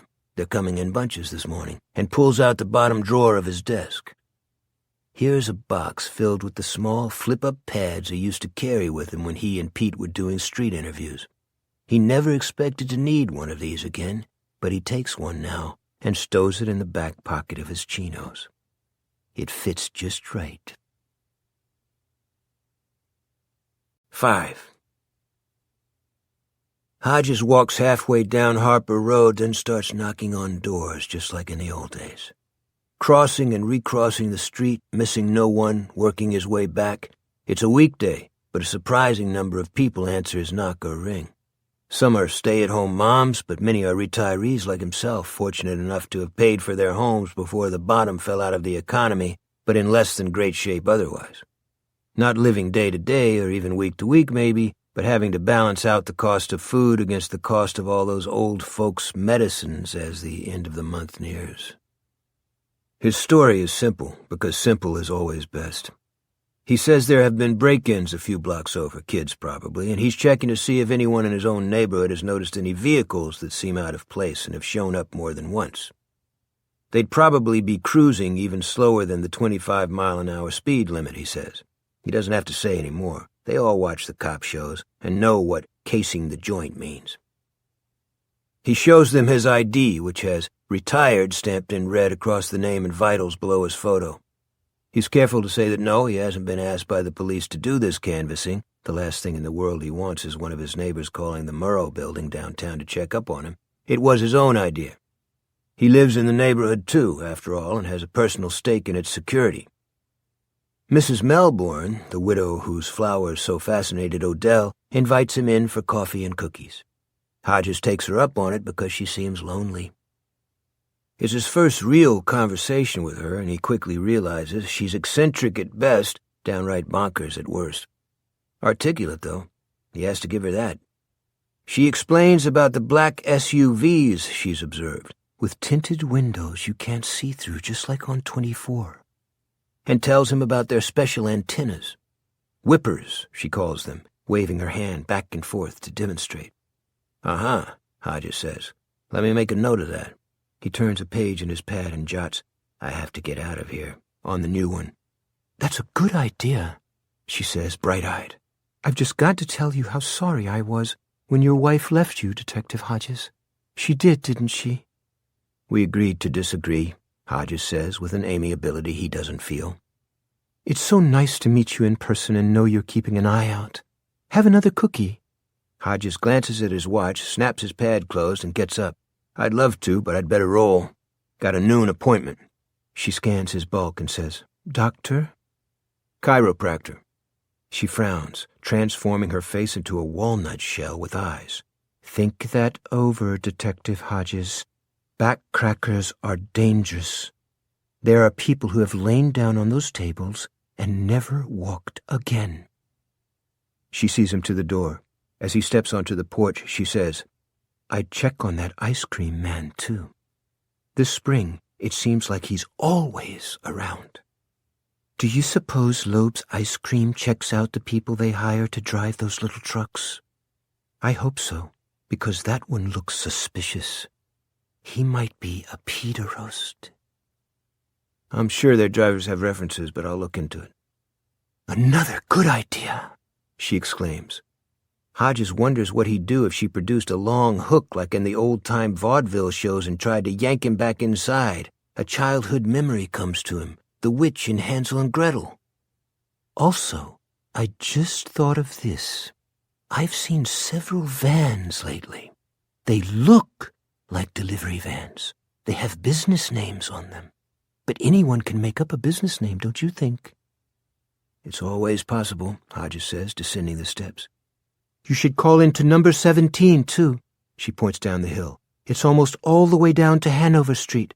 They have people who come late and play loud music. She sways forward in the doorway, almost bowing. It could be a dope den. One of those crack houses. Hodges thanks her for the tip and trudges across the street. Black SUVs and the Mr. Tasty guy, he thinks, plus the delivery vans filled with Al-Qaeda terrorists. Across the street he finds a stay-at-home dad, Alan Bowfinger by name. Just don't confuse me with Goldfinger, he says, and invites Hodges to sit in one of the lawn chairs on the left side of his house where there's shade. Hodges is happy to take him up on this. Bowfinger tells him that he makes a living writing greeting cards. I specialize in the slightly snarky ones, like on the outside it'll say, Happy birthday, who's the fairest of them all? And when you open it up, there's a piece of shiny foil with a crack running down the middle of it. Yeah? And what's the message? Bowfinger holds up his hands as if framing it. Not you, but we love you anyway. Kinda mean, Hodges ventures. True, but it ends with an expression of love. That's what sells the card. First the poke, then the hug. As to your purpose today, Mr. Hodges, or do I call you detective? Just Mister these days. I haven't seen anything but the usual traffic. No slow cruisers except people looking for addresses and the ice cream truck after school lets out. Bowfinger rolls his eyes. Did you get an earful from Mrs. Melbourne? Well, she's a member of NICAP, Bowfinger says. That stands for National Investigations Committee on Aerial Phenomena. Weather stuff? Tornadoes and cloud formations? Flying saucers. Bowfinger raises his hands to the sky. She thinks they walk among us. Hodges says something that would never have passed his lips if he'd still been on active duty and conducting an official investigation. She thinks Mr. Tasty might be a pita roast. Bowfinger laughs until tears squirt out of his eyes. Oh, God, he says. That guy's been around for 5 or 6 years driving his little truck and jingling his little bells. How many pedes do you think he's roasted in all that time? Don't know, Hodges says, getting to his feet. Dozens, probably. He holds out his hand and Bowfinger shakes it. Another thing Hodges is discovering about retirement, his neighbors have stories and personalities. Some of them are even interesting. As he's putting his notepad away, a look of alarm comes over Bowfinger's face. What? Hodges asks, at once on point. Bowfinger points across the street and says, You didn't eat any of her cookies, did you? Yeah. Why? I'd stay close to the toilet for a few hours if I were you. 6. When he gets back to his house, his arches throbbing and his ankles singing high C, the light on his answering machine is blinking. It's Pete Huntley, and he sounds excited. Call me, he says. This is unbelievable, unfucking real. Hodges is suddenly irrationally sure that Pete and his pretty new partner Isabel have nailed Mr. Mercedes after all. He feels a deep stab of jealousy and, crazy but true, anger. He hits Pete on speed dial, his heart hammering, but his call goes right to voicemail. Got your message, Hodges says. Call back when you can. He kills the phone, then sits still, drumming his fingers on the edge of his desk. He tells himself it doesn't matter who catches the psycho son of a bitch, but it does. For one thing, it's certainly going to mean that his correspondence with the perk, funny how that word gets in your head, will come out, and that may put him in some fairly warm soup. But it's not the important thing. The important thing is that without Mr. Mercedes, things will go back to what they were. Afternoon TV and playing with his father's gun. He takes out his yellow legal pad and begins transcribing notes on his neighborhood walk-around. After a minute or two of this, he tosses the pad back into the case folder and slams it closed. If Pete and Izzy Janes have popped the guy, Mrs. Melbourne's vans and sinister black SUVs don't mean shit. He thinks about going on Debbie's blue umbrella and sending Merce Kill a message. Did they catch you? Ridiculous, but weirdly attractive. His phone rings and he snatches it up, but it's not Pete. It's Olivia Trelawney's sister. Oh, he says. Hi, Mrs. Patterson. How you doing? I'm fine, she says. And it's Janie, remember? Me, Janie, you, Bill? Janie, right. You don't sound exactly thrilled to hear from me, Bill. Is she being the tiniest bit flirty? Wouldn't that be nice? No, I'm happy you called, but I don't have anything to report. I didn't expect you would. I called about Mom. The nurse at Sunny Acres who's most familiar with her case works the day shift in the McDonald building where my mother has her little suite of rooms. I asked her to call if Mom brightened up. She still does that. Yes, you told me. Well, the nurse called just a few minutes ago to tell me Mom's back, at least for the time being. She might be clear for a day or two, then it's into the clouds again.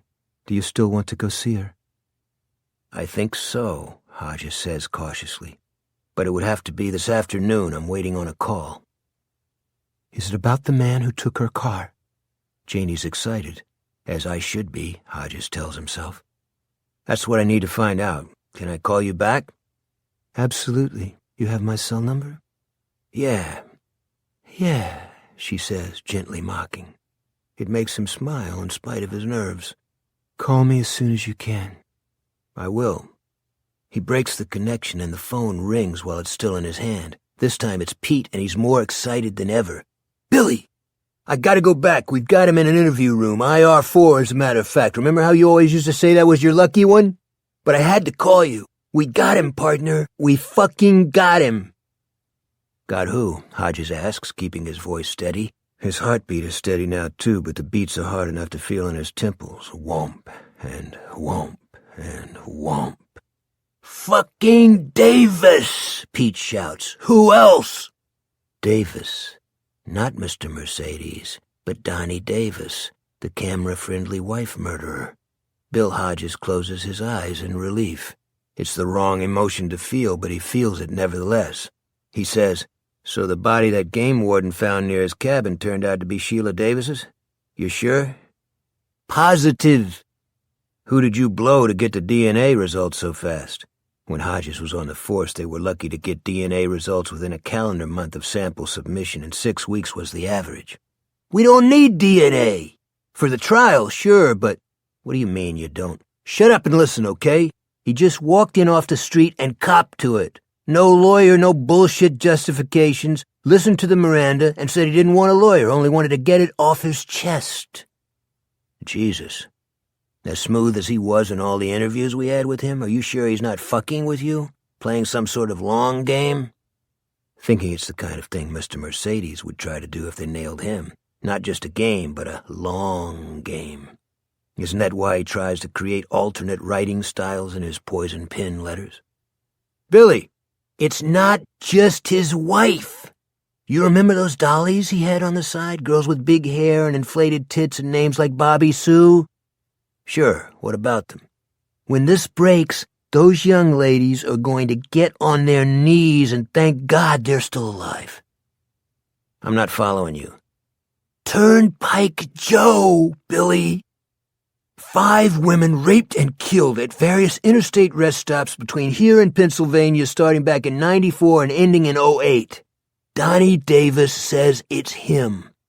Davis is Turnpike Joe. He's given us times and places and descriptions. It all fits. It blows my mind. Mine too, Hodges says, and he absolutely means it. Congratulations. Thanks, but I didn't do anything except show up this morning. Pete laughs wildly. I feel like I won the megabucks. Hodges doesn't feel like that, but at least he hasn't lost the megabucks. He still has a case to work. I gotta get back in there, Billy, before he changes his mind. Yeah, but Pete, before you go... What? Get him a court appointed. Ah, Billy. I'm serious. Interrogate the shit out of him, but before you start, announce, for the record, that you're getting him lawyered up. You can wring him dry before anyone shows up at Murrow, but you have to get this right. Are you hearing me? Yeah, okay, that's a good call. I'll have Izzy do it. Great, now get back in there and nail him down. Pete actually crows. Hodges has read about people doing that, but hasn't ever heard it done except by roosters until now. Turnpike Joe, Billy. Fucking Turnpike Joe. Do you believe it? He hangs up before his ex-partner can reply. Hodges sits where he is for almost 5 minutes, waiting until a belated case of the shakes subsides. Then he calls Janie Patterson. It wasn't about the man we're looking for. Sorry, no, another case. Oh, too bad. Yeah, you'll still come with me to the nursing home? You bet. I'll be waiting on the sidewalk. Before leaving, he checks the blue umbrella site one last time. Nothing there, and he has no intention of sending his own carefully crafted message today. Tonight will be soon enough. Let the fish feel the hook a while longer. He leaves his house with no premonition that he won't be back. 7. Sunny Acres is ritzy. Elizabeth Wharton is not. She's in a wheelchair hunched over in a posture that reminds Hodges of Rodin's Thinker. Afternoon sunlight slants in through the window, turning her hair into a silver cloud so fine it's a halo. Outside the window, on a rolling and perfectly manicured lawn, A few golden oldies are playing a slow-motion game of croquet. Mrs. Wharton's croquet days are over, as are her days of standing up. When Hodges last saw her, with Pete Huntley beside him and Olivia Trelawney sitting next to her, she was bent. Now she's broken. Janie, vibrant in tapered white slacks and a blue and white striped sailor's shirt, kneels beside her, stroking one of Mrs. Wharton's badly twisted hands. "How are you today, dear one?" she asks. "You look better." If this is true, Hodges is horrified. Mrs. Wharton peers at her daughter with faded blue eyes that express nothing, not even puzzlement. Hodges' heart sinks. He enjoyed the ride out here with Janie, enjoyed looking at her, enjoyed getting to know her even more, and that's good. It means the trip hasn't been entirely wasted. Then a minor miracle occurs. The old lady's cataract-tinged eyes clear, the cracked, lipstickless lips spread in a smile. "Hello, Janie." She can only raise her head a little, but her eyes flick to Hodges. Now they look cold. "Craig." Thanks to their conversation on the ride out, Hodges knows who that is. "This isn't Craig, lovey. This is a friend of mine. His name is Bill Hodges. You've met him before." "No, I don't believe..." She trails off, frowning now, then says, "You're one of the detectives." "Yes, ma'am." He doesn't even consider telling her he's retired. Best to keep things on a straight line while there are still a few circuits working in her head. Her frown deepens, creating rivers of wrinkles. "You thought Livy left her key in her car so that man could steal it. She told you and told you, but you never believed her." Hodges copies Janie taking a knee beside the wheelchair. "Mrs. Wharton, I now think we might have been wrong about that." "Of course you were." She shifts her gaze back to her remaining daughter, looking up at her from beneath the bony shelf of her brow. It's the only way she can look. "Where's Craig?" "I divorced him last year, Mom." She considers, then says, "Good riddance to bad rubbish." "I couldn't agree more. Can Bill ask you a few questions?" "I don't see why not, but I want some orange juice and my pain pills." "I'll go down to the nurse's suite and see if it's time," she says. "Bill, are you okay if I..." He nods and flicks 2 fingers in a go-go gesture. As soon as she's out the door, Hodges gets to his feet, bypasses the visitor's chair, and sits on Elizabeth Wharton's bed with his hands clasped between his knees. He has his pad, but he's afraid taking notes might distract her. The two of them regard each other silently. Hodges is fascinated by the silver nimbus around the old lady's head. There are signs that one of the orderlies combed her hair that morning, but it's gone its own wild way in the hours since. Hodges is glad. The scoliosis has twisted her body into a thing of ugliness, but her hair is beautiful. Crazy and beautiful. "I think," he says, "we treated your daughter badly, Mrs. Wharton." Yes, indeed. Even if Mrs. T was an unwitting accomplice and Hodges hasn't entirely dismissed the idea that she left her key in the ignition, he and Pete did a piss-poor job. It's easy, too easy, to either disbelieve or disregard someone you dislike. We were blinded by certain preconceptions, and for that I'm sorry. "Are you talking about Janie? Janie and Craig? He hit her, you know." "She tried to get him to stop using that dope stuff he liked, and he hit her. She says only once, but I believe it was more." She lifts one slow hand and taps her nose with a pale finger. "A mother can tell." "This isn't about Janie. I'm talking about Olivia." "He made Livy stop taking her pills. She said it was because she didn't want to be a dope addict like Craig, but it wasn't the same. She needed those pills." "Are you talking about her antidepressants?" "They were pills that made her able to go out." She pauses, considering. "There were other ones, too, that kept her from touching things over and over. She had strange ideas, my Livy, but she was a good person just the same. Underneath, she was a very good person." Mrs. Wharton begins to cry. There's a box of Kleenex on the nightstand. Hodges takes a few and holds them out to her, but when he sees how difficult it is for her to close her hand, he wipes her eyes for her. "Thank you, sir. Is your name Hedges?" "Hodges, ma'am." "You were the nice one. The other one was very mean to Livy. She said he was laughing at her, laughing all the time. She said she could see it in his eyes." Was that true? If so, he's ashamed of Pete, and ashamed of himself for not realizing. Who suggested she stop taking her pills? Do you remember? Janie has come back with the orange juice in a small paper cup that probably holds her mother's pain medication. Hodges glimpses her from the corner of his eye and uses the same 2 fingers to motion her away again. He doesn't want Mrs. Wharton's attention divided or taking any pills that will further muddle her already muddled recollection. Mrs. Wharton is silent.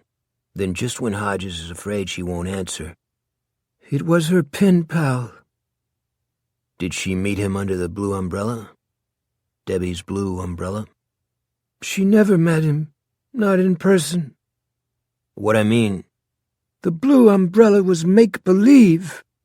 From beneath the white brows, her eyes are calling him a perfect idiot. "It was a thing in her computer. Frankie was her computer pen pal." He always feels a kind of electric shock in his midsection when fresh info drops. Frankie. Surely not the guy's real name, but names have power, and aliases often have meaning. Frankie. He told her to stop taking her medicine? "Yes, he said it was hooking her. Where's Janie? I want my pills." "She'll be back any minute, I'm sure." Mrs. Wharton broods into her lap for a moment. "Frankie said he took all the same medicines and that's why he did what he did. He said he felt better after he stopped taking them.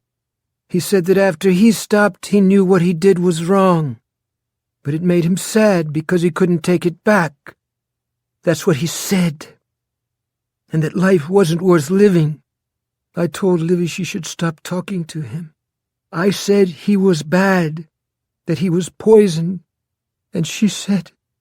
The tears are coming again. "She said she had to save him." This time, when Janie comes into the doorway, Hodges nods to her. Janie puts a pair of blue pills into her mother's pursed and seeking mouth and gives her a drink of juice. "Thank you, Livy." Hodges sees Janie wince, then smile. "You're welcome, dear." She turns to Hodges. "I think we should go, Bill. She's very tired." He can see that, but is still reluctant to leave. There's a feeling you get when the interview isn't done, when there's at least one more apple hanging on the tree. "Mrs. Wharton, did Olivia say anything else about Frankie? Because you're right, he is bad. I'd like to find him so he can't hurt anyone else." "Livy never would have left her key in her car. Never." Elizabeth Wharton sits hunched in her bar of sun, a human parenthesis in a fuzzy blue robe, unaware that she's topped with a gauze of silver light. The finger comes up again. Admonitory, she says, "That dog we had never threw up on the rug again. Just that once." Janie takes Hodges' hand and mouths, "Let's go."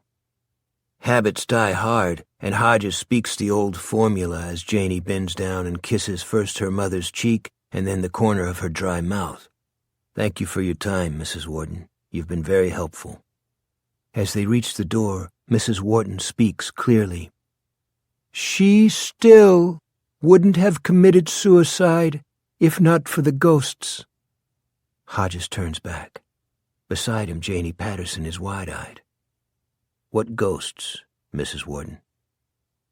"One was the baby," she says. "The poor thing who was killed with all those others. Livy heard that baby in the night crying and crying. She said the baby's name was Patricia." "In her house? Olivia heard this in her house?" Elizabeth Wharton manages the smallest of nods, a mere dip of the chin. "And sometimes the mother. She said the mother would accuse her." She looks up at them from her wheelchair hunch. "She would scream, 'Why did you let him murder my baby?' That's why Livy killed herself." 8. It's Friday afternoon, and the suburban streets are feverish with kids released from school. There aren't many on Harper Road, but there are still some, and this gives Brady a perfect reason to cruise slowly past number 63 and peek in the window. Except he can't because the drapes are drawn, and the overhang to the left of the house is empty except for the lawnmower. Instead of sitting in his house and watching TV where he belongs, the det-ret is sporting about in his crappy old Toyota. Sporting about where? It probably doesn't matter, but Hodges' absence makes Brady vaguely uneasy. Two little girls trot to the curb with money clutched in their hands. They have undoubtedly been taught both at home and at school to never approach strangers, especially strange men, but who could be less strange than good old Mr. Tasty? He sells them a cone each, one chocolate and one vanilla. He joshes with them, asks how they got so pretty. They giggle. The truth is, one's ugly and the other's worse. As he serves them and makes change, he thinks about the missing Corolla, wondering if this break in Hodges' afternoon routine has anything to do with him. Another message from Hodges on the blue umbrella might cast some light, give an idea of where the ex-cop's head is at. Even if it doesn't, Brady wants to hear from him. "You don't dare ignore me," he says as the bells tinkle and chime over his head. He crosses Hanover Street, parks in the strip mall, kills the engine, the annoying chimes fall blessedly silent, and hauls his laptop out from under the seat. He keeps it in an insulated case because the truck is always so fucking cold. He boots it up and goes on Debbie's blue umbrella, courtesy of the nearby coffee shop's Wi-Fi. Nothing. "You fucker," Brady whispers. "You don't dare ignore me, you fucker." As he zips the laptop back into its case, he sees a couple of boys standing outside the comic book shop, talking and looking at him and grinning. Given his 5 years of experience, Brady estimates that they're 6th or 7th graders with a combined IQ of 120 and a long future of collecting unemployment checks, or a short one in some desert country. They approach, the goofier-looking of the pair in the lead.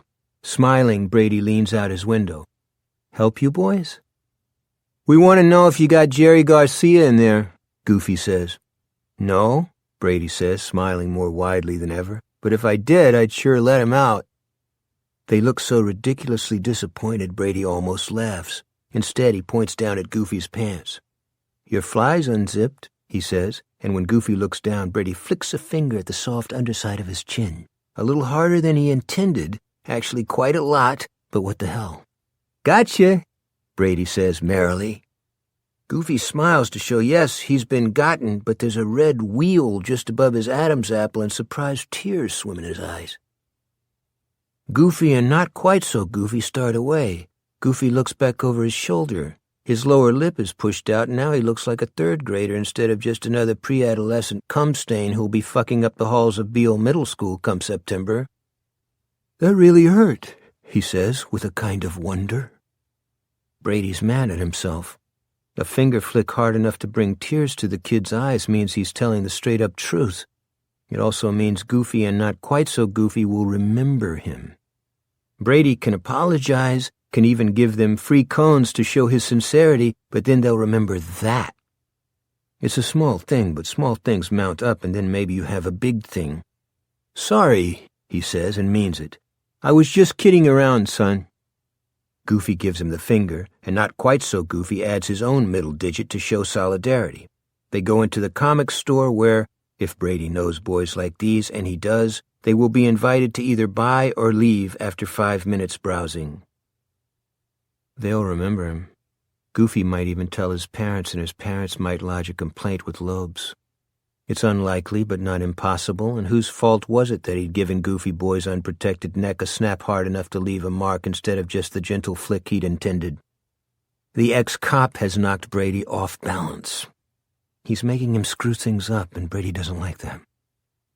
He starts the ice cream truck's engine. The bells begin bonging a tune from the loudspeaker on the roof. Brady turns left on Hanover Street and resumes his daily round, selling cones and happy boys and Pola bars, spreading sugar on the afternoon and obeying all speed limits. 9. Although there are plenty of parking spaces on Lake Avenue after 7 p.m., as Olivia Trelawney well knew, they are few and far between at 5 in the afternoon when Hodges and Janie Patterson get back from Sunny Acres. Hodges spots one 3 or 4 buildings down, however, and although it's small, the car behind the empty spot is poached a little, he shoehorns the Toyota into it quickly and easily. "I'm impressed," Janie says. "I could never have done that. I flunked my driver's test on parallel parking the first 2 times I went." "You must have had a hard ass." She smiles. "The 3rd time I wore a short skirt, and that did the trick." Thinking about how much he'd like to see her in a short skirt, the shorter the better, Hodges says, "There's really no trick to it. If you back toward the curb at a 45-degree angle, you can't go wrong. Unless your car's too big, that is. A Toyota's perfect for city parking, not like a..." He stops. "Not like a Mercedes," she finishes.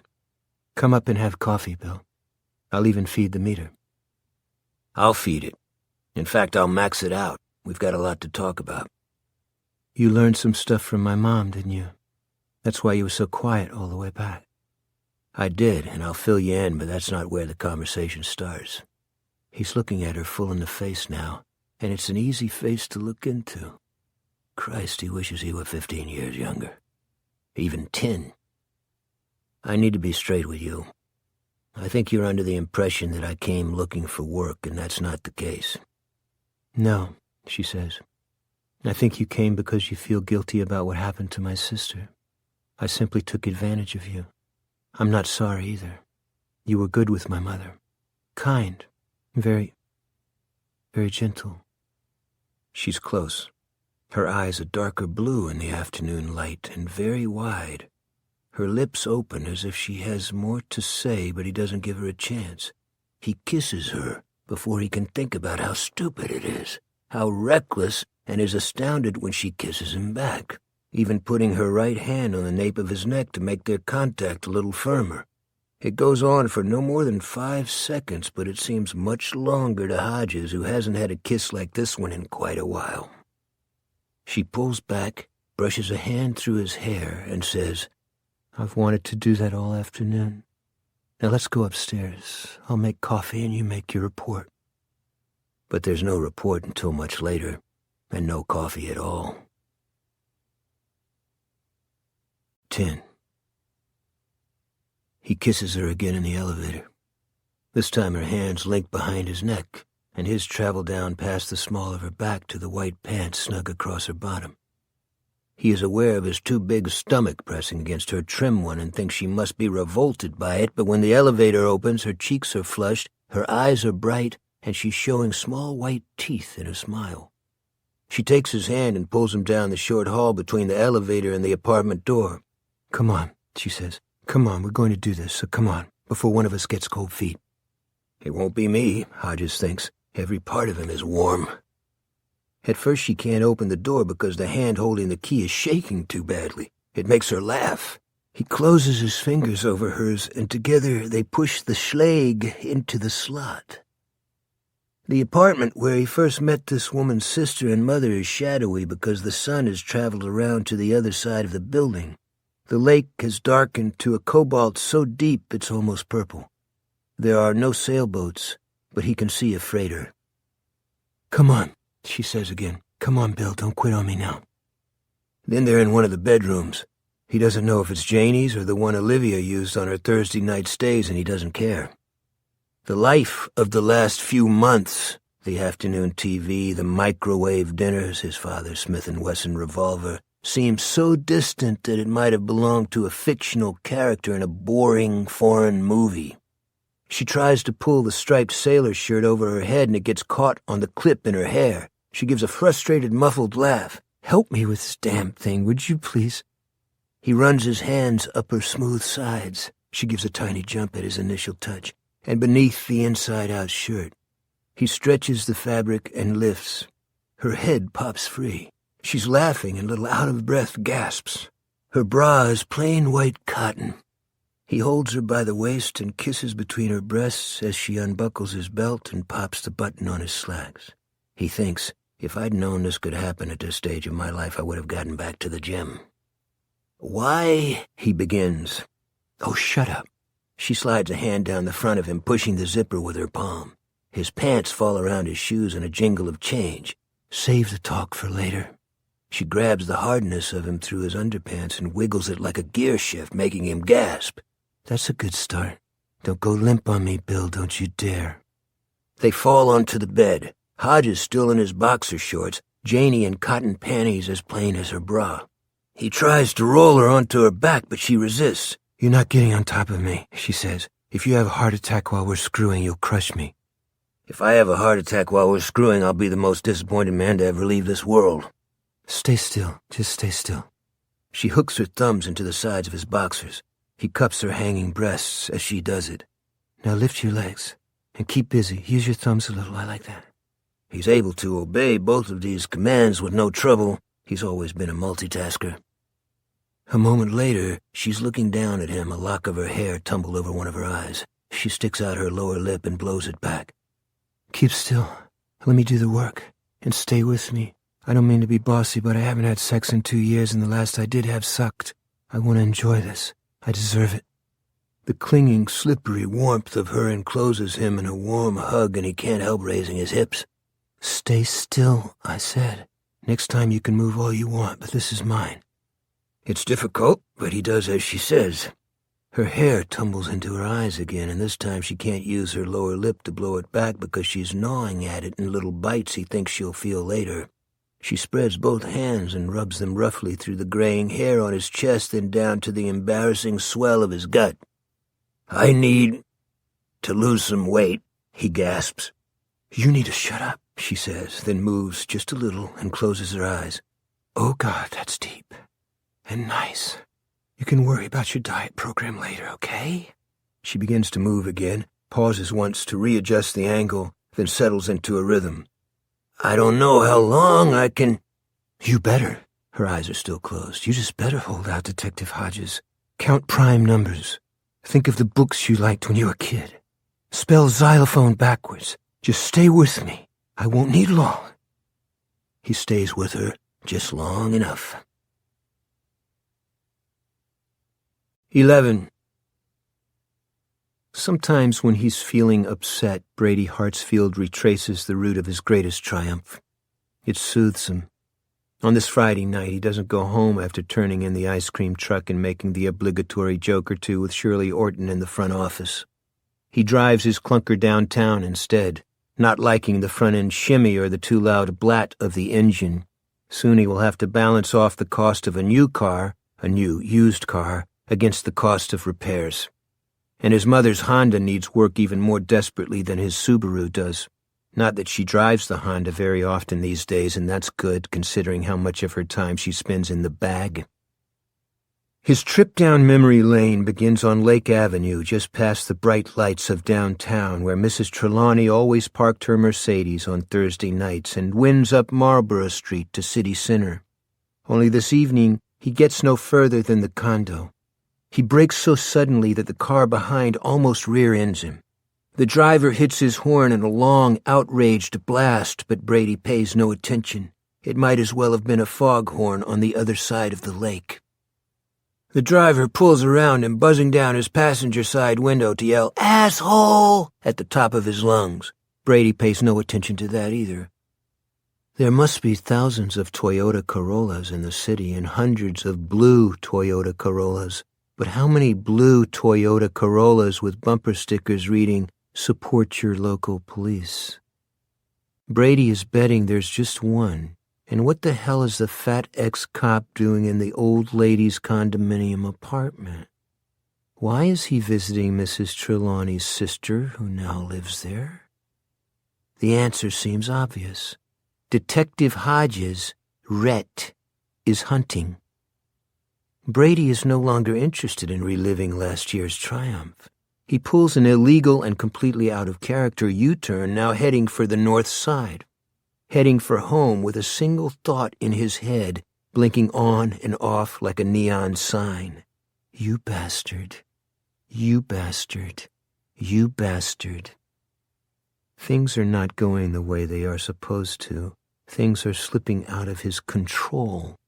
It's not right. Something needs to be done. 12.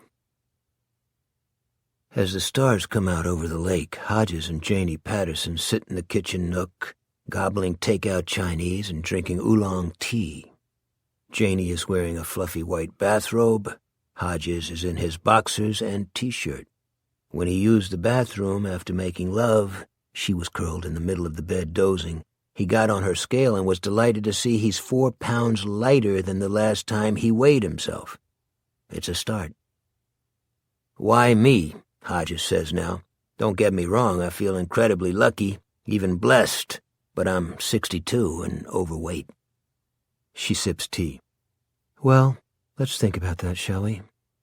In one of the old detective movies Ollie and I used to watch on TV when we were kids, I'd be the greedy vixen, maybe a nightclub cigarette girl, who tries to charm the crusty and cynical private detective with her fair white body. Only I'm not the greedy type, nor do I have to be, considering the fact that I recently inherited several $1 million, and my fair white body has started to sag in several vital places, as you may have noticed."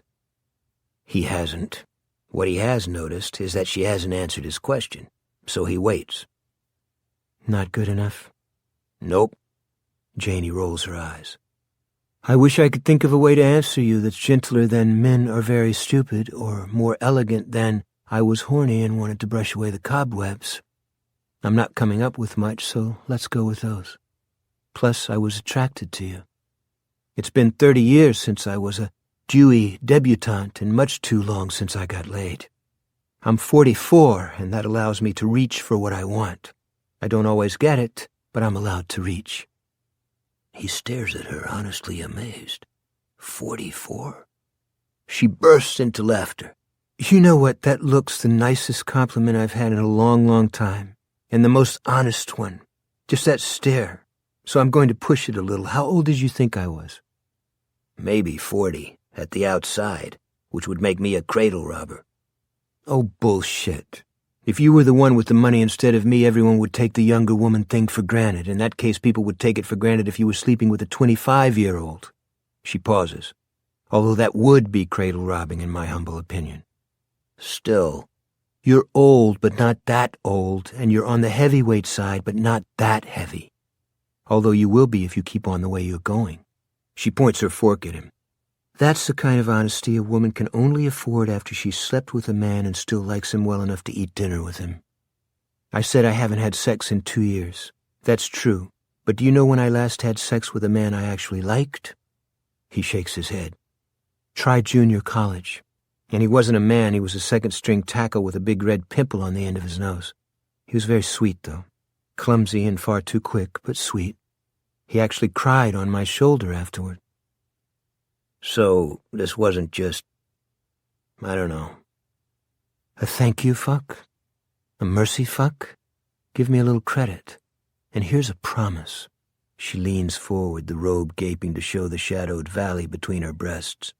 "Lose 20 pounds, and I'll risk you on top." He can't help laughing. "It was great, Bill.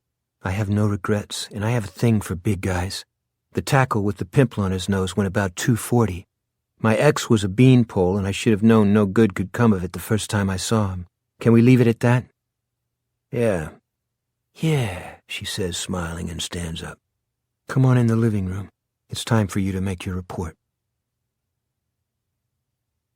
13. He tells her everything except for his long afternoons watching bad TV and flirting with his father's old service revolver. She listens gravely, not interrupting, her eyes seldom leaving his face. When he's done, she gets a bottle of wine out of the fridge and pours them each a glass. They are big glasses, and he looks at his doubtfully. "Don't know if I should, Janie. I'm driving." "Not tonight, you're not. You're staying here, unless you've got a dog or a cat." Hodges shakes his head. "Not even a parrot? In one of those old movies, you'd at least have a parrot in your office that would say rude things to prospective clients." "Sure, and you'd be my receptionist, Lola, instead of Janie." "Or Velma." He grins. There's a wavelength, and they're on it. She leans forward, once again creating that enticing view. Profile this guy for me. That was never my job. We had guys who specialized in that, one on the force and two on call from the psych department at the state university. Do it anyway. I Googled you, and it looks to me like you were just about the best the police department had. Commendations up the wazoo. I got lucky a few times. It comes out sounding falsely modest, but luck really is a big part of it. Luck and being ready. Woody Allen was right. 80% of success is just showing up. Take a shot, okay? If you do a good job, maybe we'll revisit the bedroom. She wrinkles her nose at him. Unless you're too old for twosies. The way he feels right now, he might not be too old for threesies. There have been a lot of celibate nights, which gives him an account to draw on, or so he hopes. Part of him, a large part, still can't believe this isn't an incredibly detailed dream. He sips his wine, rolling it around in his mouth, giving himself time to think. The top of her robe is closed again, which helps him concentrate. Okay. He's probably young, that's the first thing. I'm guessing between 20 and 35. That's partly because of his computer savvy, but not entirely. When an older guy murders a bunch of people, the ones he mostly goes after are family, co-workers, or both. Then he finishes by putting the gun to his own head. You look, you find a reason, a motive. Wife kicked him out, then got a restraining order. Boss downsized him, then humiliated him by having a couple of security guys stand by while he cleaned out his office. Loans overdue. Credit cards maxed out, house underwater, car repoed. But what about serial killers? Wasn't that guy in Kansas a middle-aged man? Dennis Rader, yeah. And he was middle-aged when they bagged him, but only 30 or so when he started. Also, those were sex killings. Mr. Mercedes isn't a sex killer, and he's not a serial killer in the traditional sense. He started with a bunch, but since then he's settled on individuals. First your sister, now me. And he didn't come after either of us with a gun or a stolen car, did he? Not yet, anyway, Janie says. Our guy is a hybrid, but he has certain things in common with younger men who kill. He's more like Lee Malvo, one of the Beltway snipers, than Rader. Malvo and his partner planned to kill 6 white people a day. Just random killings. Whoever had the bad luck to walk into their gun sights went down. Sex and age didn't matter. They ended up getting 10. Not a bad score for a couple of homicidal maniacs. The stated motive was racial, and with John Allen Muhammad, he was Malvo's partner, much older, a kind of father figure, that might have been true, or partially true. I think Malvo's motivation was a lot more complex, a whole stew of things he didn't understand himself. Look closely and you'd probably find sexual confusion and upbringing were major players. I think the same is true with our guy. He's young. He's bright. He's good at fitting in, so good that a lot of his associates don't realize he's basically a loner. When he's caught, they'll all say, "I can't believe it was so-and-so. He was always so nice." Like Dexter Morgan on that TV show. Hodges knows the one she's talking about and shakes his head emphatically, not just because the show is Fantasyland bullshit either. Dexter knows why he's doing what he's doing. Our guy doesn't. He's almost certainly unmarried. He doesn't date. He may be impotent. There's a good chance he's still living at home. If so, it's probably with a single parent. If it's father, the relationship is cold and distant. Ships passing in the night. If it's mother, there's a good chance Mr. Mercedes is her surrogate husband. He sees her start to speak and raises his hand. That doesn't mean they're having a sexual relationship. Maybe not, but I'll tell you something, Bill. You don't have to sleep with a guy to be having a sexual relationship with him. Sometimes it's in the eye contact, or the clothes you wear when you know he's going to be around, or what you do with your hands, touching, patting, caressing, hugging. Sex has got to be in this somewhere. I mean, that letter he sent you. The stuff about wearing a condom while he did it. She shivers in her white robe. 90% of that letter is white noise, but sure, sex is in it somewhere. Always is. Also anger, aggression, loneliness, feelings of inadequacy. But it doesn't do to get lost in stuff like that. It's not profiling, it's analysis, which was way above my pay grade even when I had a pay grade. Okay. He's broken, Hodges says simply. And evil. Like an apple that looks okay on the outside, but when you cut it open, it's black and full of worms. Evil, she says, almost sighing the word, then to herself rather than him. Of course he is. He battened on my sister like a vampire. He could have some kind of job where he meets the public because he's got a fair amount of surface charm. If so, it's probably a low-paying job. He never advances because he's unable to combine his above-average intelligence with long-term concentration. His actions suggest he's a creature of impulse and opportunity. The city center killings are a perfect example. I think he had his eye on your sister's Mercedes, but I don't think he knew what he was actually going to do with it until just a few days before the job fair. Maybe only a few hours. I just wish I could figure out how he stole it. He pauses, thinking that thanks to Jerome he has a good idea about half of it.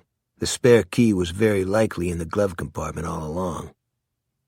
I think ideas for murder flipped through this guy's head as fast as cards in a good dealer's fast shuffle. He's probably thought of blowing up airliners, setting fires, shooting up school buses, poisoning the water system, maybe assassinating the governor or the president. Jesus, Bill. Right now he's fixated on me, and that's good. It will make him easier to catch. It's good for another reason, too. Which is? I'd rather keep him thinking small, keep him thinking one-on-one. The longer he keeps doing that, the longer it will be before he decides to try putting on another horror show like the one at City Center, maybe on an even grander scale. You know what creeps me out? He's probably already got a list of potential targets. Didn't he say in his letter that he had no urge to do it again? He grins. It lights up his whole face. Yeah, he did. And you know how you tell when guys like this are lying? Their lips are moving. Only in the case of Mr. Mercedes, he's writing letters. Or communicating with his targets on the Blue Umbrella site, like he did with Ollie. Yeah. If we assume he succeeded with her because she was psychologically fragile. Forgive me, Bill, but does he have a reason to believe he can succeed with you for the same reason? He looks at his glass of wine and sees it's empty. He starts to pour himself another half a glass, thinks what that might do to his chances of a successful return engagement in the bedroom, and settles for a small puddle in the bottom instead. Bill. Maybe, he says. Since my retirement, I've been drifting.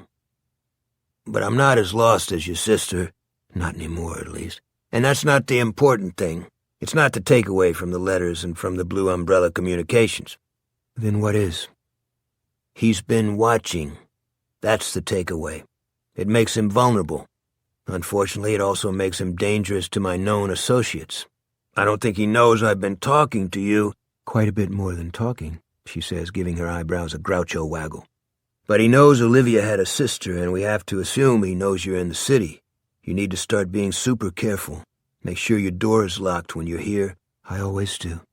And don't believe what you hear on the lobby intercom. Anyone can say he's from a package service and needs a signature.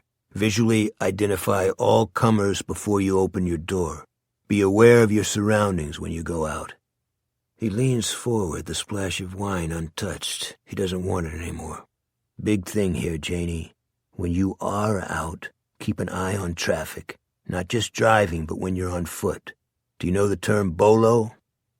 Cops speak for be on the lookout. That's it. When you're out, you're going to BOLO any vehicles that seem to keep reappearing in your immediate vicinity.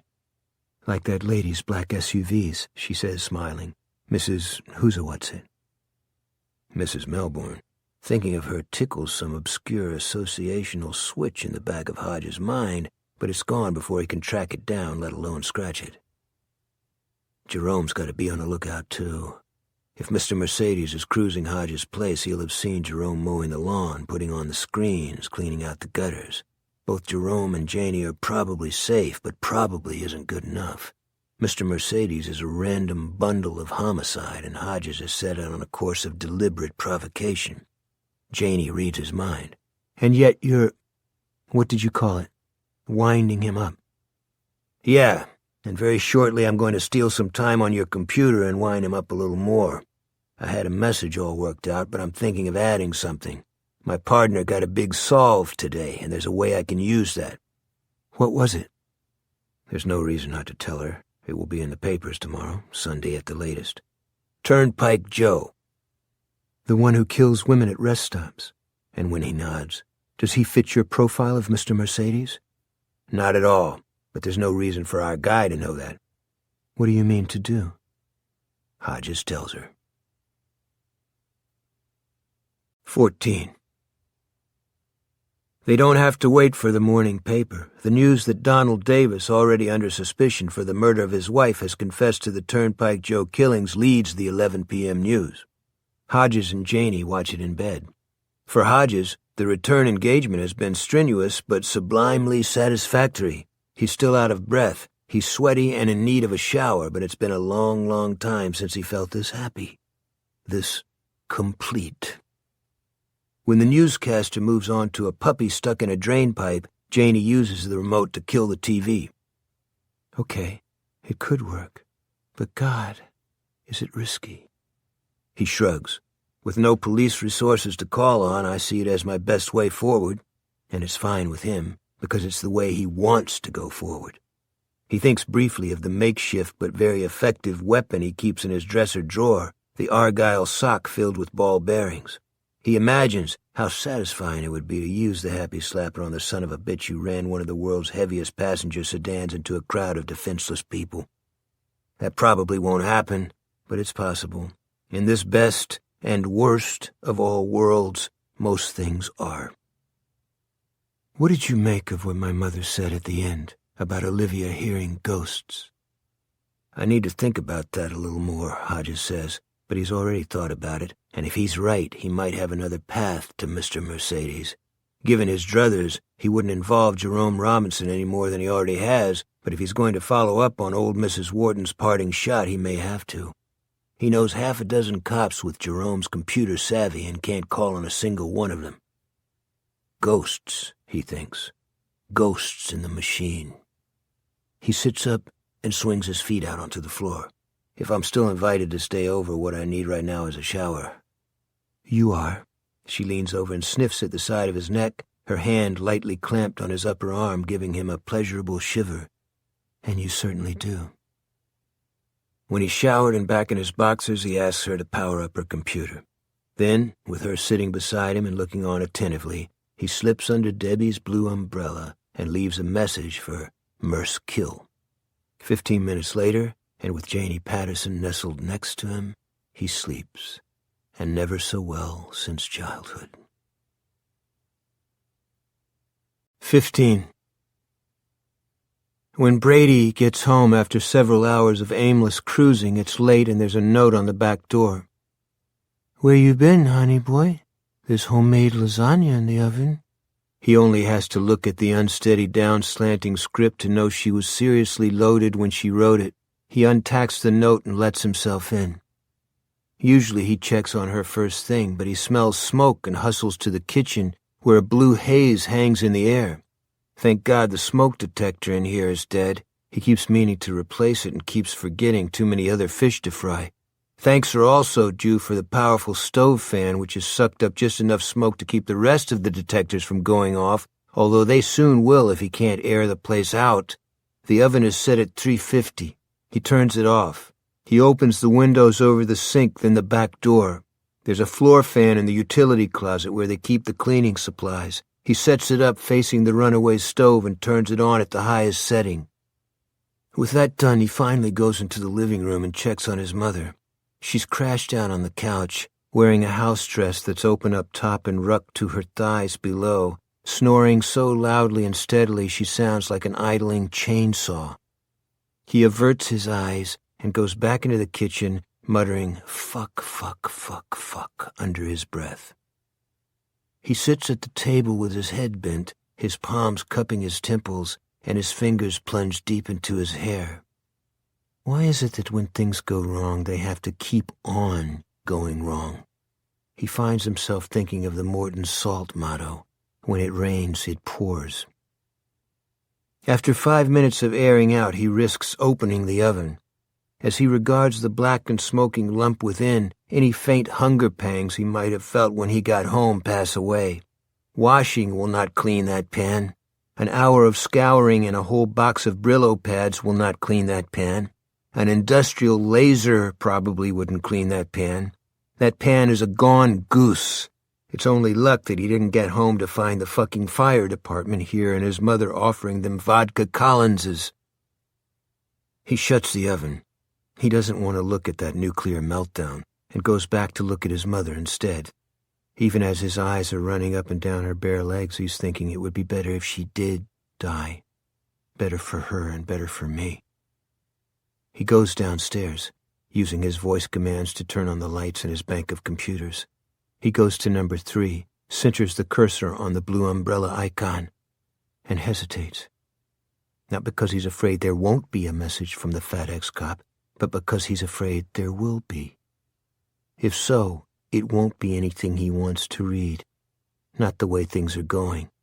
His head is fucked up already, so why fuck it up more? Except there might be an answer to what the cop was doing at the Lake Avenue condo. Has he been questioning Olivia Trelawney's sister? Probably. At 62, he's surely not boffing her. Brady clicks the mouse, and sure enough, Kermit Frog 19 wants to chat with you. Do you want to chat with Kermit Frog 19? Why? In.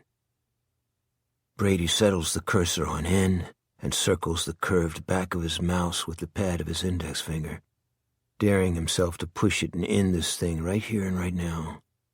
It's obvious he won't be able to nudge the fat ex-cop into suicide the way he did Mrs. Trelawney, so why not? Isn't that the smart thing? But he has to know. More importantly, the debt ret doesn't get to win. He moves the cursor to Y, clicks, and the message, quite a long one this time, flashes onto the screen. If it isn't my false confessing friend again, I shouldn't even respond. Guys like you are a dime a dozen, but as you point out, I'm retired, and even talking to a nut is better than Dr. Phil and all those late-night infomercials. One more 30-minute OxyClean ad, and I'll be as crazy as you are. Ha ha ha. Also, I owe you thanks for introducing me to this site, which I otherwise would not have found. I have already made 3 new and non-crazy friends. One is a lady with a delightfully dirty mouth. So, okay, my friend, let me clue you in. First, anyone who watches CSI could figure out that the Mercedes killer was wearing a hairnet and used bleach on the clown mask. I mean, duh. Second, if you were really the guy who stole Mrs. Trelawney's Mercedes, you would have mentioned the valet key. That's something you couldn't have figured out from watching CSI. So at the risk of repeating myself, duh. Third, I hope you're taking notes. I got a call from my old partner today. He caught a bad guy, one who specializes in true confessions. Check the news, my friend, and then guess what else this guy's going to confess to in the next week or so. Have a nice night, and BTW, why don't you go bother someone else with your fantasies? Brady vaguely remembers some cartoon character. Maybe it was Foghorn Leghorn, the big rooster with the southern accent, who would get so mad first his neck, and then his head would turn into a thermometer, with the temperature going up and up from bake to broil to nuke. Brady can almost feel that happening to him as he reads this arrogant, insulting, infuriating post. Valet key? Valet key? What are you talking about? He says, his voice somewhere between a whisper and a growl. What the fuck are you talking about? He gets up and strides around in an unsteady circle on legs like stilts, yanking at his hair so hard his eyes water.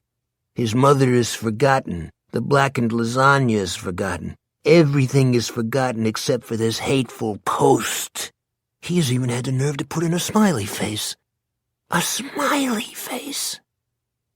Brady kicks his chair, hurting his toes and sending it rolling all the way across the room where it bangs the wall. Then he turns and runs back to his number 3 computer, hunching over it like a vulture. His first impulse is to reply immediately, to call the fucking cop a liar an idiot with fat-induced early-onset Alzheimer's, an anal ranger who sucks his nigger yard boy's cock. Then some semblance of rationality, fragile and wavering, reasserts itself. He retrieves his chair and goes to the city paper's website. He doesn't even have to click on breaking news in order to see what Hodges has been raving about. It's right there on the front page of tomorrow's paper. Brady follows local crime news assiduously and knows both Donald Davis's name and his handsomely chiseled features. He knows the cops have been chasing Davis for the murder of his wife, and Brady has no doubt the man did it. Now the idiot has confessed, but not just to her murder. According to the newspaper story, Davis has also confessed to the rape murders of 5 more women. In short, he's claiming to be Turnpike Joe. At first, Brady is unable to connect this with the fat ex-cop's hectoring message. Then it comes to him in a baleful burst of inspiration. While he's in a breast-baring mood, Donnie Davis also means to confess to the city center massacre. May have done so already. Brady whirls around like a dervish. Once, twice, 3 times. His head is splitting. His pulse is thudding in his chest, his neck, his temples. He can even feel it in his gums and tongue. Did Davis say something about a valet key? Is that what brought this on? There was no valet key, Brady says. Only how can he be sure of that? What if there was? And if there was? If they hang this on Donald Davis and snatch away Brady Hartsfield's great triumph after the risks he took. He can no longer hold back. He sits down at his number 3 again and writes a message to Kermit Frog 19. Just a short one, but his hands are shaking so badly it takes him almost 5 minutes. He sends it as soon as he's done, without bothering to read it over. You are full of shit, you asshole. Okay. The key wasn't in the ignition, but it was no valet key. It was a spare in the glove compartment, and how I unlocked the car is for you to figure out, fuckface. Donald Davis did not do this crime. I repeat, Donald Davius did not do this crime. If you tell people he did, I will kill you, although it wouldn't be killing much as washed up as you are. Signed, the real Mercedes Killer. P.S. Your mother was a whore. She took it up the ass and licked cum out of gutters. Brady shuts off his computer and goes upstairs, leaving his mother to snore on the couch instead of helping her to bed. He takes 3 aspirin, adds a 4th, and then lies in his own bed, wide-eyed and shaking, until the first streaks of dawn come up in the east. At last, he drops off for 2 hours, sleep that is thin and dream-haunted and unrestful. 16. Hodges is making scrambled eggs when Janie comes into the kitchen on Saturday morning in her white robe, her hair wet from the shower. With it combed back from her face, she looks younger than ever. He thinks again, 44? I looked for bacon but didn't see any. Of course, it might still be there. My ex claims that the great majority of American men suffer from the disease of refrigerator blindness. I don't know if there's a helpline for that. She points at his midsection. Okay, he says, and then because she seems to like it, yeah. And by the way, how's your cholesterol? He smiles and says, toast. It's whole grain, as you probably know since you bought it. 1 slice, no butter, just a little jam. What are you going to do today? Not sure yet, although he's thinking he'd like to check in with Radney Peoples out in Sugar Heights if Radney's on duty and being vigilant, and he needs to talk to Jerome about computers. Endless vistas there. Have you checked the blue umbrella? Wanted to make you breakfast first, and me. It's true. He woke up actually wanting to feed his body rather than trying to plug some empty hole in his head. Also, I don't know your password. It's Janie. My advice? Change it. Actually, it's the advice of the kid who works for me. Jerome, right? That's the one. He has scrambled half a dozen eggs, and they eat them all, split right down the middle. It has crossed his mind to ask if she had any regrets about last night, but decides the way she's going through her breakfast answers the question. With the dishes in the sink, they go on her computer and sit silently for nearly 4 minutes, reading and rereading the latest message from Merce Kill. "Holy cow," she says at last. "You wanted to wind him up, and I'd say he's fully wound. Do you see all the mistakes?" She points out compartment and locked. Is that part of his, what did you call it, stylistic masking? I don't think so. Hodges is looking at wouldn't and smiling. He can't help smiling. The fish is feeling the hook, and it's sunk deep. It hurts. It burns. I think that's the kind of typing you do when you're mad as hell. The last thing he expected was that he'd have a credibility problem. It's making him crazy. She says. Huh? Crazy. Send him another message, Bill. Poke him harder. He deserves it. All right, he thinks, then types. 17. When he's dressed, she walks down the hall with him and treats him to a lingering kiss at the elevator. "I still can't believe last night happened," he tells her. "Oh, it did. And if you play your cards right, it might happen again." She searches his face with those blue eyes of hers. "But no promises or long-term commitments, okay? We take it as it comes, a day at a time." At my age, I'd take everything that way. The elevator doors open. He steps in. "Stay in touch, cowboy." "I will." The elevator doors start to close. He stops them with his hand. "And remember to bolo, cowgirl." She nods solemnly, but he doesn't miss the twinkle in her eye. "Janie will bolo her ass off." "Keep your cell phone handy, and it might be wise to program 911 on your speed dial." He drops his hand. She blows him a kiss. The doors roll shut before he can blow one back. His car is where he left it, but the meter must have run out before the free parking kicked in because there's a ticket stuck under the windshield wiper. He opens the glove compartment, stuffs the ticket inside, and fishes out his phone. He's good at giving Janie advice that he doesn't take himself. Since he pulled the pin, he's always forgetting the damn Nokia, which is pretty prehistoric as cell phones go.